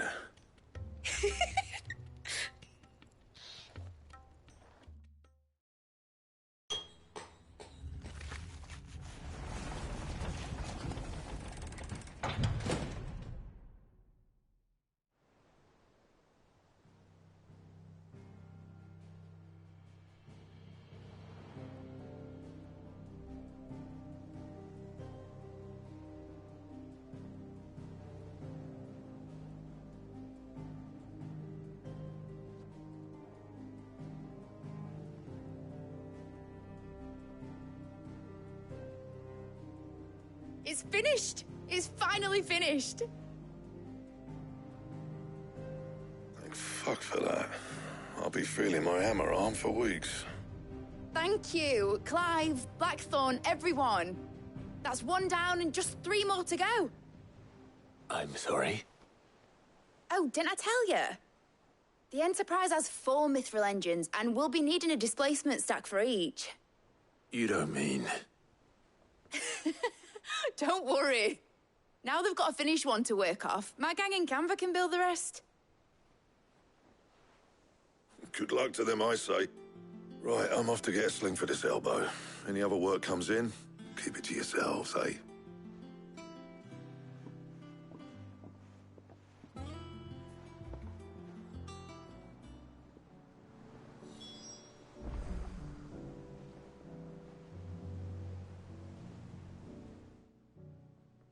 What's the matter?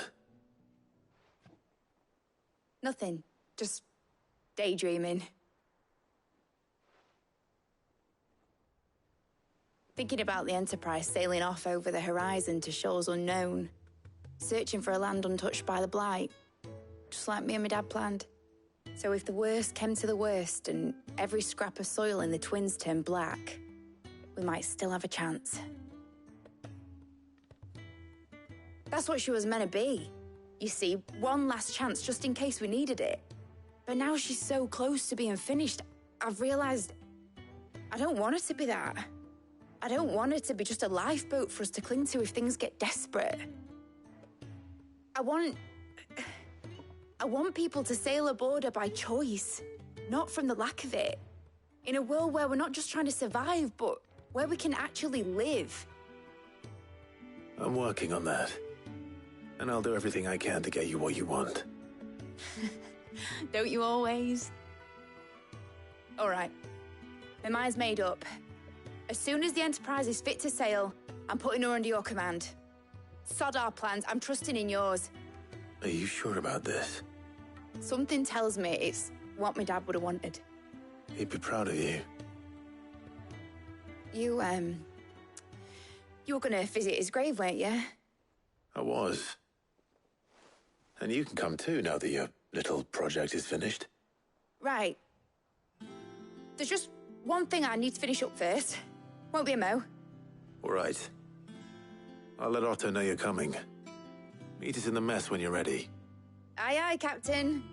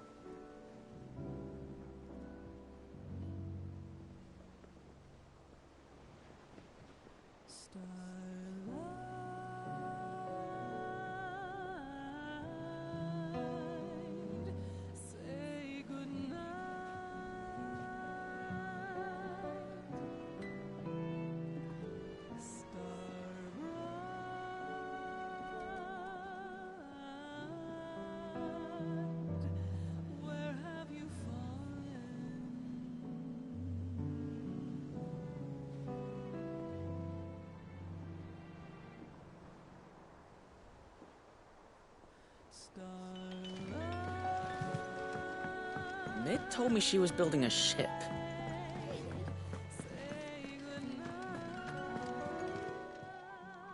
Oh, I wasn't expecting you back so soon. Is everything we've received and everything promised? You earned this. All done?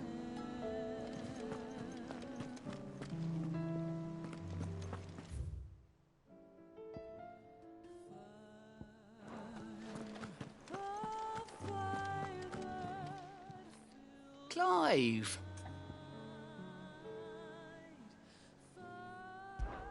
Anything catch your eye? Seen enough?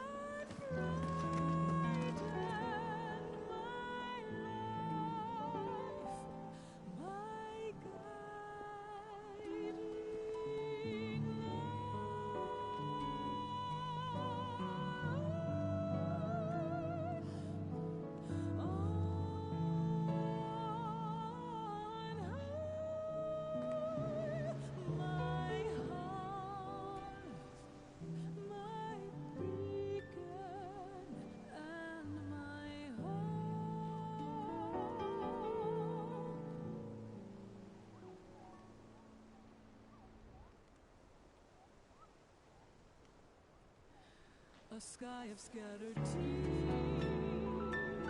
1,000 years apart. Should they fade, I will not be afraid of the dark. For your flame still burns inside me, deep within my heart, showing me a new tomorrow. Never too far.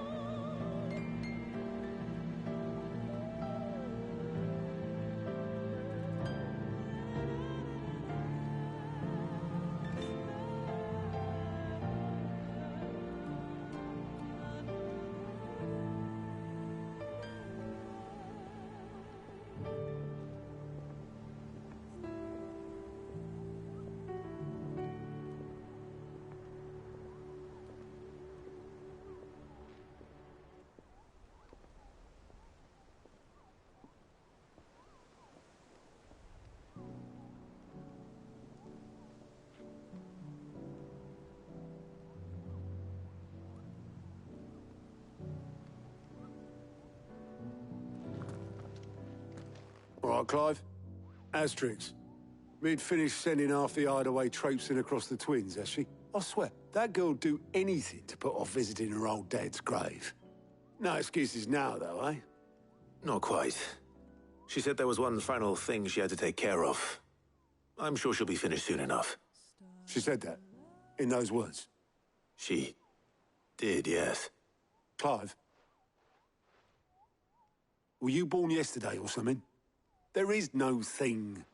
She'll probably be halfway to Canva by now. Mid. I might still be able to catch her.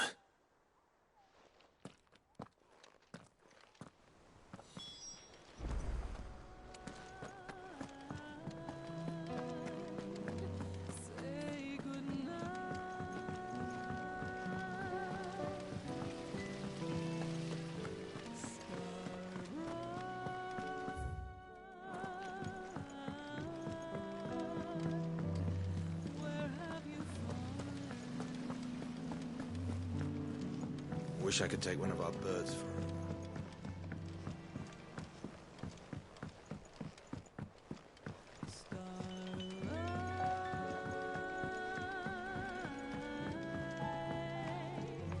I went up to give some greens to the chocobo.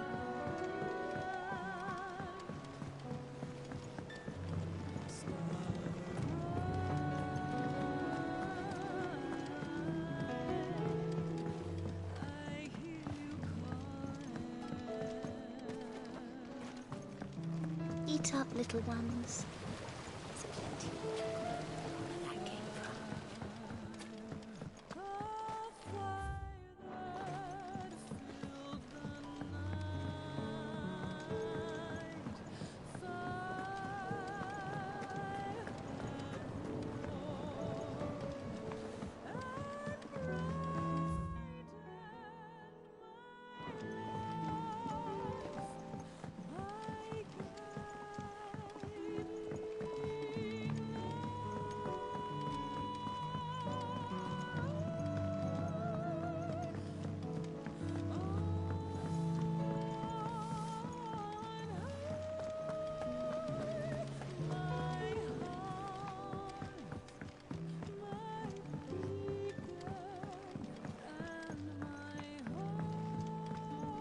Well, that's it.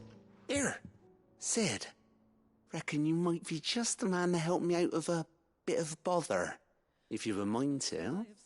Let's hear it. Well, it's about this alembic the Chief's got me making.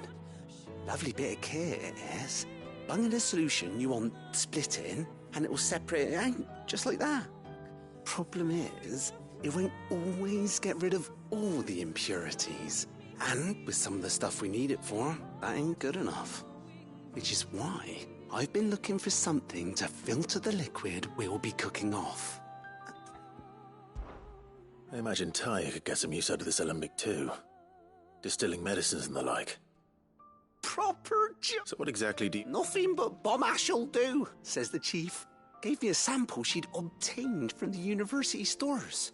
Couldn't, but you pour the blackest blight water through it, and it comes out clear as a mountain street. So, I did a bit of and do you know what I found out? It's only the blimmin' bones of a bomb king. They leave them behind when they die, see? I take it that's where I come in. I saw a billet on the hunt board for one just the other day. Would have gone myself, but, well, fighting dirty great balls of flame. All right. Thank you kindly. And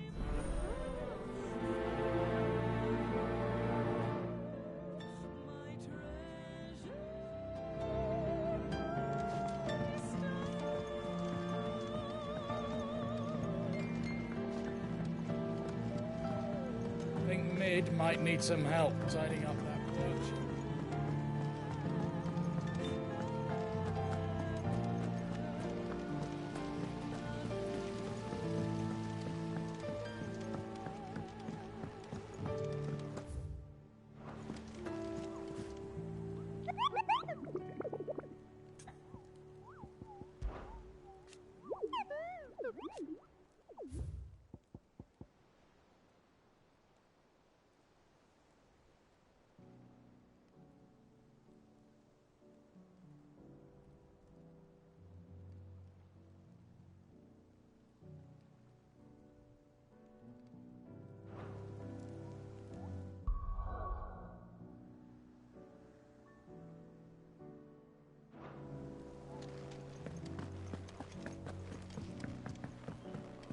Mid told me she was building a ship.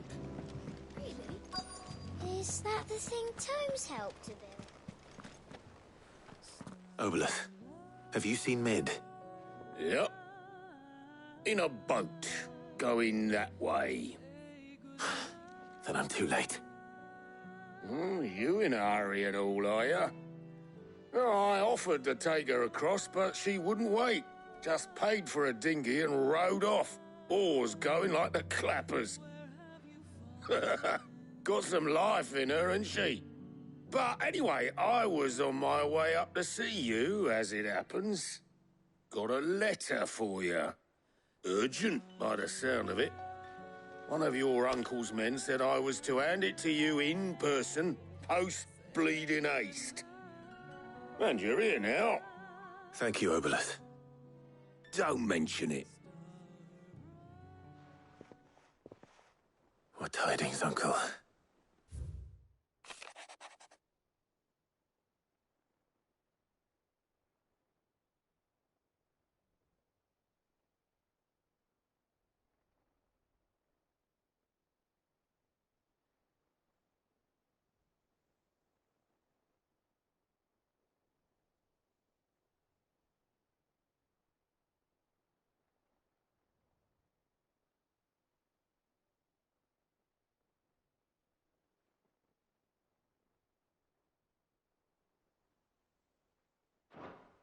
Trouble in Canva.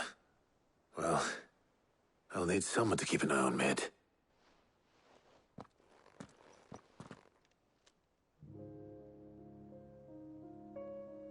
So what?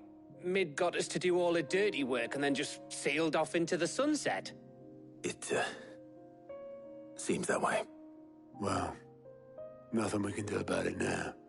But next time you plan on visiting Sid, you might want to tie her to something before you suggest it.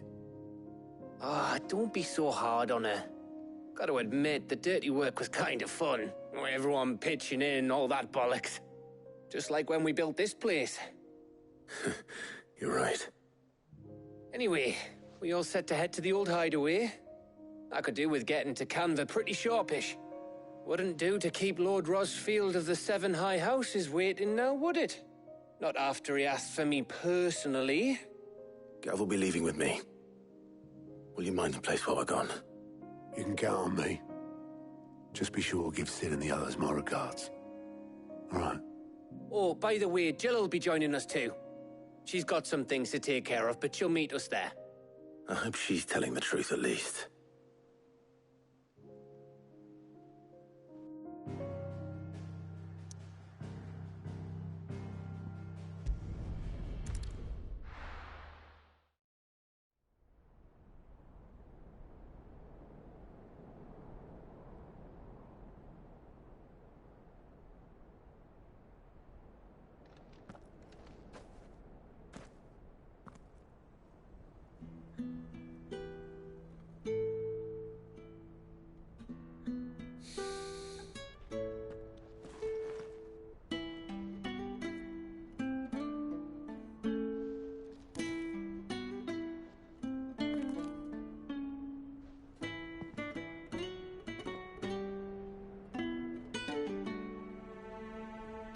Well, Sid, I remember what you told me. But if no one is listening to what you have to say, you may as well not say it.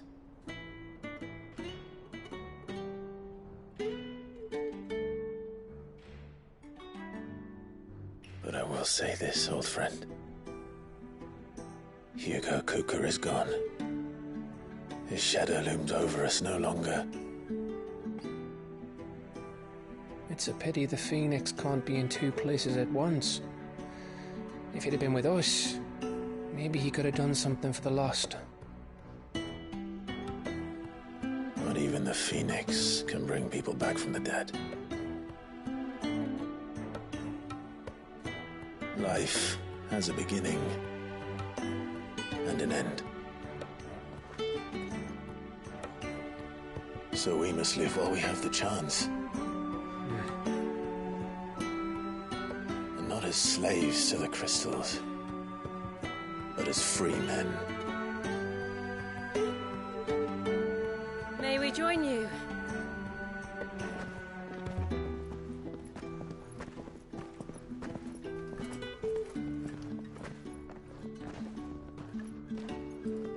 Lady Karen, what a pleasant surprise. I thought I'd drop by and see how you were all doing before heading off to restock my supplies.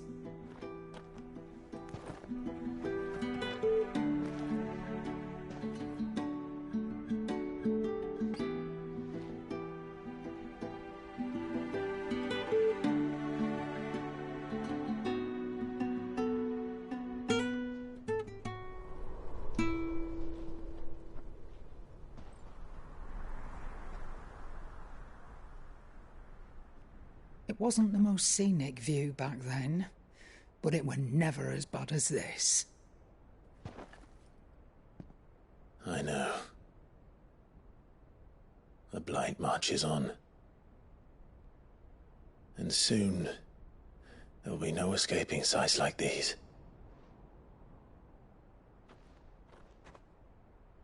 So our mission remains unchanged. We cannot stop until every Mother Crystal is gone, and their thirst for ether with them. The only one that remains in Storm is Drake's tail in the Crystalline Dominion. Our next target. We're going to Twinside. It's the capital of the Empire these days. I wouldn't like to think how tightly guarded they've got the place. Not that that'll stop you, but we do well to scout it out before you go charging in. We would indeed. If you're off to the Dominion, you can take this great lump with you. Goods. Oh, I am sorry. Have you forgotten you're the most wanted man in the Twins? I thought you might like to disguise yourselves as the attendants of a travelling trader, assuming you've no better ideas. You wanted to buy yourself some tools, didn't you? Well, now's your chance. You're letting me go with them? Oh, thanks, Nan. Stop that! You'll break me bones, you great galoot.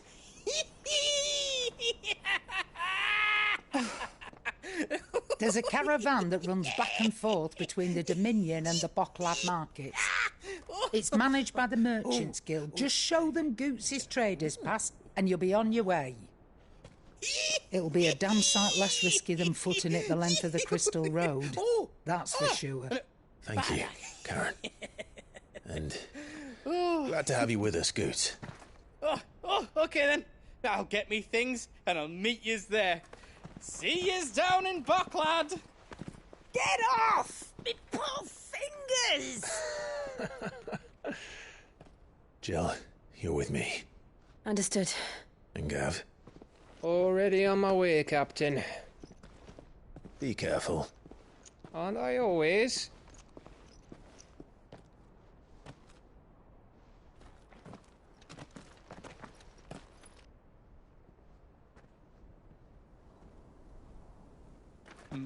Do you see that, Sid? Your protege's making a proper little outlaw of himself.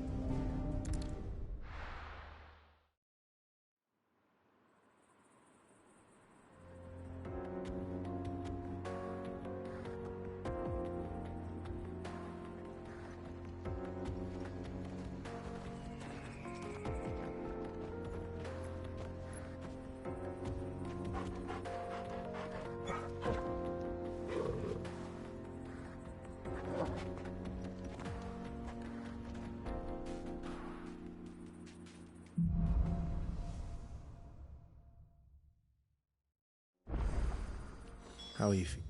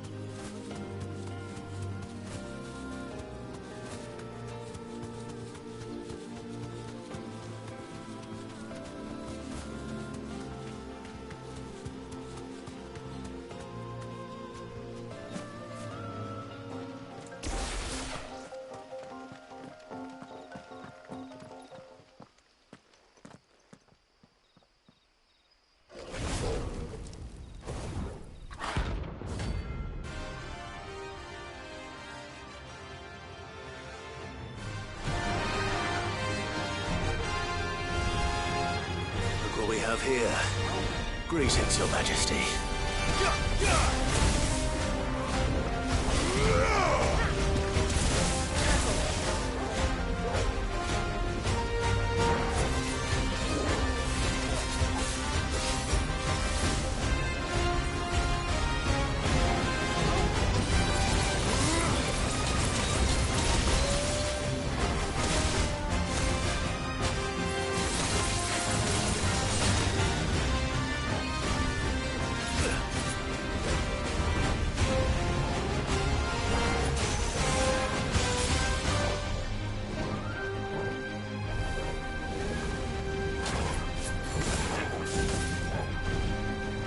Too slow.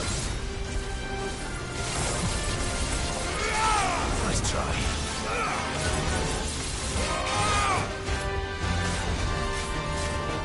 Too slow.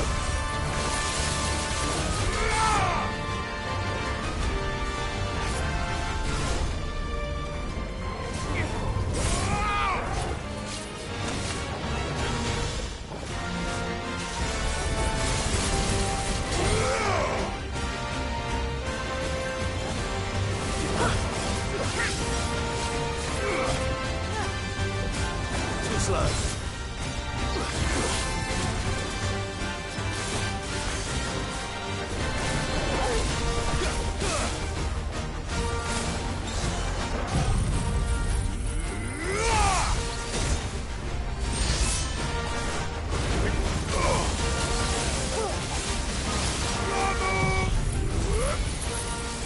This one. Get him.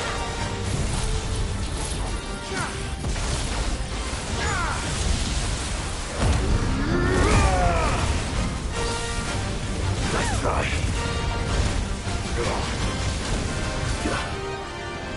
I needed that. No good.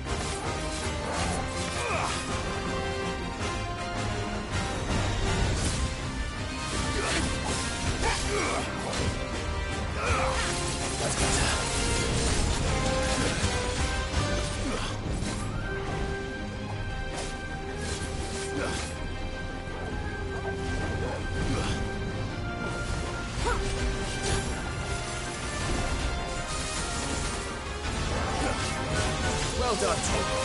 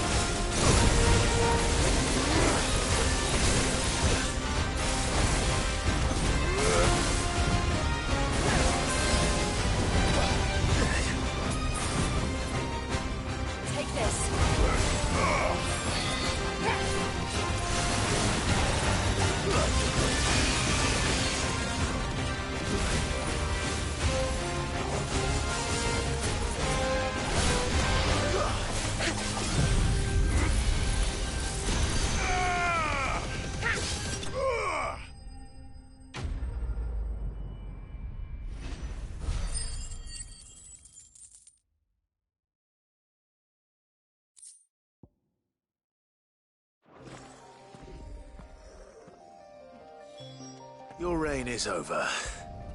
Now to collect the ash. This looks like the stuff. Let's see if there's any more.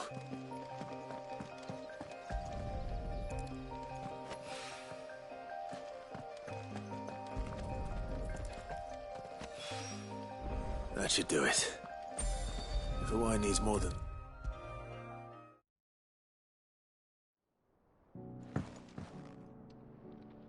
All right there, Sid? How's that? I have it here.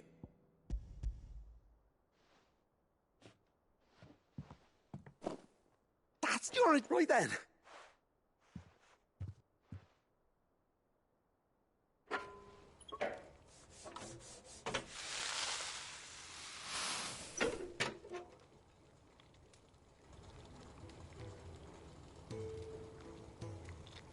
There we have it. The Telemon Malembic. And it works just like the chief said it would. Very impressive. Says the man who cut down a burning boulder. There's no need. Don't be silly. Why don't you let me take a look at that bag of yours? What kind of... Well, we happen to have isolated us. Thought we might use it to breathe new life into old boots and the like. Ah, I reckon if we slap a bit on... Well... That's the spirit.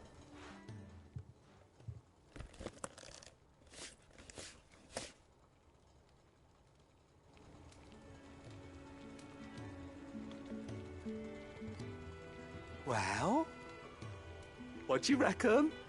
It certainly feels more... Right? Thank you. No, for supporting Mid and the rest of us in our endeavour. And I'm telling you...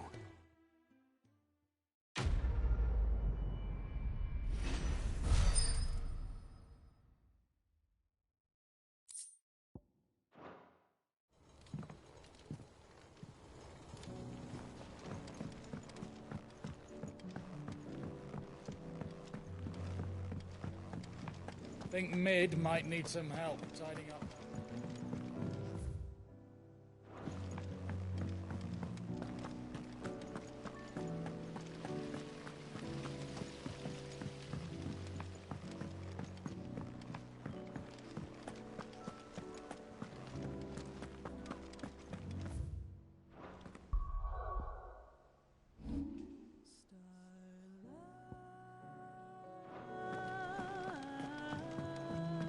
told me she was building a ship.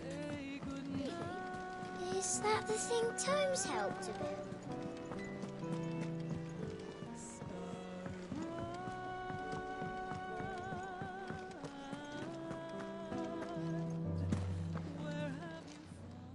Is it business or pleasure? It'd better all be here. You'll not find a better price than that. He cracked the crystal too? You're joking.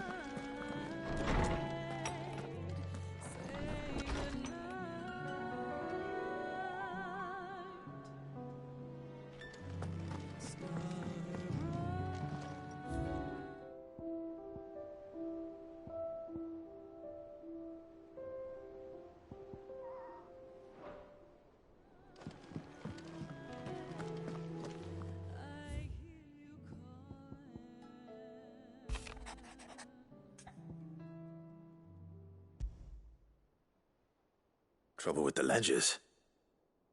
Shouldn't he be asking Otto for help?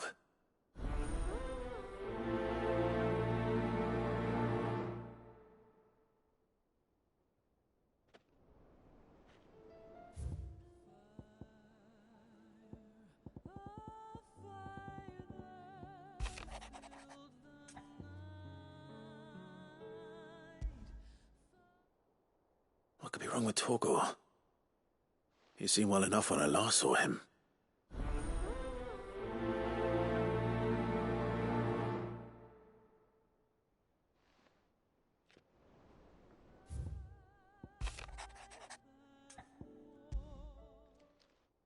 Hopefully it's nothing.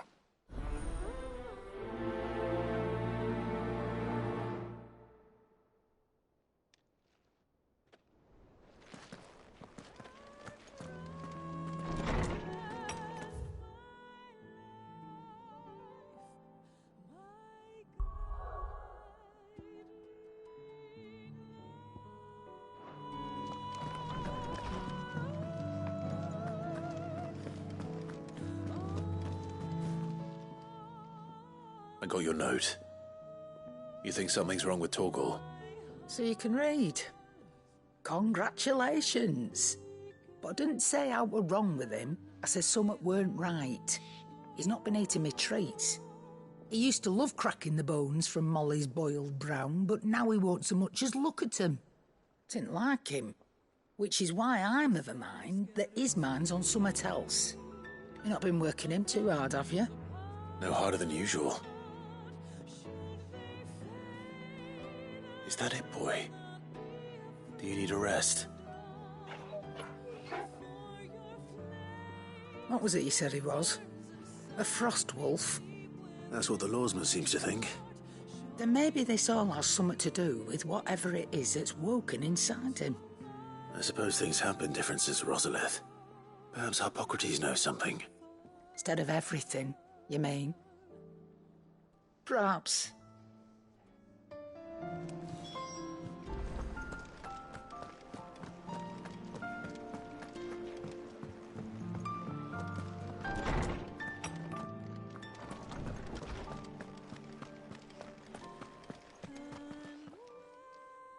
Lawsman, I need to ask you about Torgor.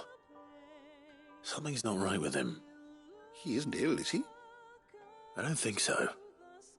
But according to Lady Karen, he seems to have lost his appetite. Which is certainly a new development. She says he's hardly been touching his bones of late. I rather think she might be right. All canids are instinctively inclined to crack open bones for the rich marrow that resides within, and I see no reason why a frost wolf should be any different. Accordingly, I suspect it is not a lack of appetite that afflicts Torgor, but a surfeit of it. If we assume that his newfound magics require additional nourishment to sustain, it may well be that the bones Lady Karen is accustomed to providing are no longer sufficient.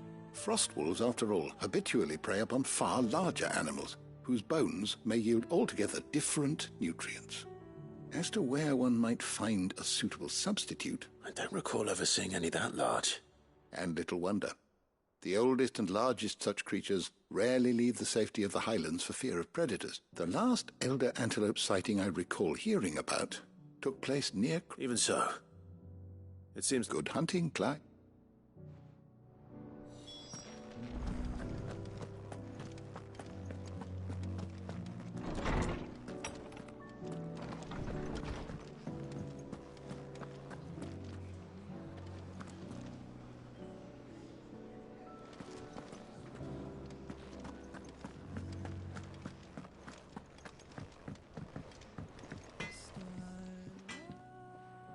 Blackthorn, do you have a moment? Not really, no. This won't take long. I just wanted to ask how you're getting on. August was worried about you, that you might still be doubting your craft, even after learning the trick of that cuirass. Is there something else weighing on your mind? Perhaps sharing your thoughts might help. That bastard's like a dog with a bone. Still, he's got a keen eye, I'll give him that. He's just, well, Karen showed me something. Something I've never seen before. And that was? A sword. An odd-looking thing with a single-edged blade. The metal itself wasn't anything to write home about, but fuck me, the edge on it. You could slice a man clean in two with a weapon like that, and he'd be halfway home before he even realised he'd been cut. So that's what's troubling you? Nah. Not troubling me exactly. More distracting. Can't stop thinking, how do you get an edge that sharp? It's driving me mad.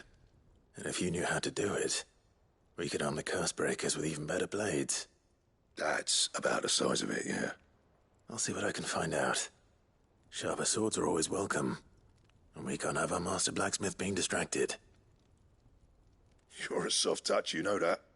But I can't say I'm not grateful for it. Good luck, eh? Thank you. Let's see what Karen knows about this sword.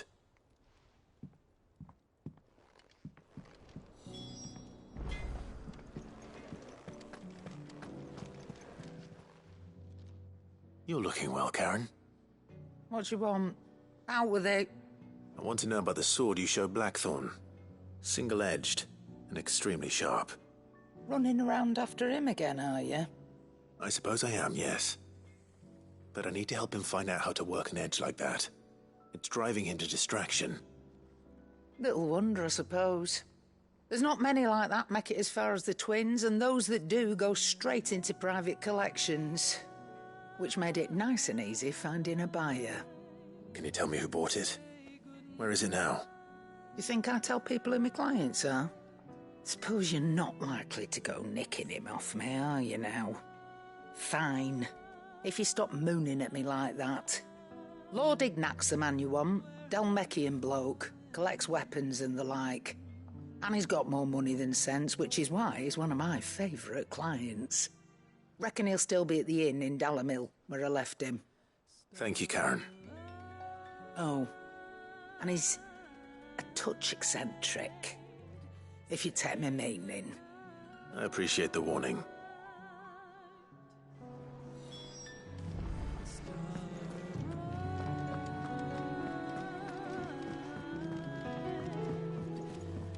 I don't know where Sid gets the energy.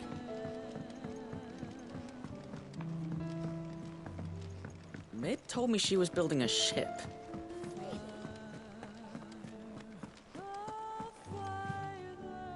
Clive, did you get my letter? That's why I'm here. Shh. Otto might be listening. Is this better?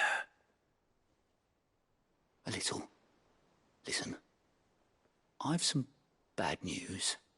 It turns out the Hideaway may be slightly behind in its payment to certain lenders, and it's maybe my fault. Sadly, that square turned out to be more of a circle. I can straighten it out, I swear, but it's going to take some time. I'm going to need help keeping it from Otto. Bit late for that, I'd say. There you are! What a surprise! So let me get this straight. You forget to pay our lenders what they're due, and instead of coming straight to me, you get Clive to come to you. in the hope he'll dig you out of the hole you've dug for yourself. Clive, the man in charge of the place you've been cheerfully trying to bankrupt. And you thought this was a cunning plan. Why? Well, who needs paying? Oh, just Martha. And the dame. And, well, Lady Karen. But only 500 talents. We owe 3 of our most trusted friends 5 million gil. Each. 5 million each. They lent us the bulk of the money we used to rebuild the hideaway, you see, and, well, I must have made some sort of oversight. Those ledgers were my responsibility, and it was my decision to entrust them to you. This is my fault. We have that much to hand? I can always ask my uncle. No, we don't. And no, you won't. We've lightened Lord Rosfield's purse enough. After the king's ransom we had off him, he deserves better than to see our begging bowl. Besides, we'll need to learn to stand on our own if we're going to make this work. All right. But that doesn't mean you have to shoulder the burden yourself. Is there anything I can do to help? There might be. How'd you fancy taking these to Martha and the dame? Rocks.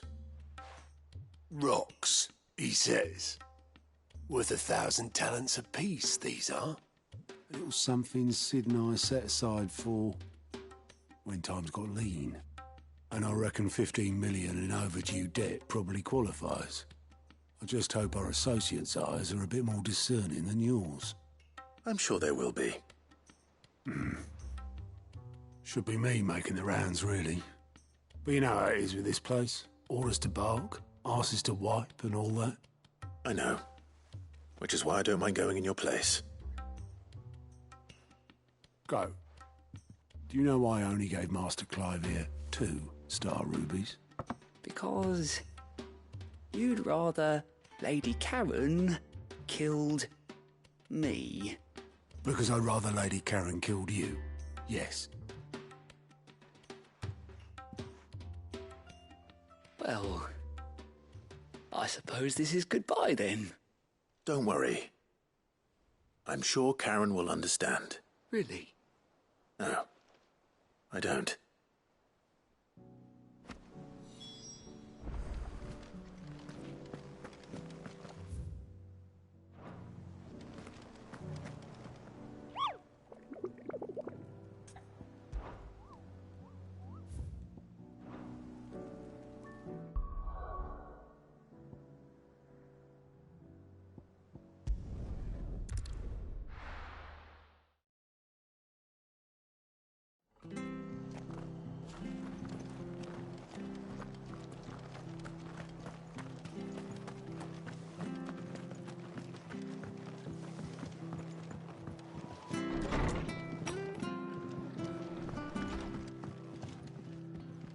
Clive, we weren't expecting you. I wasn't expecting to be here, but it seems we still owe you a considerable amount of coin for your help with our rebuilding efforts. And though I doubt it's what you were expecting...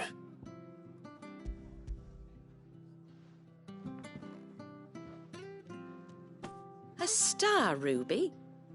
I can't accept this. It's worth at least twice what you owe me. More if you can find yourself the right buyer. Think of the difference as interest. Interest? If word got out I charged that much, no one would ever borrow from me again. Anyway, why are you the one here asking me about this? I'd have expected Otto. Bit much sending the Lord Marquis out to settle your debts, isn't it? The old goat working himself to death again. Something like that. Most days I think he's the only reason the hideaway's still standing. Same as always, eh? Back when the place was nothing but a twinkle in the eye of a recently retired Lord Commander, word is he was the first one Sid reached out to. Probably knew that without his strong arm and level head, the idea would never get off the ground. Sid may have been the face of the hideaway, but Otto's always been the backbone, and when Sid passed away, we were all worried that would be the end of it. His death was hard on everyone. But it must have hit Otto hardest of all. But he didn't give up, did he? Quite the opposite, in fact. I reckon what he saw in Sid, he saw in you too. And don't we all? Doesn't hurt that you're half as stubborn and twice as handsome, neither. That, and you keep good company. I suppose I do.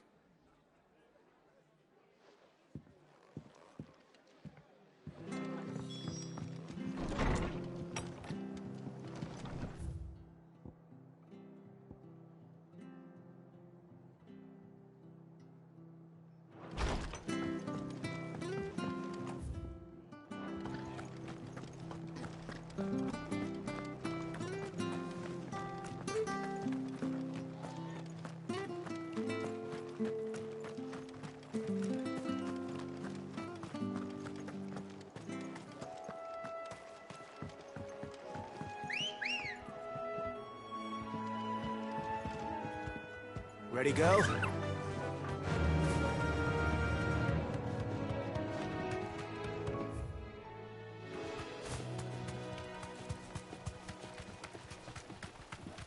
Cap.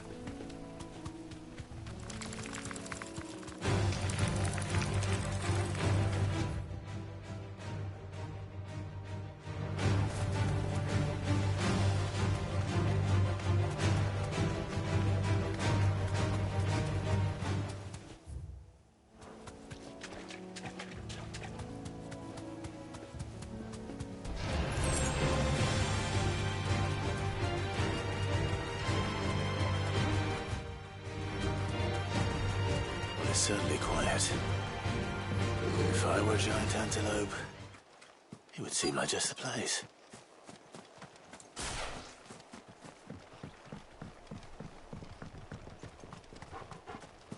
I doubt we'll find one bigger than that. You hungry, Torgal?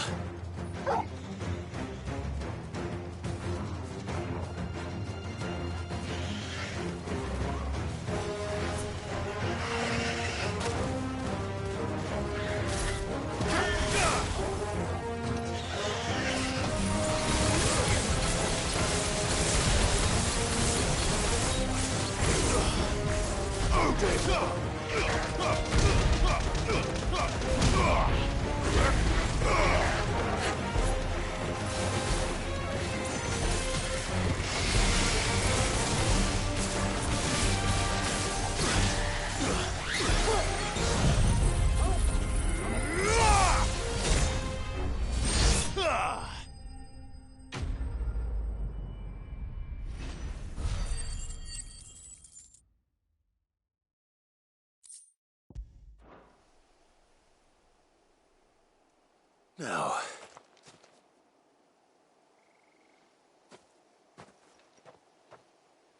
will it be enough, I wonder?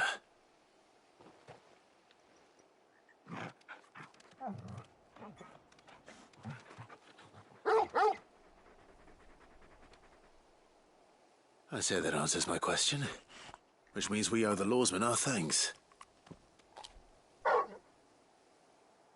You're just a big puppy, aren't you? A very big puppy.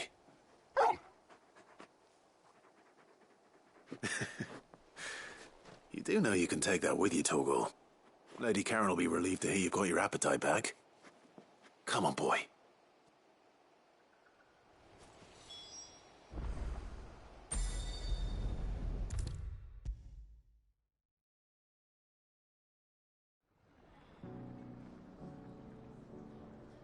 I noticed you and Torgal had gone off somewhere. Take him for a walk, did you? You could say that.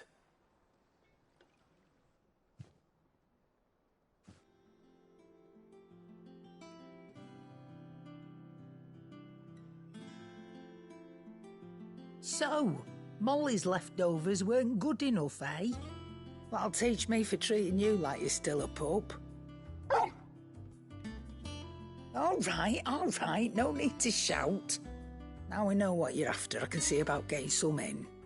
Speaking of which, I brought one for later. Can I leave it with you?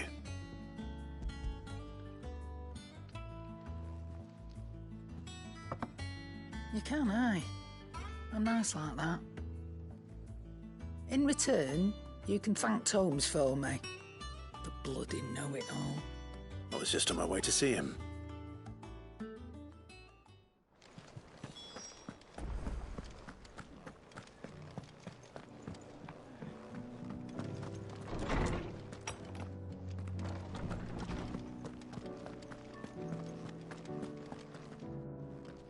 Ah, Clive.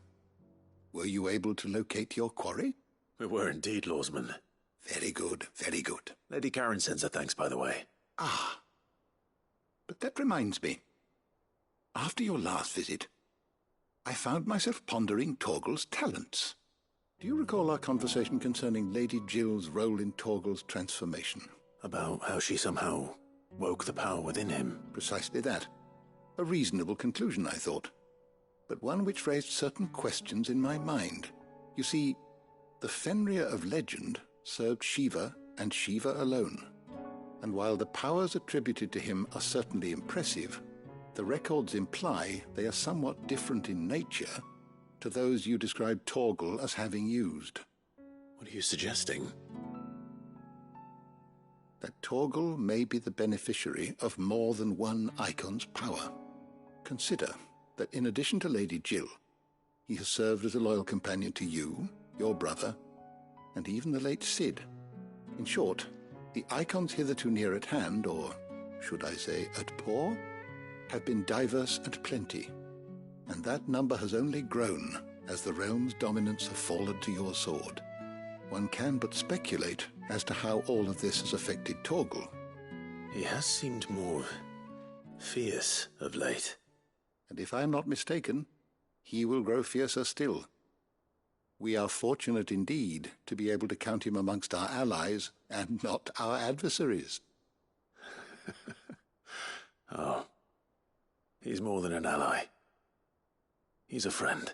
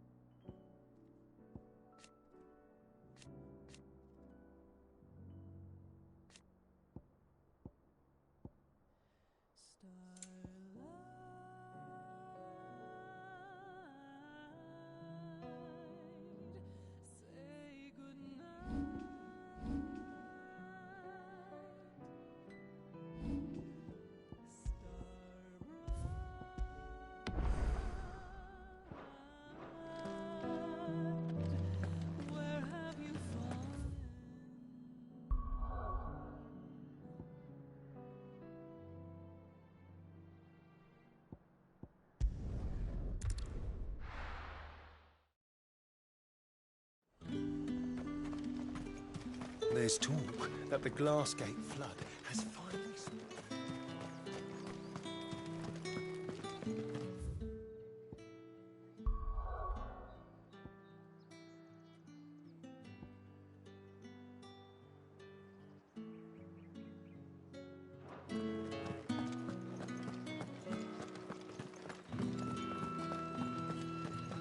Did you hear?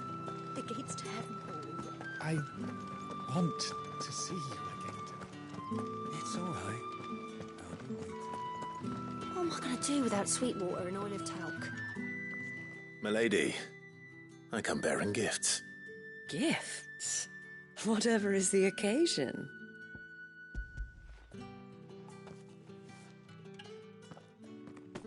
Oh my. Clive, you really have outdone yourself. Otto asked me to give it to you. To settle the Hideaway's debt with the Veil. And to compensate you for the time it took us to do so. You disappoint me, Clive. I thought you might finally be warming to me. Tell Otto he can keep his baubles. I tried to tell him as much the first time around. The man owes me nothing, nor does the Hideaway. My contribution to the restoration effort was made freely and willingly. It was the least I could do. You once told me Sid did you a kindness. I'd like to do the same. Please, accept it. For my sake. And for Otto's. For all of us. For all you've done. It is rather fetching, isn't it? Very well. Otto is lucky to have you, Clive. Otto had a son. Long ago, yes. Sid told me Otto lost him when he was just a boy, and blamed himself for not being able to stop it. I don't know how it happened, whether there was anything he could have done, but it was clear that it weighed heavily on him. I didn't know. How could you have? I doubt anyone did, besides Sid. I've never met a man more keen to bear his sorrows in stoic silence. An ill habit, given that both have always been surrounded by friends desperate to help them. I'm beginning to see that.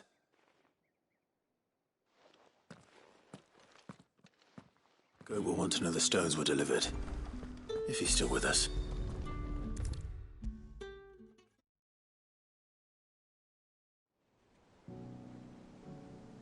Goat. Still alive, I see. So Lady Karen accepted the ruby. About that, I tried my best, but she was just too stubborn to take it. She threw it right back in my face, in fact, and told me I could stick my stupid stone where the sun don't shine. Karen refused payment. I hope it wasn't something I said. I'm sure you were as tactful as ever. Let me see what I can do. Oh, wonderful. I hope you have better luck than I did.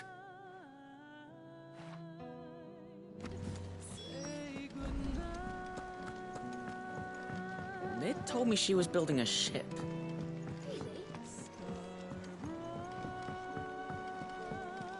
I don't know where Sid gets the energy.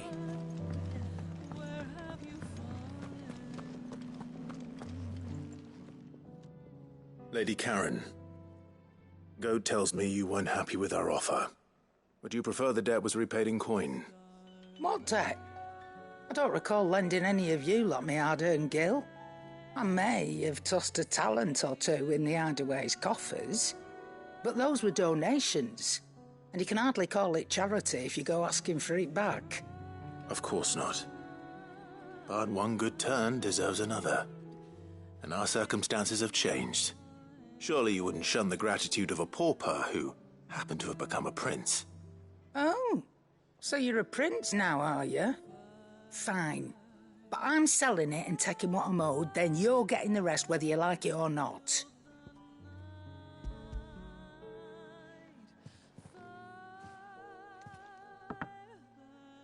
Where'd you even get this? A decent trader might nab 1,000 talents for a star ruby. A canny one, meanwhile, might claim it were nicked from the belt of Sid the Outlaw himself and ask twice as much. Might be I already have a buyer in mind. Might be you even know her. A fine continental maid whose beauty's only eclipsed by a guile in commerce. You wouldn't mind, would you? Not at all. Just be sure to tell her that it's always a pleasure doing business.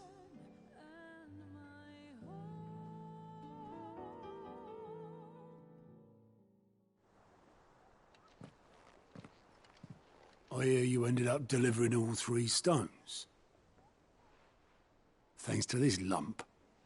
I sometimes wonder what I pay you for. Speaking of which, I still haven't been paid last month's wages. Oh, so you remember what's owed to you then? Get your ass behind that disc of yours and don't get up before those ledgers are square. Right away.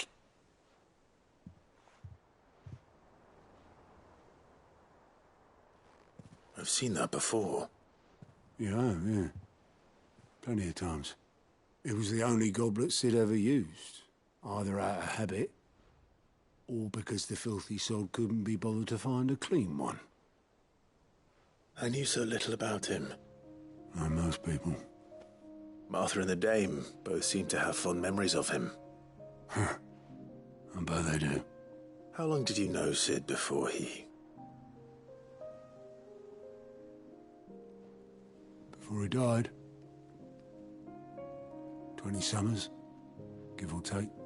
Back in the day, I was a purser on a trade ship, which is where I met him. He bought passage to... I forget where. But having nothing better to do on the long nights, we sat up drinking island rum till the morning bell dragged me back to my duties. Quit my post not long after that. On account of making a fine maiden's belly fat.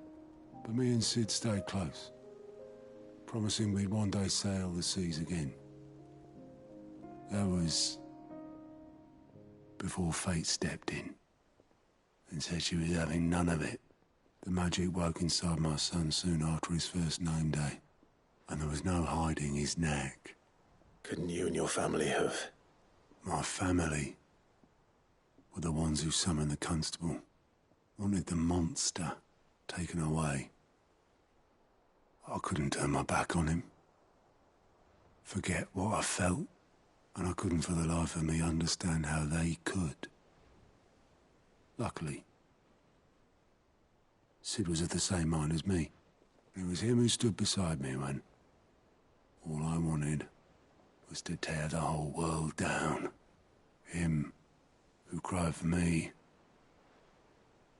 when I had no tears left of my own. Him who swore he'd do everything he could to stop it from happening again. And he was true to his word, too. Left the Royal Army once and for all. His ranks, his ribbons, gone. Just like that. Threw away everything he had. All to right a wrong that no one else had the courage to face.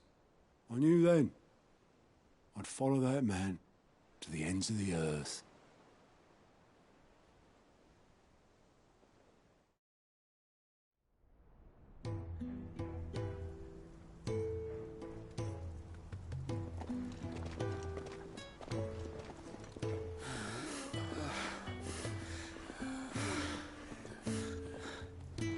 He was always too clever for his own good, was Sid. Saw the world for what it really was, while the rest of us were content to go along with the lie we were shown.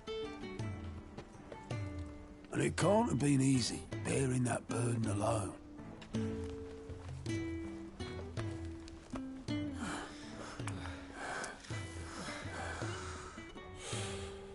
But he didn't let it stop him.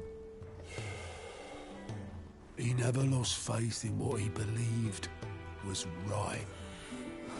And that gave us faith in him. Faith he'd steer us true. So I swore to myself that I'd always be right behind him, ready to catch the stubborn sod, if ever he should fall.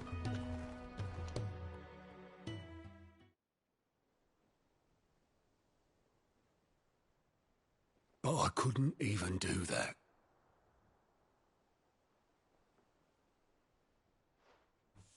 Ignore me. Just the ramblings of a tired old man. Leave that lot. I'll tidy it up in a bit.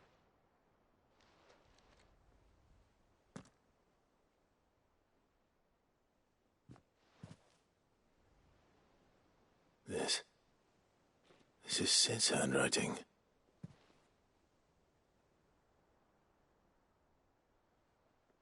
Dear Otto.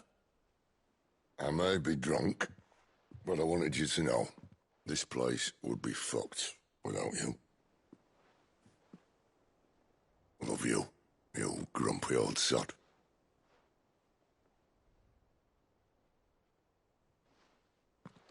This note. Hmm? What about it? Sid was right. Without you, we'd all be lost.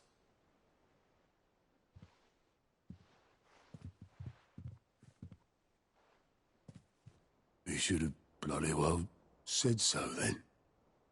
Just once. Before he went. But then, why would he? Him, or anyone? I'd only have told him to piss off.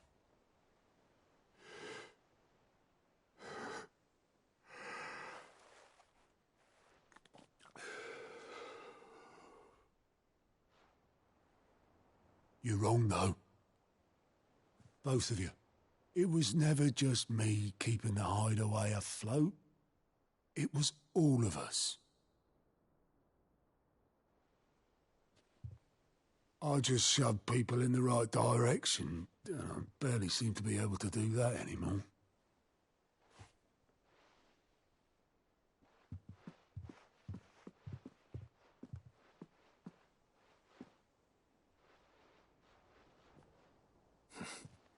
Would you rather go at the helm?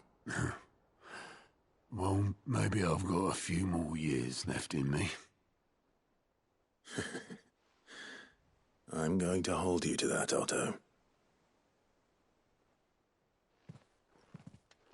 Before you go, Sid would have wanted you to have this. But that's...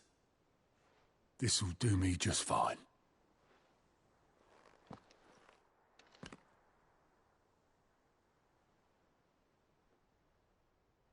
Thanks for the ray of sunshine. I'll see if I can't pay you back. Already have.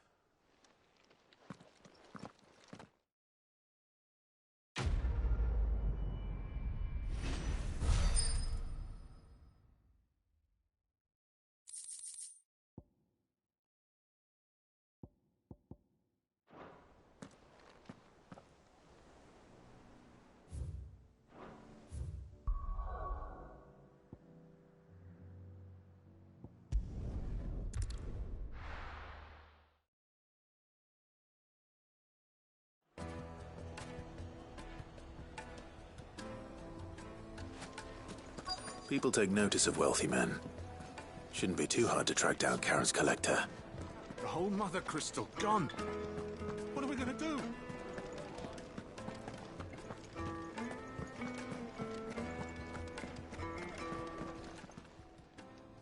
My reputation will be ruined. Ruined! Calm yourself, Lord Ignac, I beg of you, before you do yourself a mischief. Pardon the intrusion, but... Out! Get out! I paid for these rooms so I wouldn't be disturbed. Leave me be! Please, allow me to apologize. His lordship is going through a difficult time, and he's never been fond of guests arriving unannounced. Radim! Get rid of the filthy oaf this instant! Very good, Lord Ignac. Would you mind stepping outside for a moment?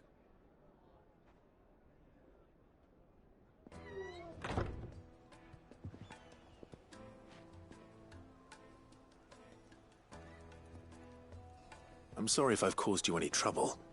That? Oh, no. That's just how his lordship is. Though the morning's events have left him somewhat fractious. He has been dispossessed of his luggage, you see. The thieves also made away with a considerable amount of coin. Coin the innkeeper will soon be keen to collect. I don't suppose a certain blade was among the stolen items. A single-edged sword.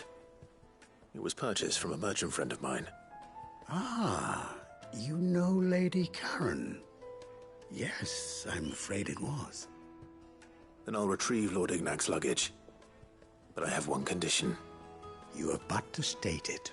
You are welcome to anything that is within my power to grant. I want an audience with Lord Ignac. A few minutes should be enough. Then I'll be on my way. A condition I would be a fool to refuse. Of course, you shall have your audience. I don't suppose you saw where the thieves went? I did not, no. Though some discreet inquiries made on his lordship's behalf mean that I know where you might find them. The bandit's bed. Every ill-gotten coin in Dalamil is said to pass through that disreputable corner of the Valcroy. And that's where I'm heading. I shall speak to Lord Ignac in your absence, and arrange for an audience upon your triumphant return. That will be very kind of you. Farewell, and best of luck.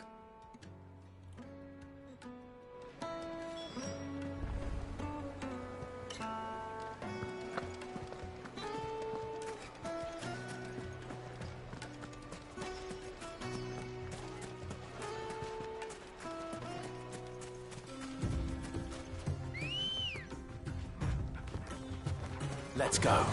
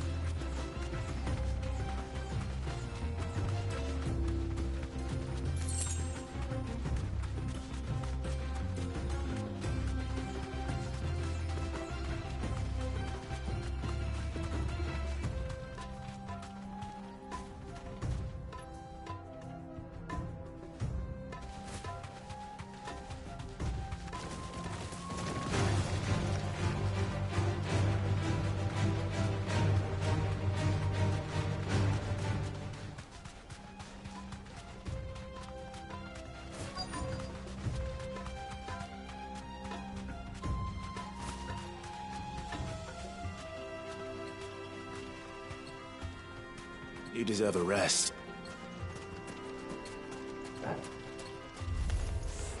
We've got company! Come on, lads, let's tear the bastard's head off!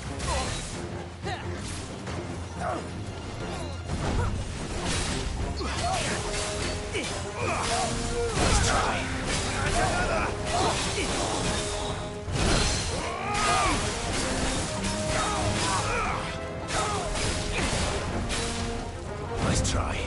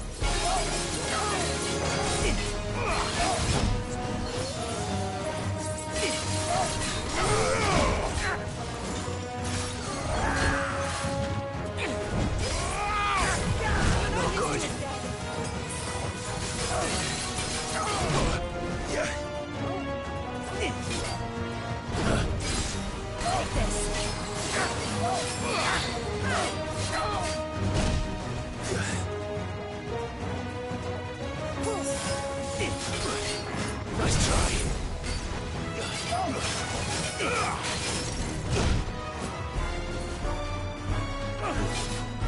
Too slow.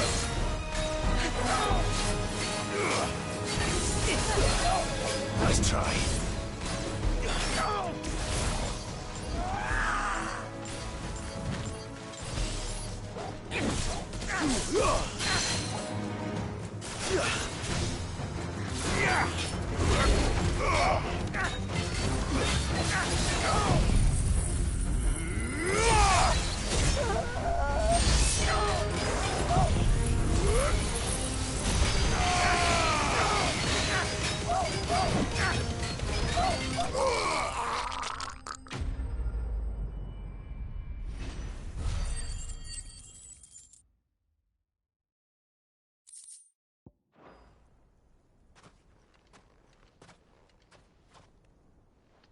This must be Ignac's luggage.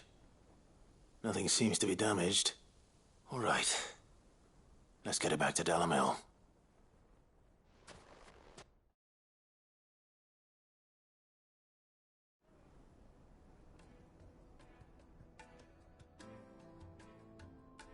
I hear I have you to thank for the return of my effects. What shall I call you, my good man? Wyvern. Glad to make your acquaintance. A formidable name indeed. Well, Wyvern, I appear to be in your debt. Redeem here tells me you wished for an audience. Is that all? A few moments of your time should suffice, yes. You're a peculiar fellow, Wyvern. All right, speak. Master Wyvern was wondering if you could tell him about a certain single-edged sword you recently acquired.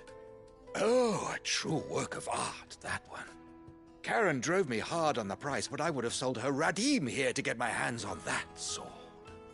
It was made in the Outer Isles, far beyond the Twins, and is used exclusively by the practitioners of a unique school of swordsmanship.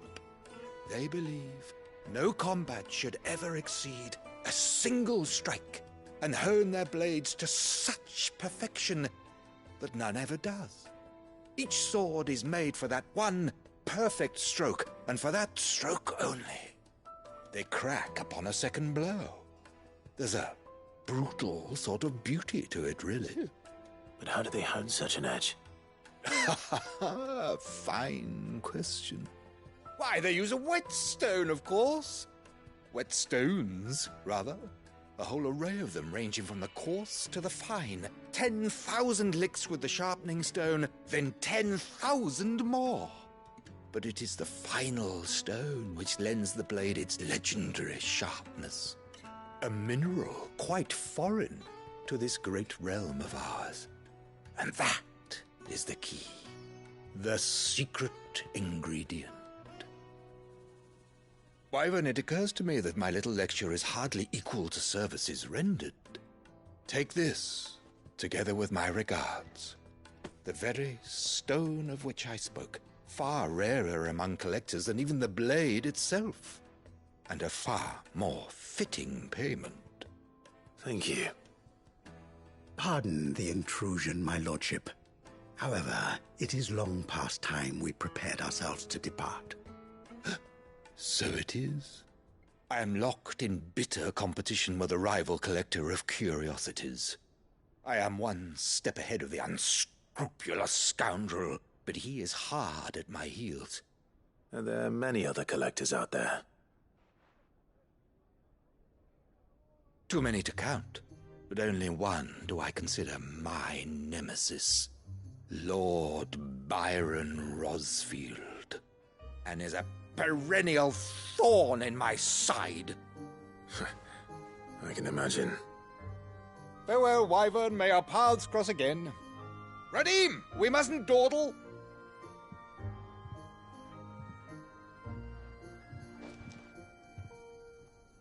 I think his lordship is rather taken with you, Master Wyvern. Thank you again for your assistance. Coming, my lordship. I'll be right there.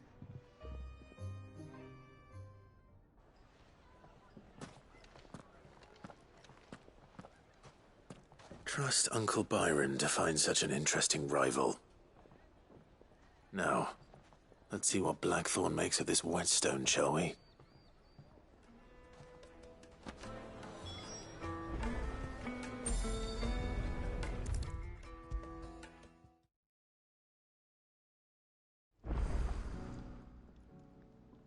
Sorry for the wait, but hopefully you'll agree it was worth it. You learned something about that sword, then? I did better than that.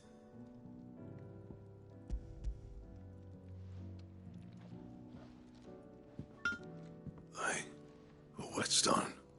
Yes. But not one you'll find anywhere in Valisthea.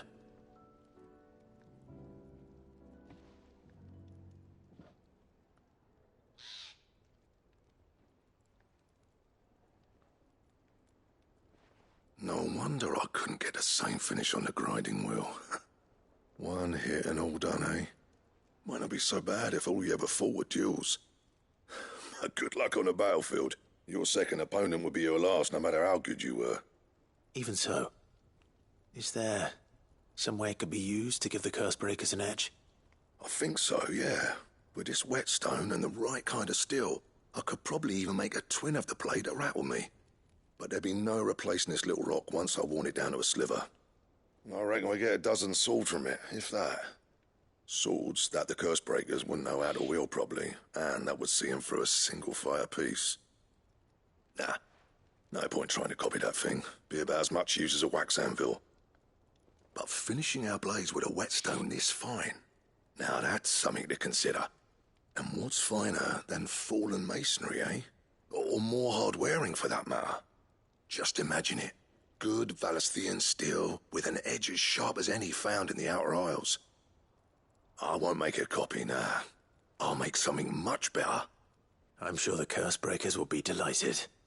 Just don't push yourself too hard. Don't you worry about me, sunshine. I've been working day and night since I was half your age, and I'll still be here when you're long gone. Hey, thanks, Clive. I mean it. I owe you one, August too. It's good to know someone's looking out for me. He'll be happy to hear you said that. And I'll see that my debt to you's paid. First new blade I make's got your name on it. You come and find me when you've got the materials. All right. I will.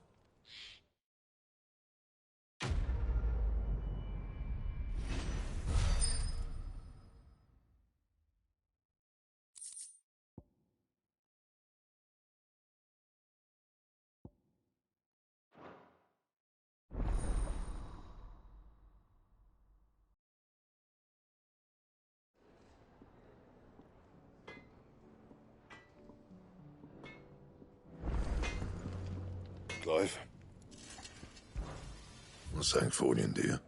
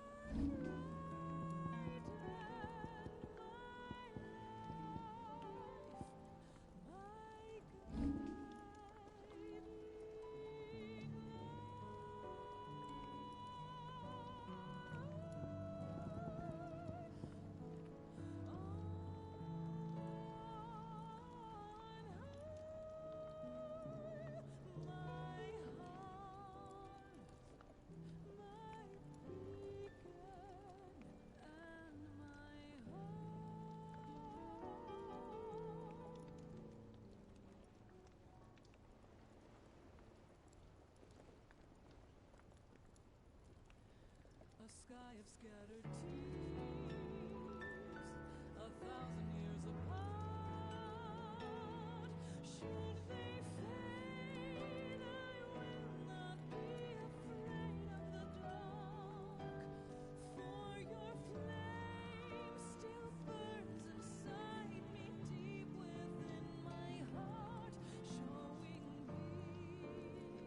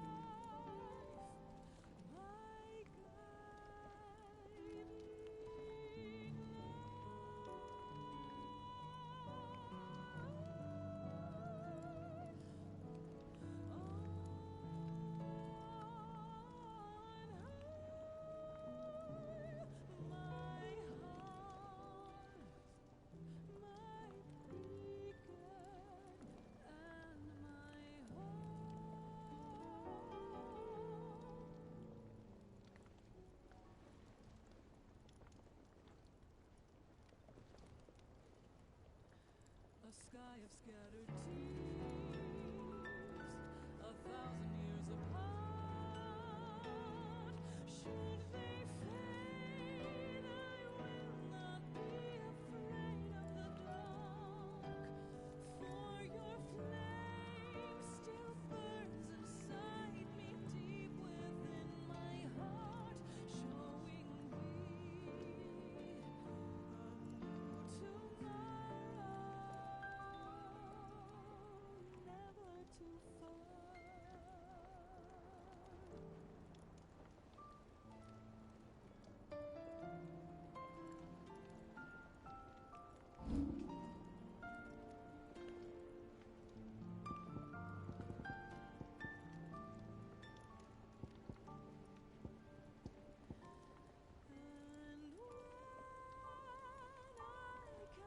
Anything else?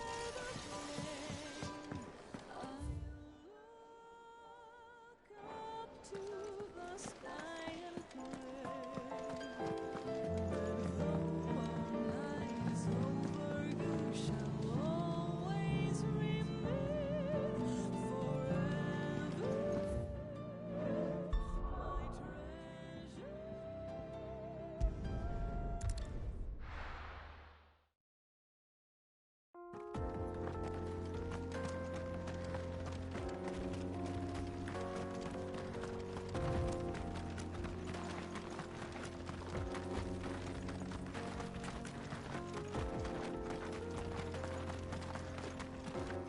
This used to be a trade route for merchants crossing the Scars, till the Republic laid a new road wide enough to let wagons pass, and all official traffic moved there.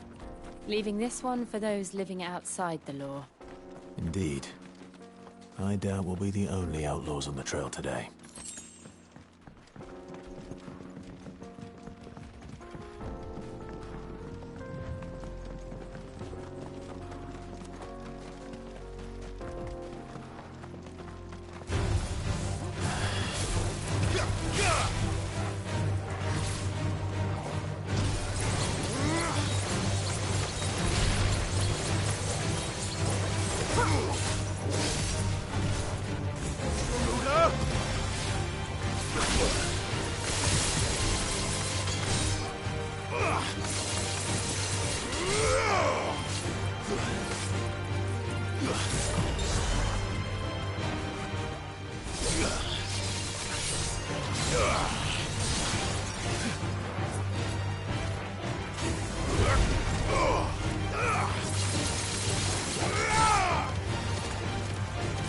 It's over.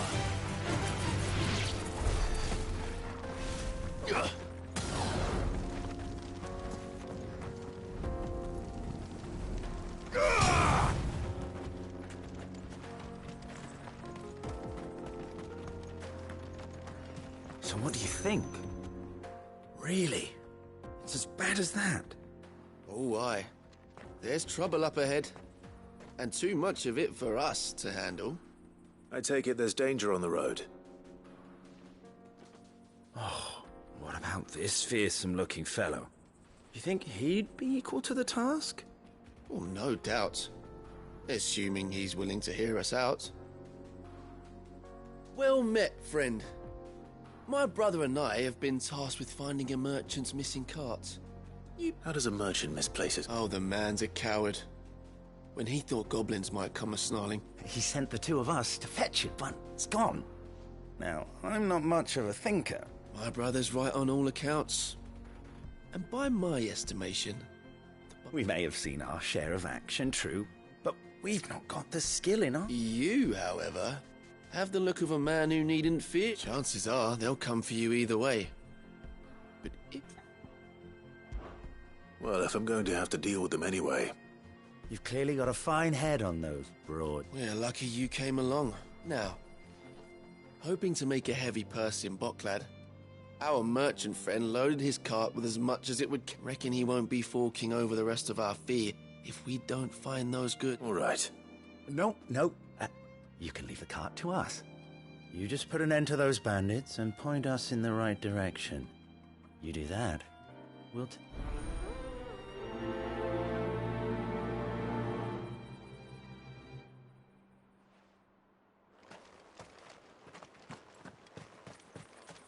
I'm not sure I trust those two.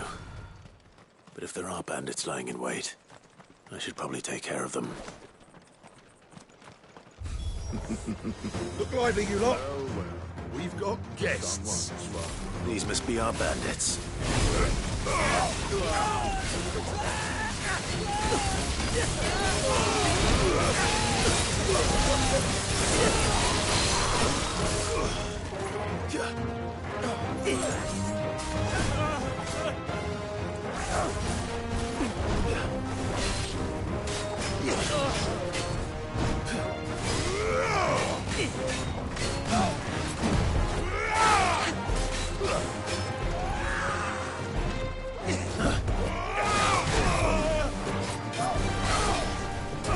I'll be fine now. Too slow.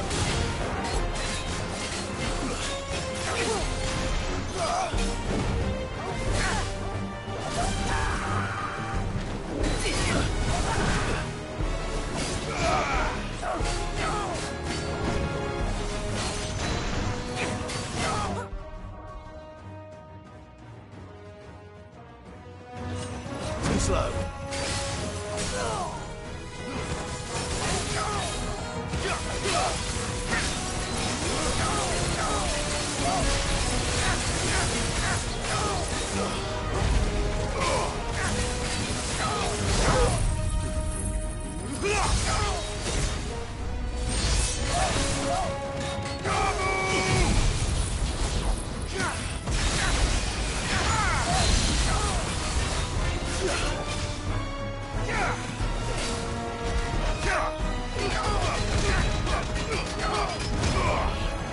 Nice try.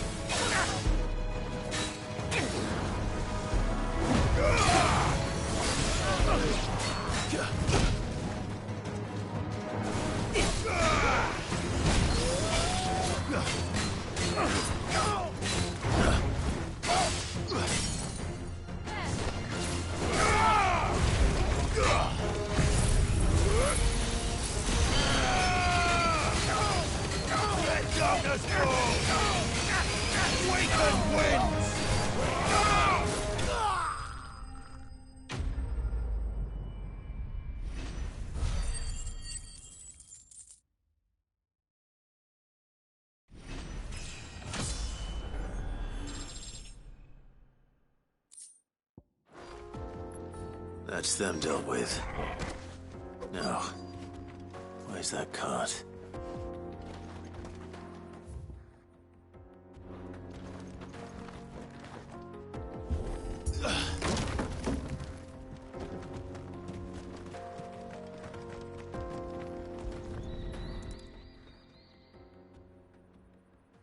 Getting all of this out of here will be a nightmare.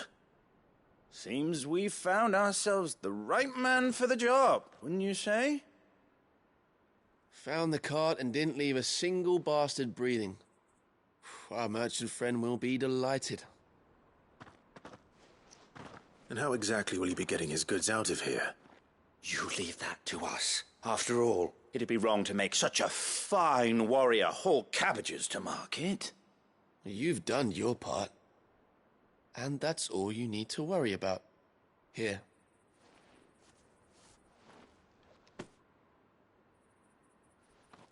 It's been a pleasure. Now piss off. There's no need to be so rude, brother. What if we want his help again next time?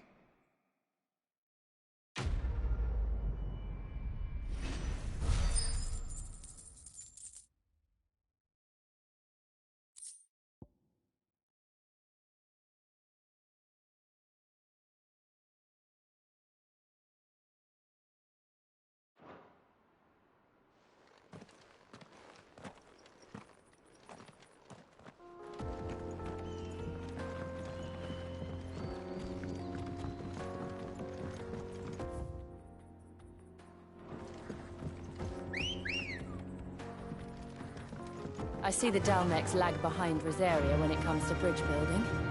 The fallen ruin should hold, at least. The path continues on the other side.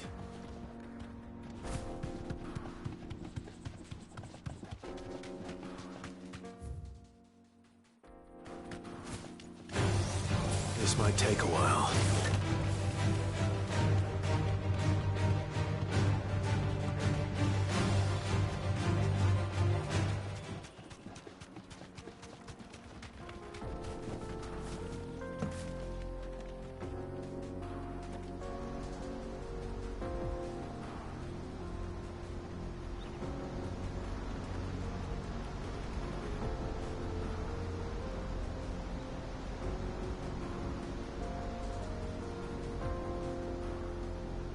So this is Zemeckis. The land of the gods. It's even more impressive than I imagined. I remember being captivated by the story as a child. Long, long ago, man was overcome by avarice and challenged the gods in a bid to win their power. The final battle took place here, at these falls. Or so the legend goes.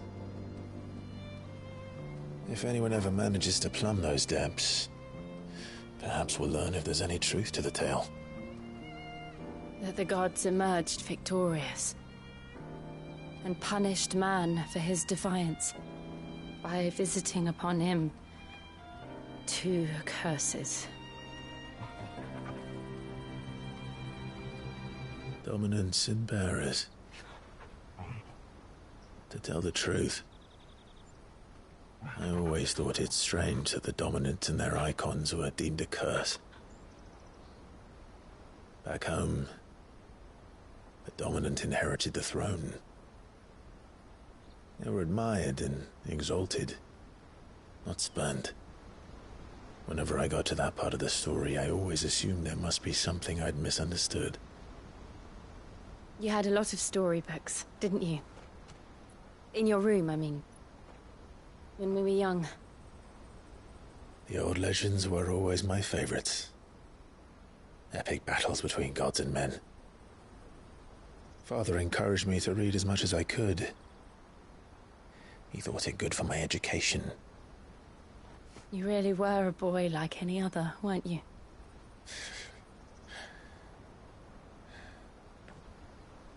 Just look at this place. It's enough to make you believe the legends are true. I know.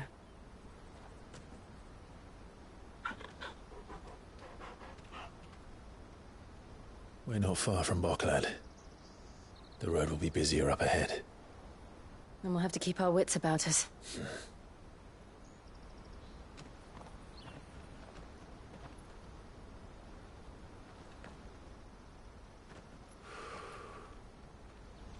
Clive? Something wrong? Nothing. It's nothing.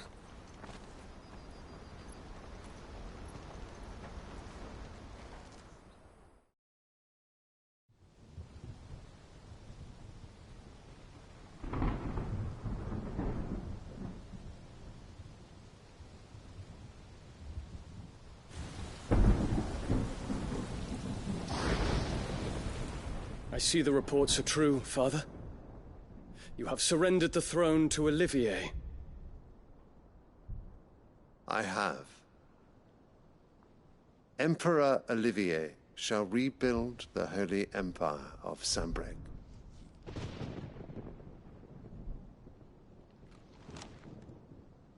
How is he to rule an empire? He is but a boy. I shall advise him until he comes of age. Father, please. Or for as long as I am able. The empire we seek to build needs young blood to rule it, and I can think of none better suited to the task.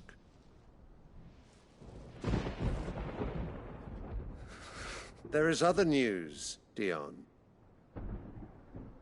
Hugo Kupka is dead, and Drake's Fang destroyed. The pillars of the Republic have fallen. Ere long, the Imperial banner shall fly over every city in Storm. And then, Valisthea. All shall bow before their Emperor. Father, these are the words of a tyrant. They are the words of a god. the Emperor whom I gladly serve. Great Greeker, made flesh.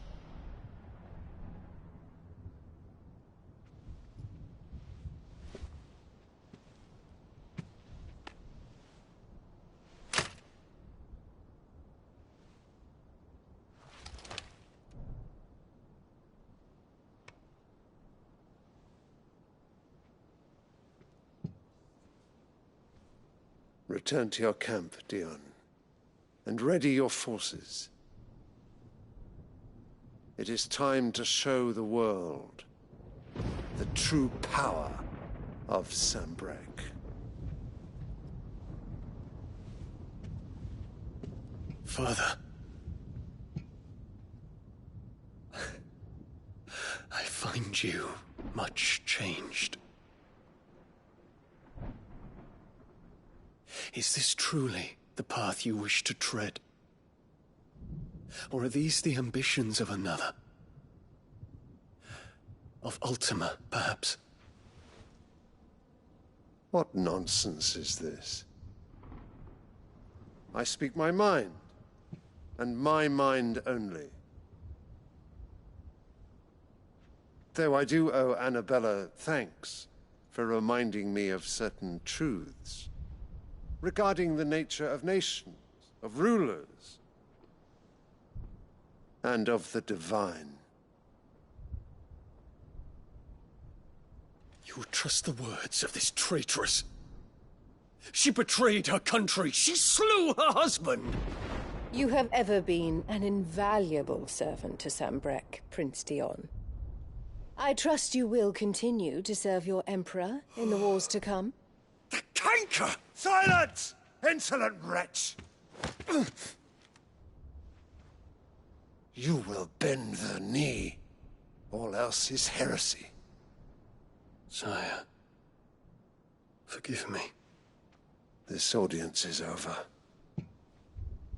Come, your Radiance. The Rowena Syndicate awaits your pleasure. Oh, not another meeting with silly old men. They're so boring. I'm hungry, Father. Can't we have luncheon instead?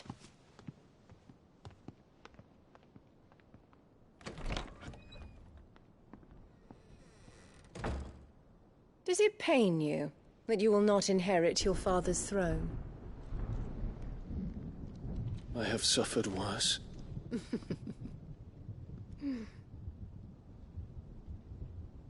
Count your blessings, Dion.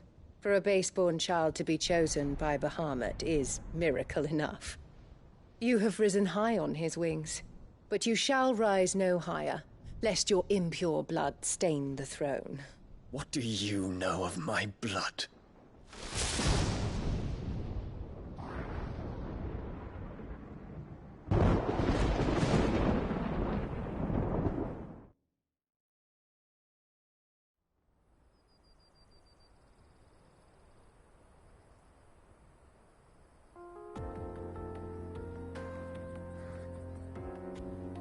The Boklab markets are to the north. We just need to hug the coast.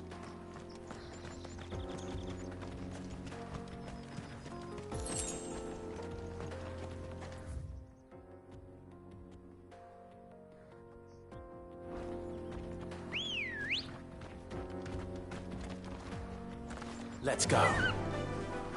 Yeah!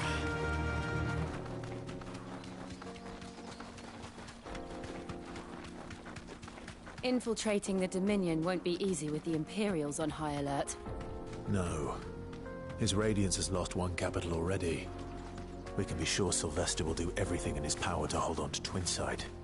His troops are well-trained and increasingly battle-hardened. But it's not as if we can wait for the siege to end.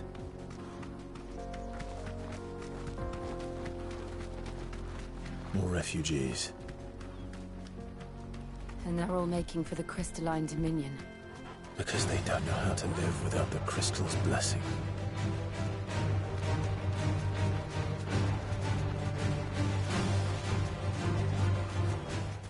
That'll do, girl. Boklad. There are no crystals here. We have to keep going. This is where we're supposed to meet Goots, isn't it? That's right. He said he'd wait for us here after replenishing his supplies. I dare say he'll have finished by now.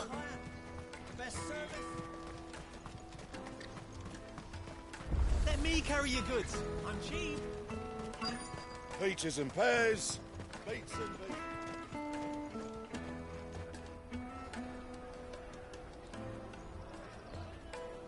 Wonders from across the water. Come one, come all. Feast your eyes. Good sir, can I interest you in...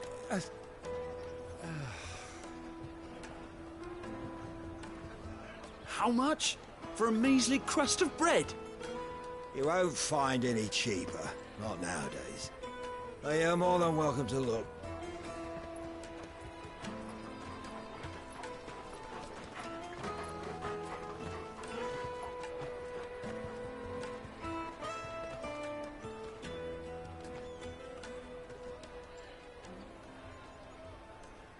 The Empire's unlawful and illegitimate occupation of the Crystalline Dominion is still in effect.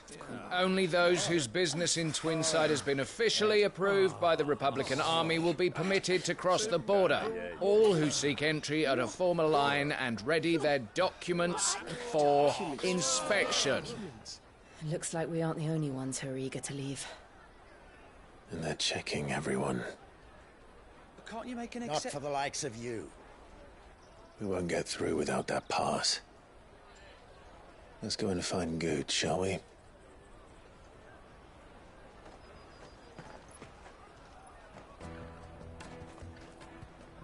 He must be around here somewhere.